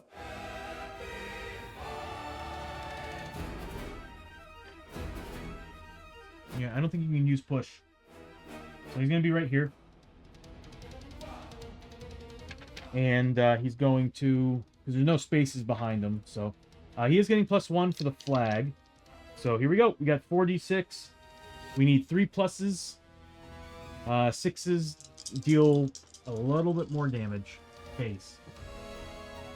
So that's 2 hits. I'm definitely going to spend a grit to reroll those. That's going to be the tonic that he has.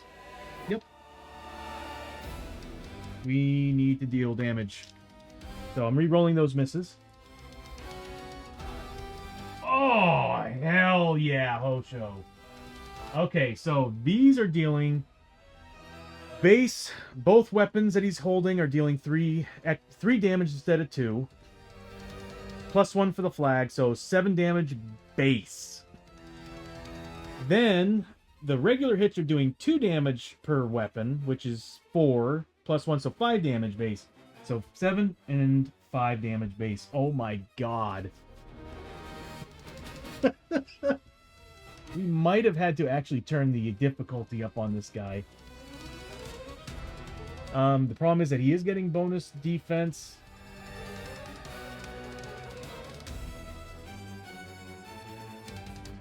Yep.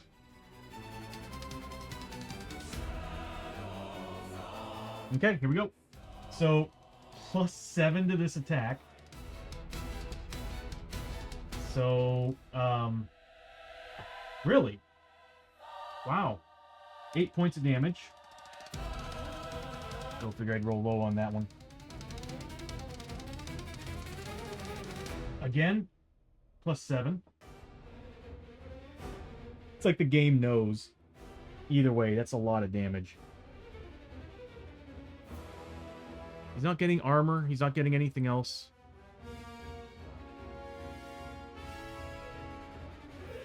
Yeah. Oh, wait. So +7 -3. So +4. So it would have been 5 points of damage. Wow.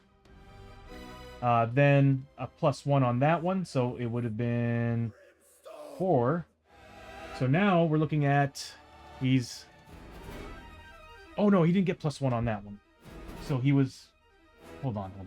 So base 3 -7, so 4. So yes, 5. +1 on this one, so yes, it would have been a 4. So he's now a 5 defense. So whatever I roll for damage, that's a 6. That's kind of crazy. And then finally, -1 to the roll. You've got to be freaking kidding me. That's 3 1s that I rolled.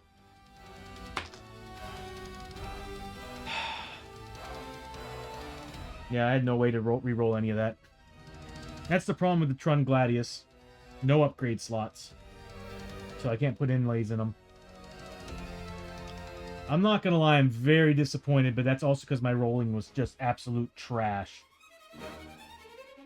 I mean, on a D8, 2 D8 rolls. The first 2 rolls, I got 1s.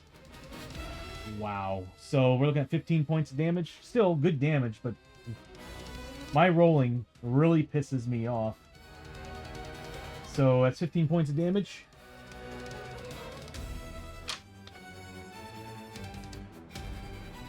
And we're looking at 20 base plus... Okay, so we're looking at... I need a calculator for this.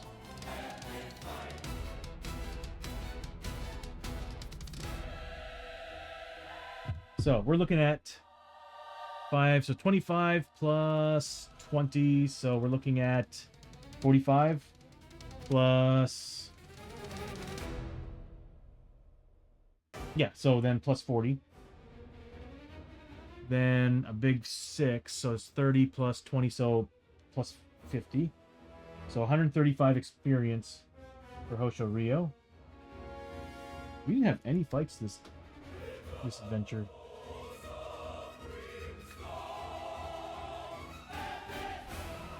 Still has 13 health. He's going to be able to go this round, I know it, but that's okay. Chio's turn. She's going to make 2d6 rolls. With 3+, she's got it. She didn't take any horror damage. She's going to heal herself.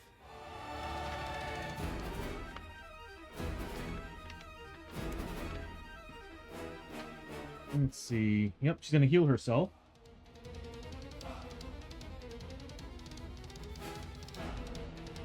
Getting... Whoops. Is that a 4? She's going to heal herself. +3. So 7 points of healing. Which I think is what we needed.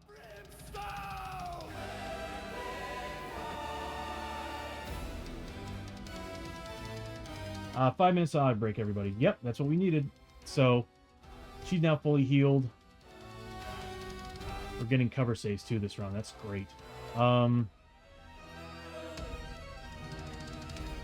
for grit. She's going to pop the canteen, so she gets a grit back.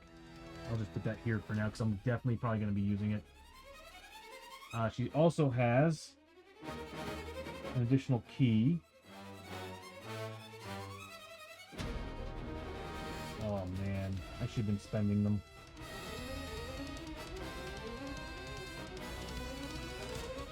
She's got the keystone, so she could always be getting extra key. But she's at 6, and there's no point in me using it right now. So she's going to move up. 1, 2, 3, 4, 5.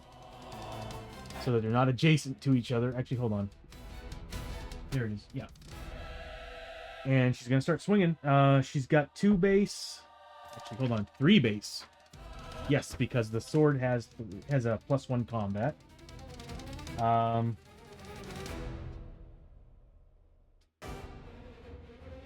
then she's going to be getting 2 additional from the badge. So the special rule for the Sword of Destiny: all your attacks are +X damage against extra large, which he is an extra large, against extra large size or bigger enemies where X is equal to your current hero level. She's a 3, so it's going to be +3 damage, +4 damage because of the flag.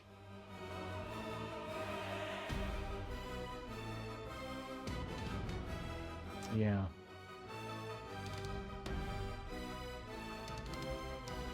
Shadows of Brimstone.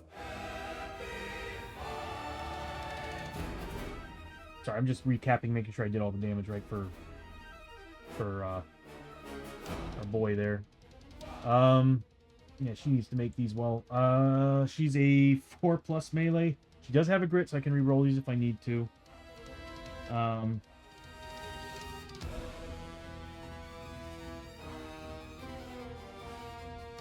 This is two-handed, isn't it? Yeah. Okay. So she's going to be getting +4 damage base with these attacks. I don't think he's going to die, but he'll be close. Wow. I am spending a grit to reroll all of these freaking misses. Come on, dude.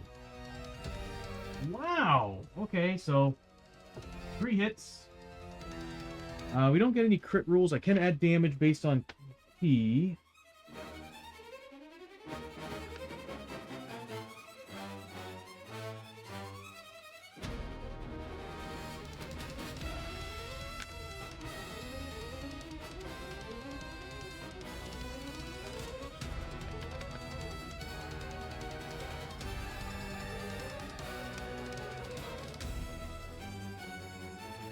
Yep. Well, actually, we should be changing the soundtrack now that we are doing really well. All right, so what we're looking at is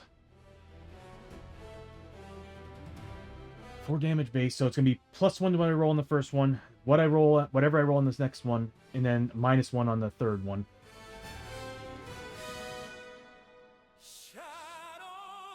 That's it. All right. I don't think we're going to be able to take them down. Unless we roll 5 pluses across the board. All right, here we go. And I can add key damage to it too. So here's the first one. And I'm going to also add 3 points of damage using key.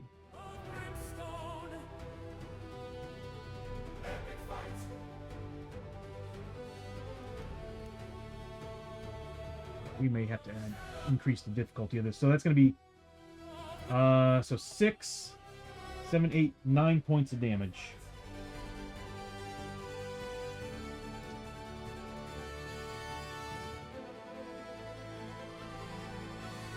Next one is whatever I roll for damage.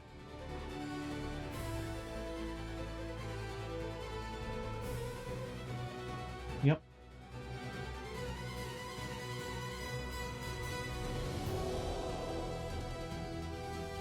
No, he's not a myth. 1. I need to roll a 4+ to kill him.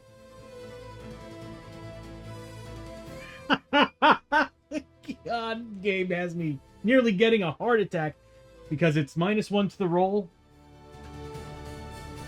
Because we're doing 4 base. At this point, it would be at a 5 defense, so it'd be -1 to the roll. So there we go. We did 9, 10, 11, 12, 13 points of damage with Chio. Yeah, it's time to increase the difficulty of these guys.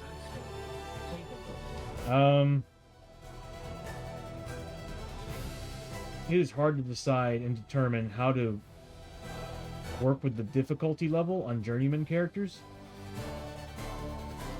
based on my roll.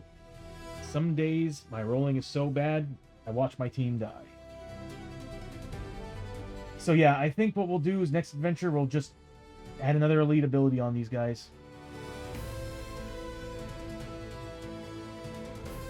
Because it was a really, really weird round. We didn't even fight anything either. But anyway, so yeah, that's 13 points of damage.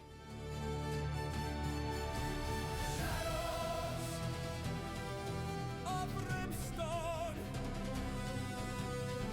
Destroying the magma giant before he can do anything. But I will say this, saving everything we had, he still would have had to have come around and attack, and we would get our cover saves against everything. So we defeated the magma giant. Kind of miss having the light over here going down straight at the board. I might change that. The thing I'm worried about is the reflection. Okay, so we defeated the magma giant. We're gonna get a lot of rewards for this. Hold on. Everybody had to take damage during their turn, too. Wouldn't have mattered. It really wouldn't have mattered. We were all doing pretty good on health. Even Chio was still at... Even if she failed both of the saves, she would still very much be alive to heal herself.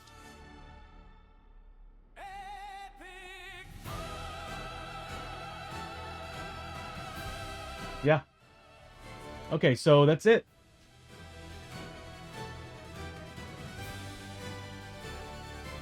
Blasted waste, dude. Now we're gonna be going to Barter Town instead of the I need to create a song for the Barter Town. Brimstone. Epic fight. There's a lot for me to do. Where's my victory music?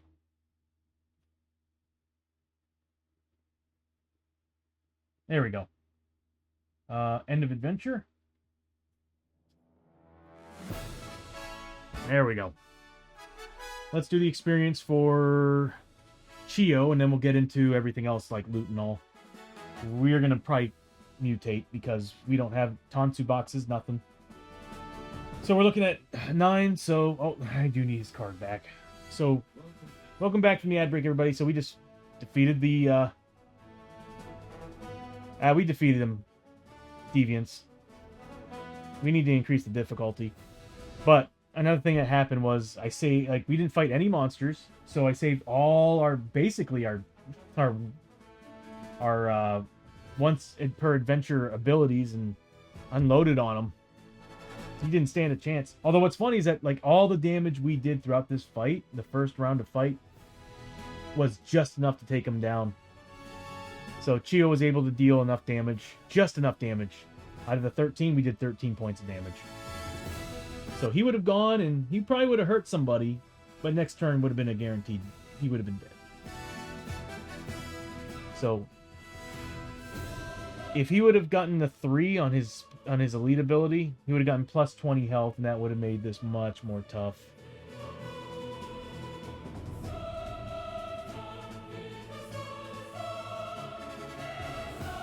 The plus 1 initiative would have helped him too.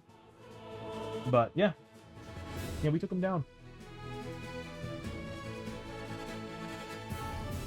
Alright, so let's do the experience bonuses here. It's 20 plus whatever we got for damage. So we got 95. I need to calculate this again. I'm fried. I need to eat too. So it's only 646? Really? We got through this adventure super quick. Oh, we didn't fight anybody. So we got, let's see, 9 times 5 is 45.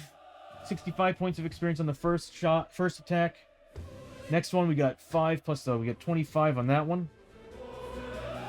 And then we got 3, so that's 15 plus 20, so 35. 125 experience for Chio.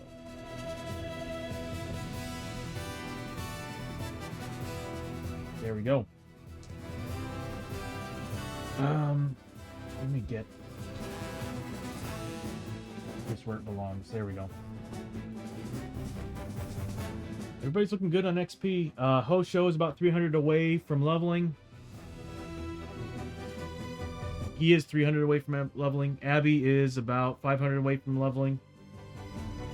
God, Lester is way behind.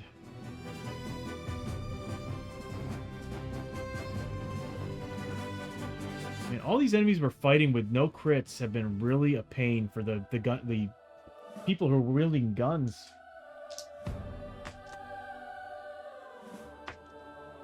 We really need to find the gunslingers. The special gun belt that lets you ignore the dual wielding rules. That would be very helpful for Abby. But we've been fighting a lot of dudes who have an immunity to crits. Alright, so that's that. We don't need to do Catch Your Breath. It's the end of the adventure. We completed it. So what we'll do is we'll do the loots first, then we'll do the what we get in Darkstone, which I think is going to cause some trouble for us. Because we've already got plenty of Darkstone. We got well over what we can hold. So let's do the loot. Everybody's getting 1 loot. So first, we got Hosho. We're doing Wasteland loot. We're doing Wasteland loot. And on top of that, we get +1 loot. So, that's the wrong one. Wasteland loot it is. So another tech, we get 30 XP, and we get a Blasted Waste artifact and 1 tech. So we're now up to 3 tech. And 30 XP for Hosho.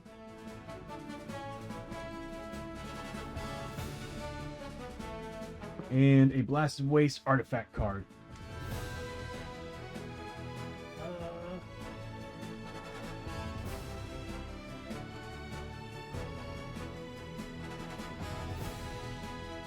Oh, we found a legendary promo blade. Oh, that's hot. Your melee to hit rolls of 1 let you heal 1 wound each.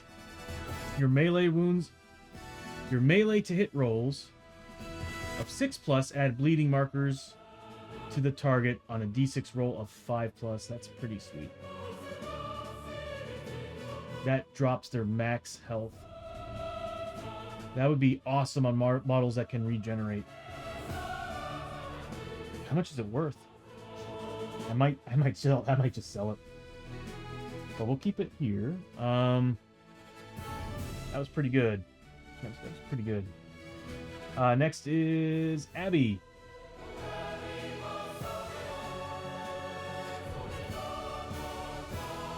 We're about to find some good loots. So 30 XP, and then 2 Blasted Waste cards.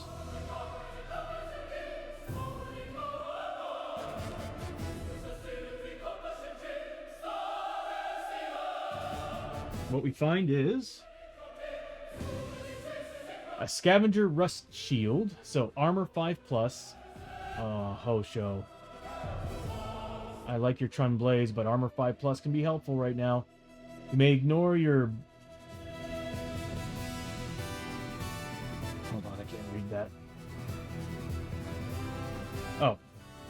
You can ignore any bonus an enemy would normally get for rolling on a 6+ to hit against you. Ooh. That's really good.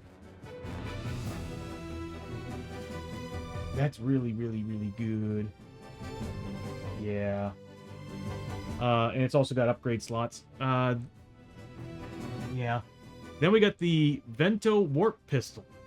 Range 8, shots 2, critical hits on a 5+. Whenever you roll a 1 to hit with this gun, after any rerolls, take a corruption hit.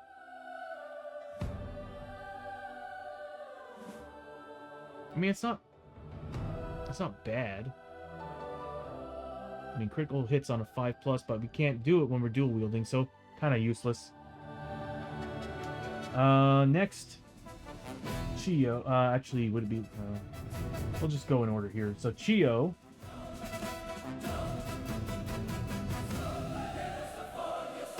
We finally get some scrap. We looted some stuff. Whiskey or bandage, or spices. We'll go with whiskey.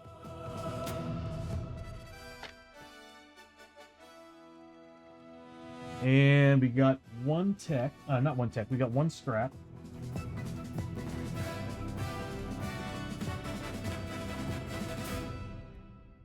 And 30 XP for Chio. There we go. And then finally we have Lester with what he found.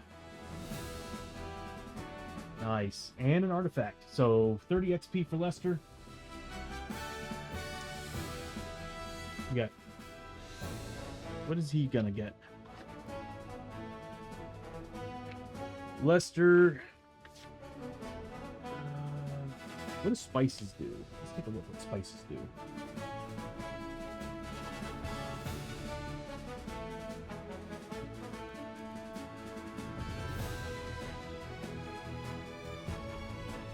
Oh, wow.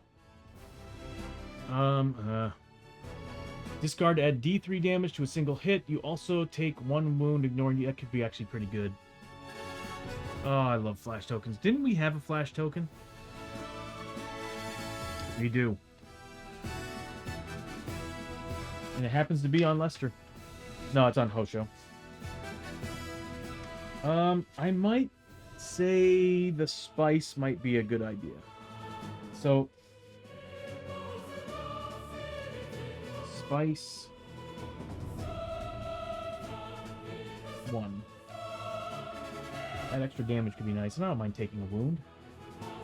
He's got armor saves anyway. We'll see if that works.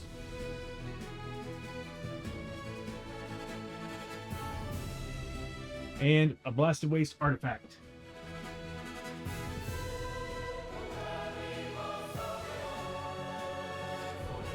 Oh, we found a piece of a junk bot. All right, this item may be used to construct a junk bot. See reference, and or attached to a junk bot as a free upgrade. The junk bot is +2 move and +1 initiative. That's awesome. I think I need to scan all this the junk bot stuff though. I might have it scanned. Let me take a look. Because we might... This item can be used to construct a junk bot. Oh, that's so awesome. We might be able to build a junk bot already. That is pretty sweet. And that's what I want. Let's see. We go to towns.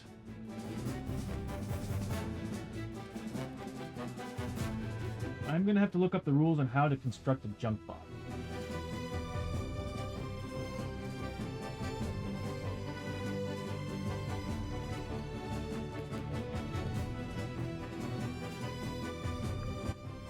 That's probably going to be in... Where did I put the book? Here.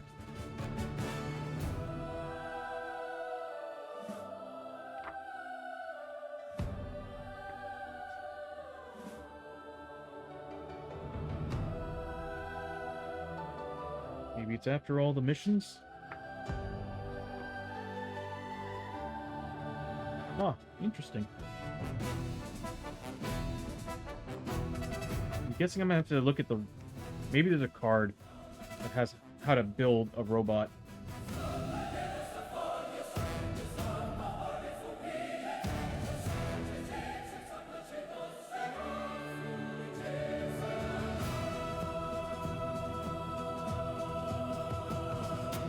Yeah, so I'm not seeing anything in here on robot construction. I'll have to look up the rule. But you got it. Might as well, right? Might be helpful. Oh, the Sword of Defiance is so good. So good. Okay. It's just funny. It's on the character I don't want it on. If I gave it to Hosho, that would be amazing. Oh, because I could give it an inlay and reroll attacks. Or I can give it +1 damage base. Oh, yeah. I think that would be... Well, inlays are very nice. Rerolling misses is really a good thing.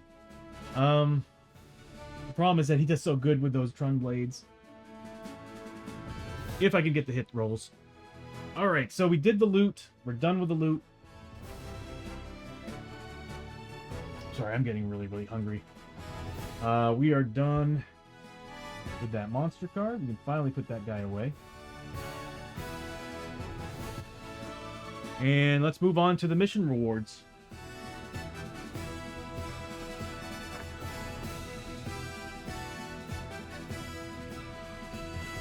Everybody's getting 75 XP. I don't have a do all button for that, so bear with me. I'm going to have 75, add 75 XP to everybody.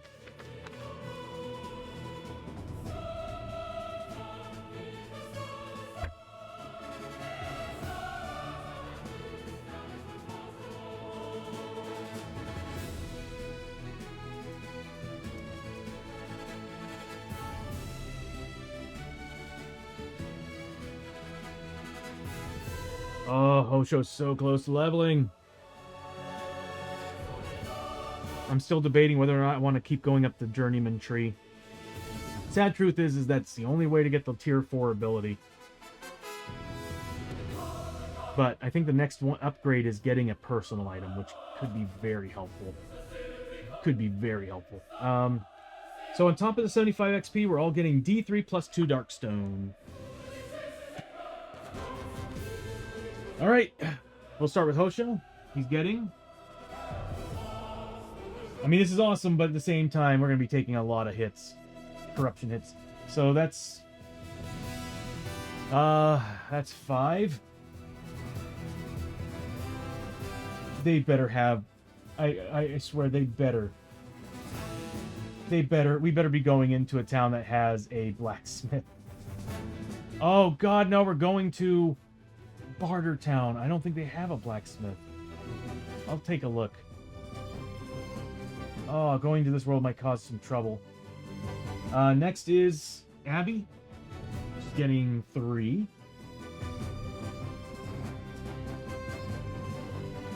Next is Chio.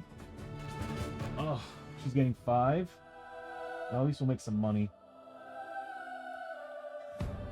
And then finally, Lester is getting back... Oof, 4 points. Well, 4 pieces of darkstone.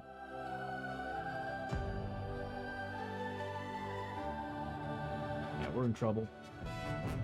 Oh my God, we are in trouble. We're taking 31. We have 31 pieces of darkstone. On top of all the darkstone gear we have. Oh my God. This is bad, okay? Oh, we're gonna have mutation on mutation. We need Tansu boxes. But we just can't seem to find a place to sell it.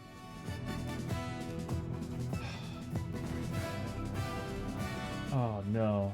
Okay. Let's see what we got. We're done with this. And you know, I think I might call it a stream once we're done with all this.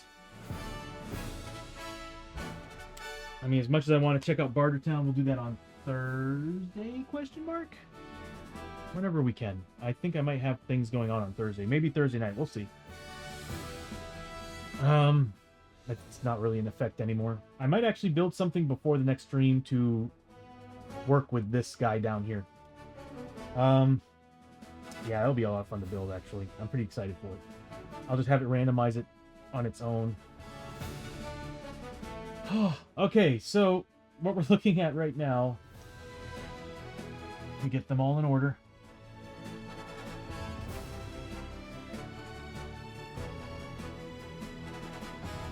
By player box. I lost it, didn't I? Oh, it's in there. Okay. There.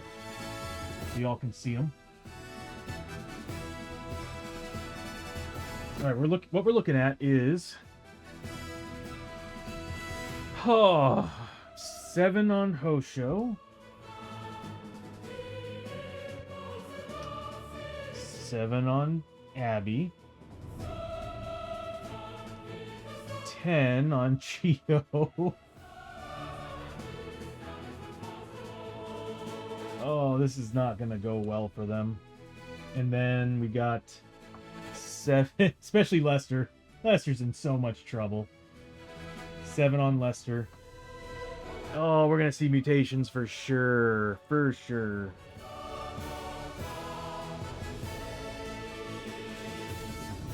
We do have. Let me check and see if we can re-roll these.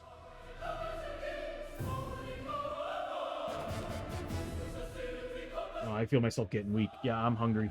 I'll be right back. I'm gonna get myself a protein bar.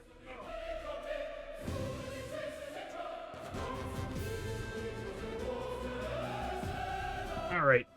Bear with me as I look up the rules on whether or not we can re-roll darkstone rolls. Or corruption rolls for the darkstone. I know that in base game you can. So I don't see why not.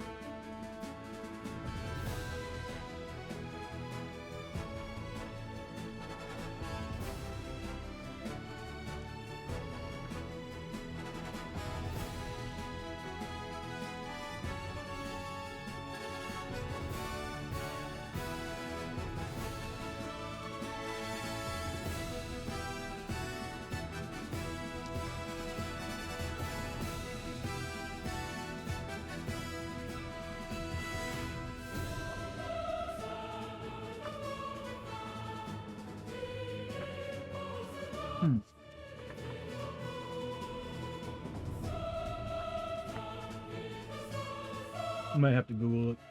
I wanted to see it with my own eyes.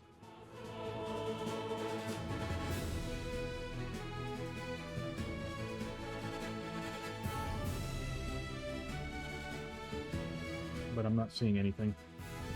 I don't remember where I found it.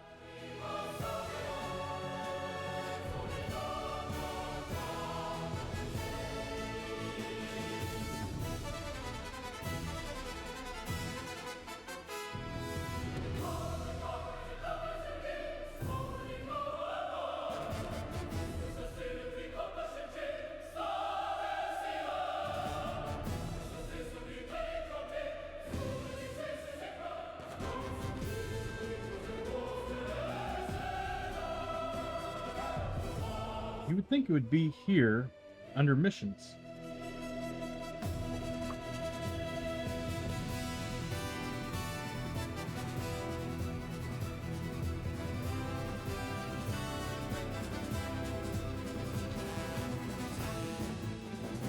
Yeah, I'm not seeing anything. I don't remember where I originally found that rule. I know you're supposed to take one at the end.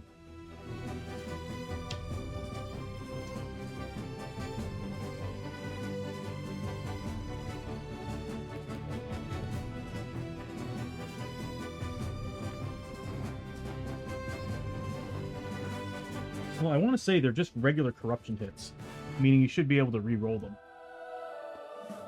And we got tonics.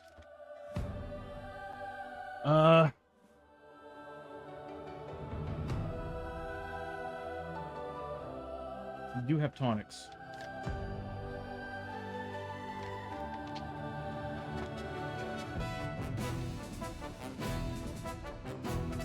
We got a tonic. So we got a tonic. Abby has a grit. So we'll have to choose wisely who's going to be using it.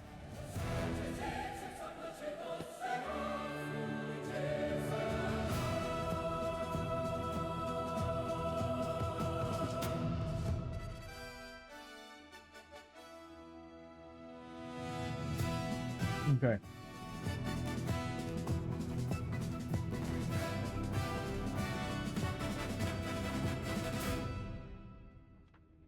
Another thing too, we need to decide who's got what. So Abby right now has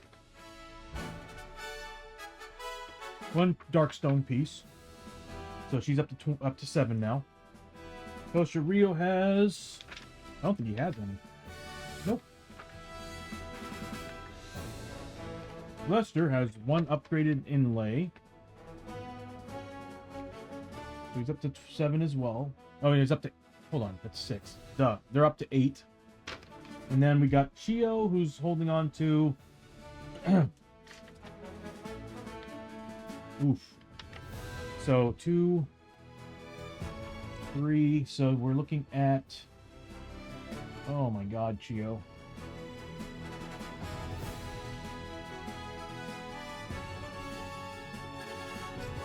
And then we got left over... One piece of darkstone. Kosha's going to be definitely mutating. We'll give it to Abby. I don't think anybody has any mutations, so I think we're good. Yeah. All right, here we go. Oh my god. All right. Let's start rolling these out. So we're taking 7 with Hosho. At 4+.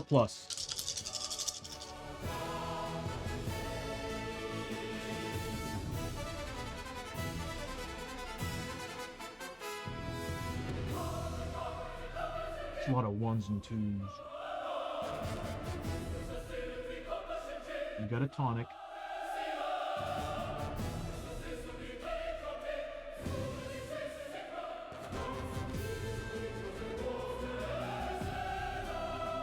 He mutates. Wow. Alright, so I'm just going to put a little icon there. Because he does mutate. But once he's done mutating, he's back to 4 out of 5. Next up is... Oh, God. That is Abby with a solid 9. So that's, let's see, 6... 9. 4+. Oh, wow, she did really well. Oh, she did so well. She does take 3. I should have had Hosho re-roll those. So she did take 3 points of corruption, bring her up to 4. She does not mutate. Wow. Wow, that was a good roll.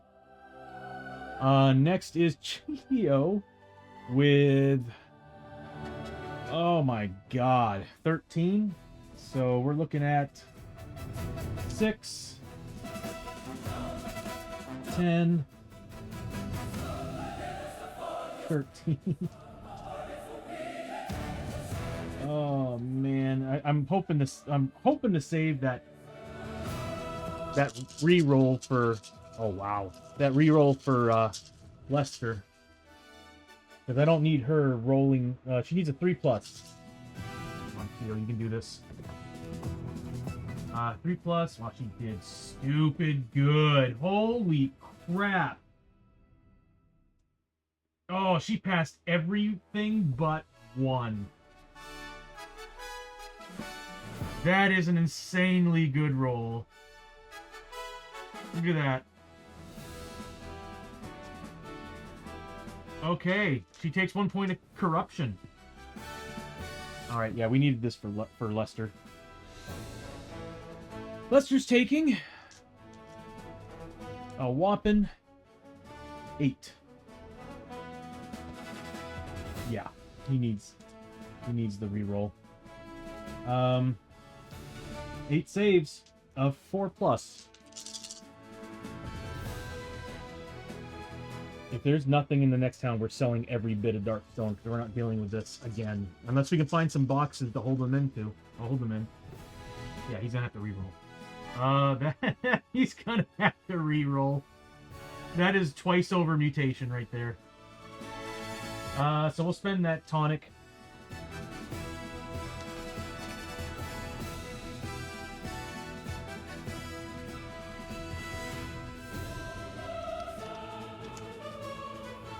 Go figures. The one who has it is Abby. 4+. Oh my god, dude. Like, for freaking real. He's gonna go up 2, and he'll be at a 2 out of 3. I need to find a better way to do this.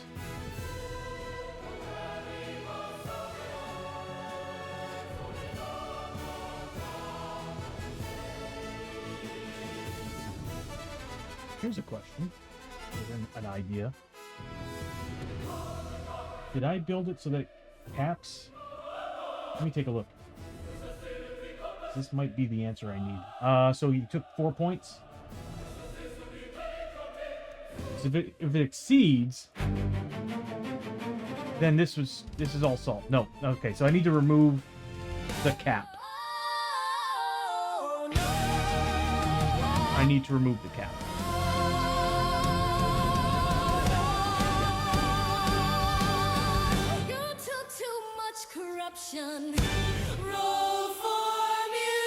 Okay, so that means that he's going to have 2 more points after he mutates.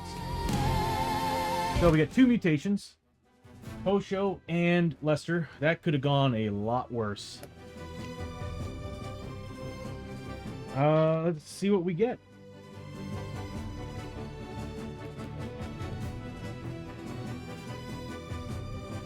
Actually, I'm really curious to see how the travel hazards are going to work out. We don't need this anymore. I didn't use all the Deadeye shots. Alright, let's start rolling for mutation. This is going to be for Posho Rio. We'll use this for tenths.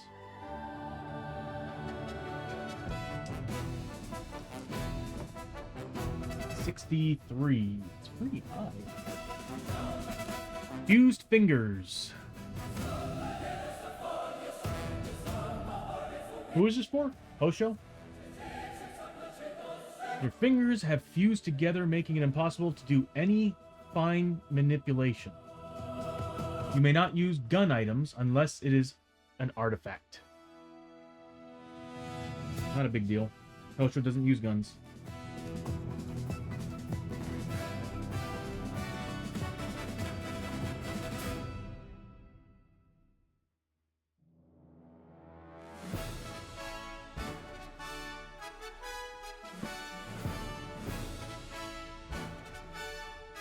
right, next is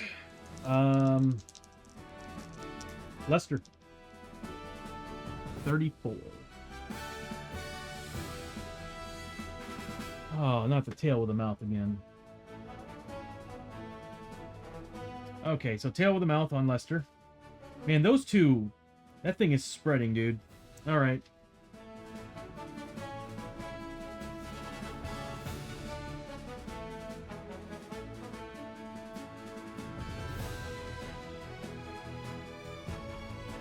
All right, so that's tail with mouth.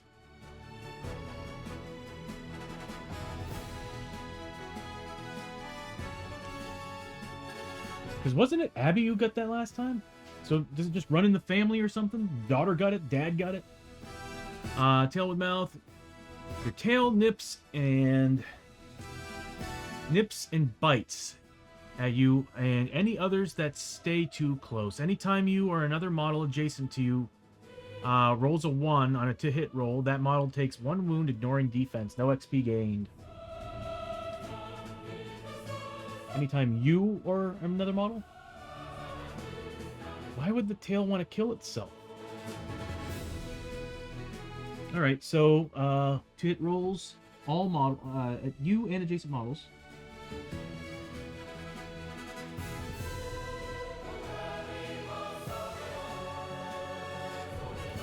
Two hit rolls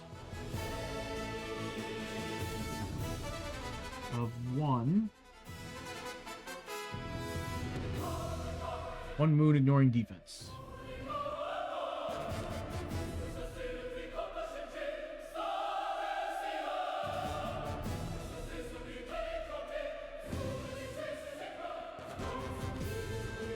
Okay. Woo! Yeah, I can tell I'm hungry. Alright. That protein bar ain't gonna do the trick. So, Hosho's back at 4 out of 5, and we've got poor Lester at a 2 out of 5, 2 out of 3. We need to find a way to up his corruption resist. There's some missions that can do it.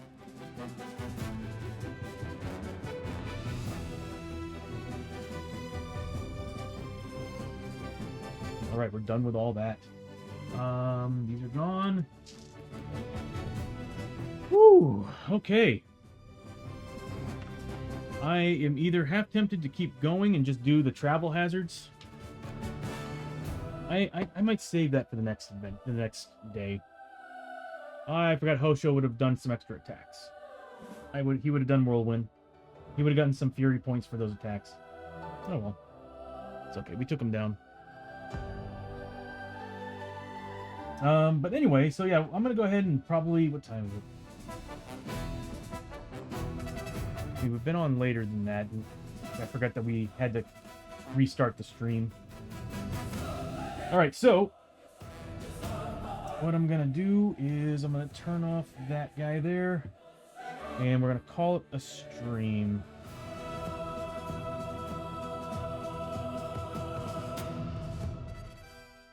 So yeah, wow, that was, yeah, we managed to do an entire adventure in one sitting today, because all we saw was we didn't have any battles. That's usually typically what takes up all the time, is whenever we get into a fight that basically turns a battle into something that's adds another hour and a half to 2 hours to the game. But all that wandering around and exploring, that's all we did. Pretty cool that we were able to fight this guy again too. So, oh, there's moments I look at him like, I should have done something about the, Anyway, so yeah. Well, I thank you all for hanging out and watching the stream on Super Bowl, or anybody just lingering, hanging around, lurking. More than, I'm thrilled for having you here. Thank you so much. So I think we're gonna call it a stream. Don't mind me. I am fried right now because I am starving. I got some soup waiting for me. let's see who we can raid into tonight. Oh, Board Gamer Steph is on. We'll probably raid into Board Gamer Steph.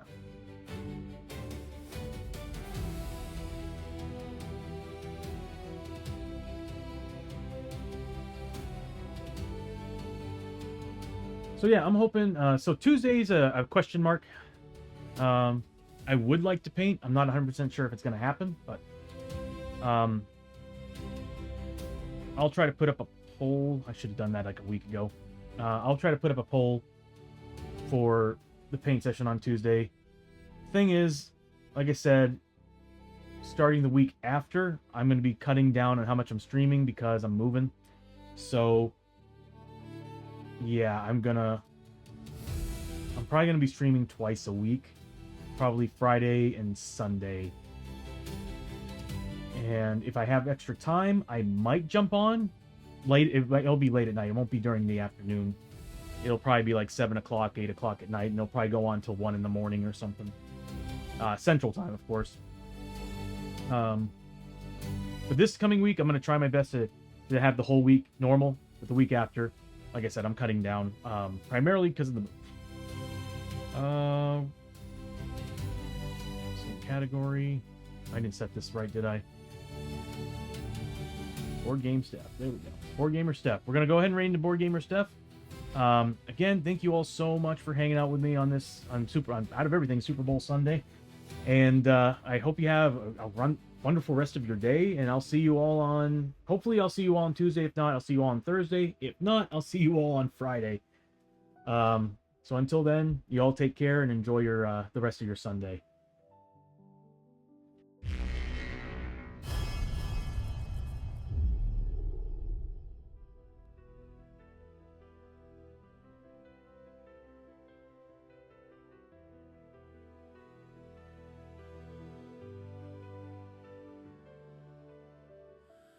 Roll the dice, hear the thunder roar,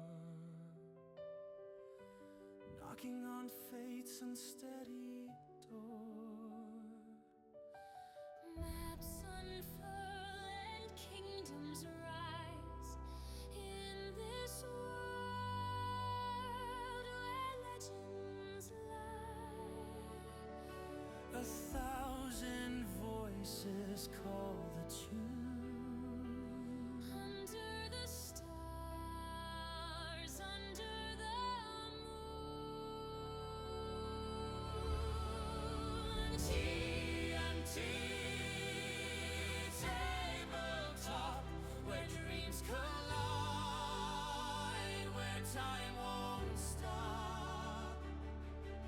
Raise your sword, claim your throne, for an epic tale to be sown.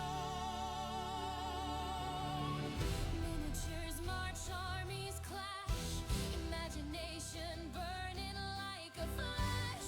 Heroes fall and villains grin, but every loss holds where we begin.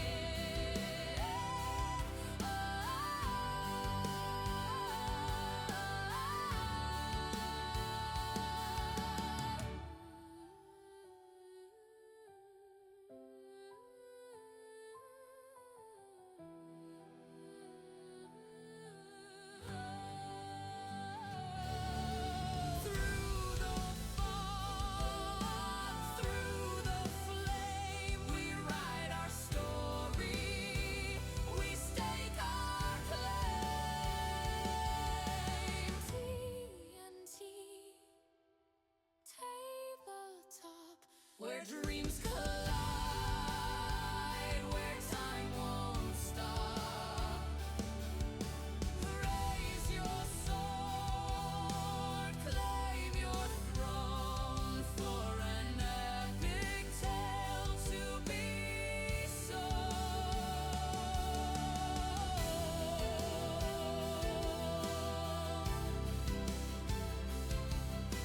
An epic tale to be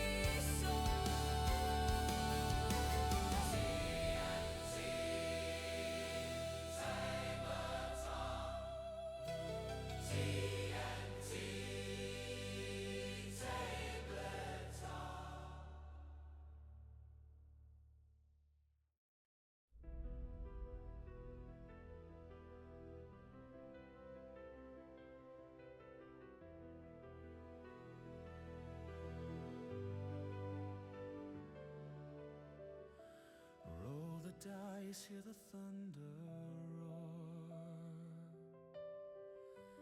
knocking on fate's unsteady door. Maps unfurl and kingdoms rise in this world where legends lie. 1,000 voices call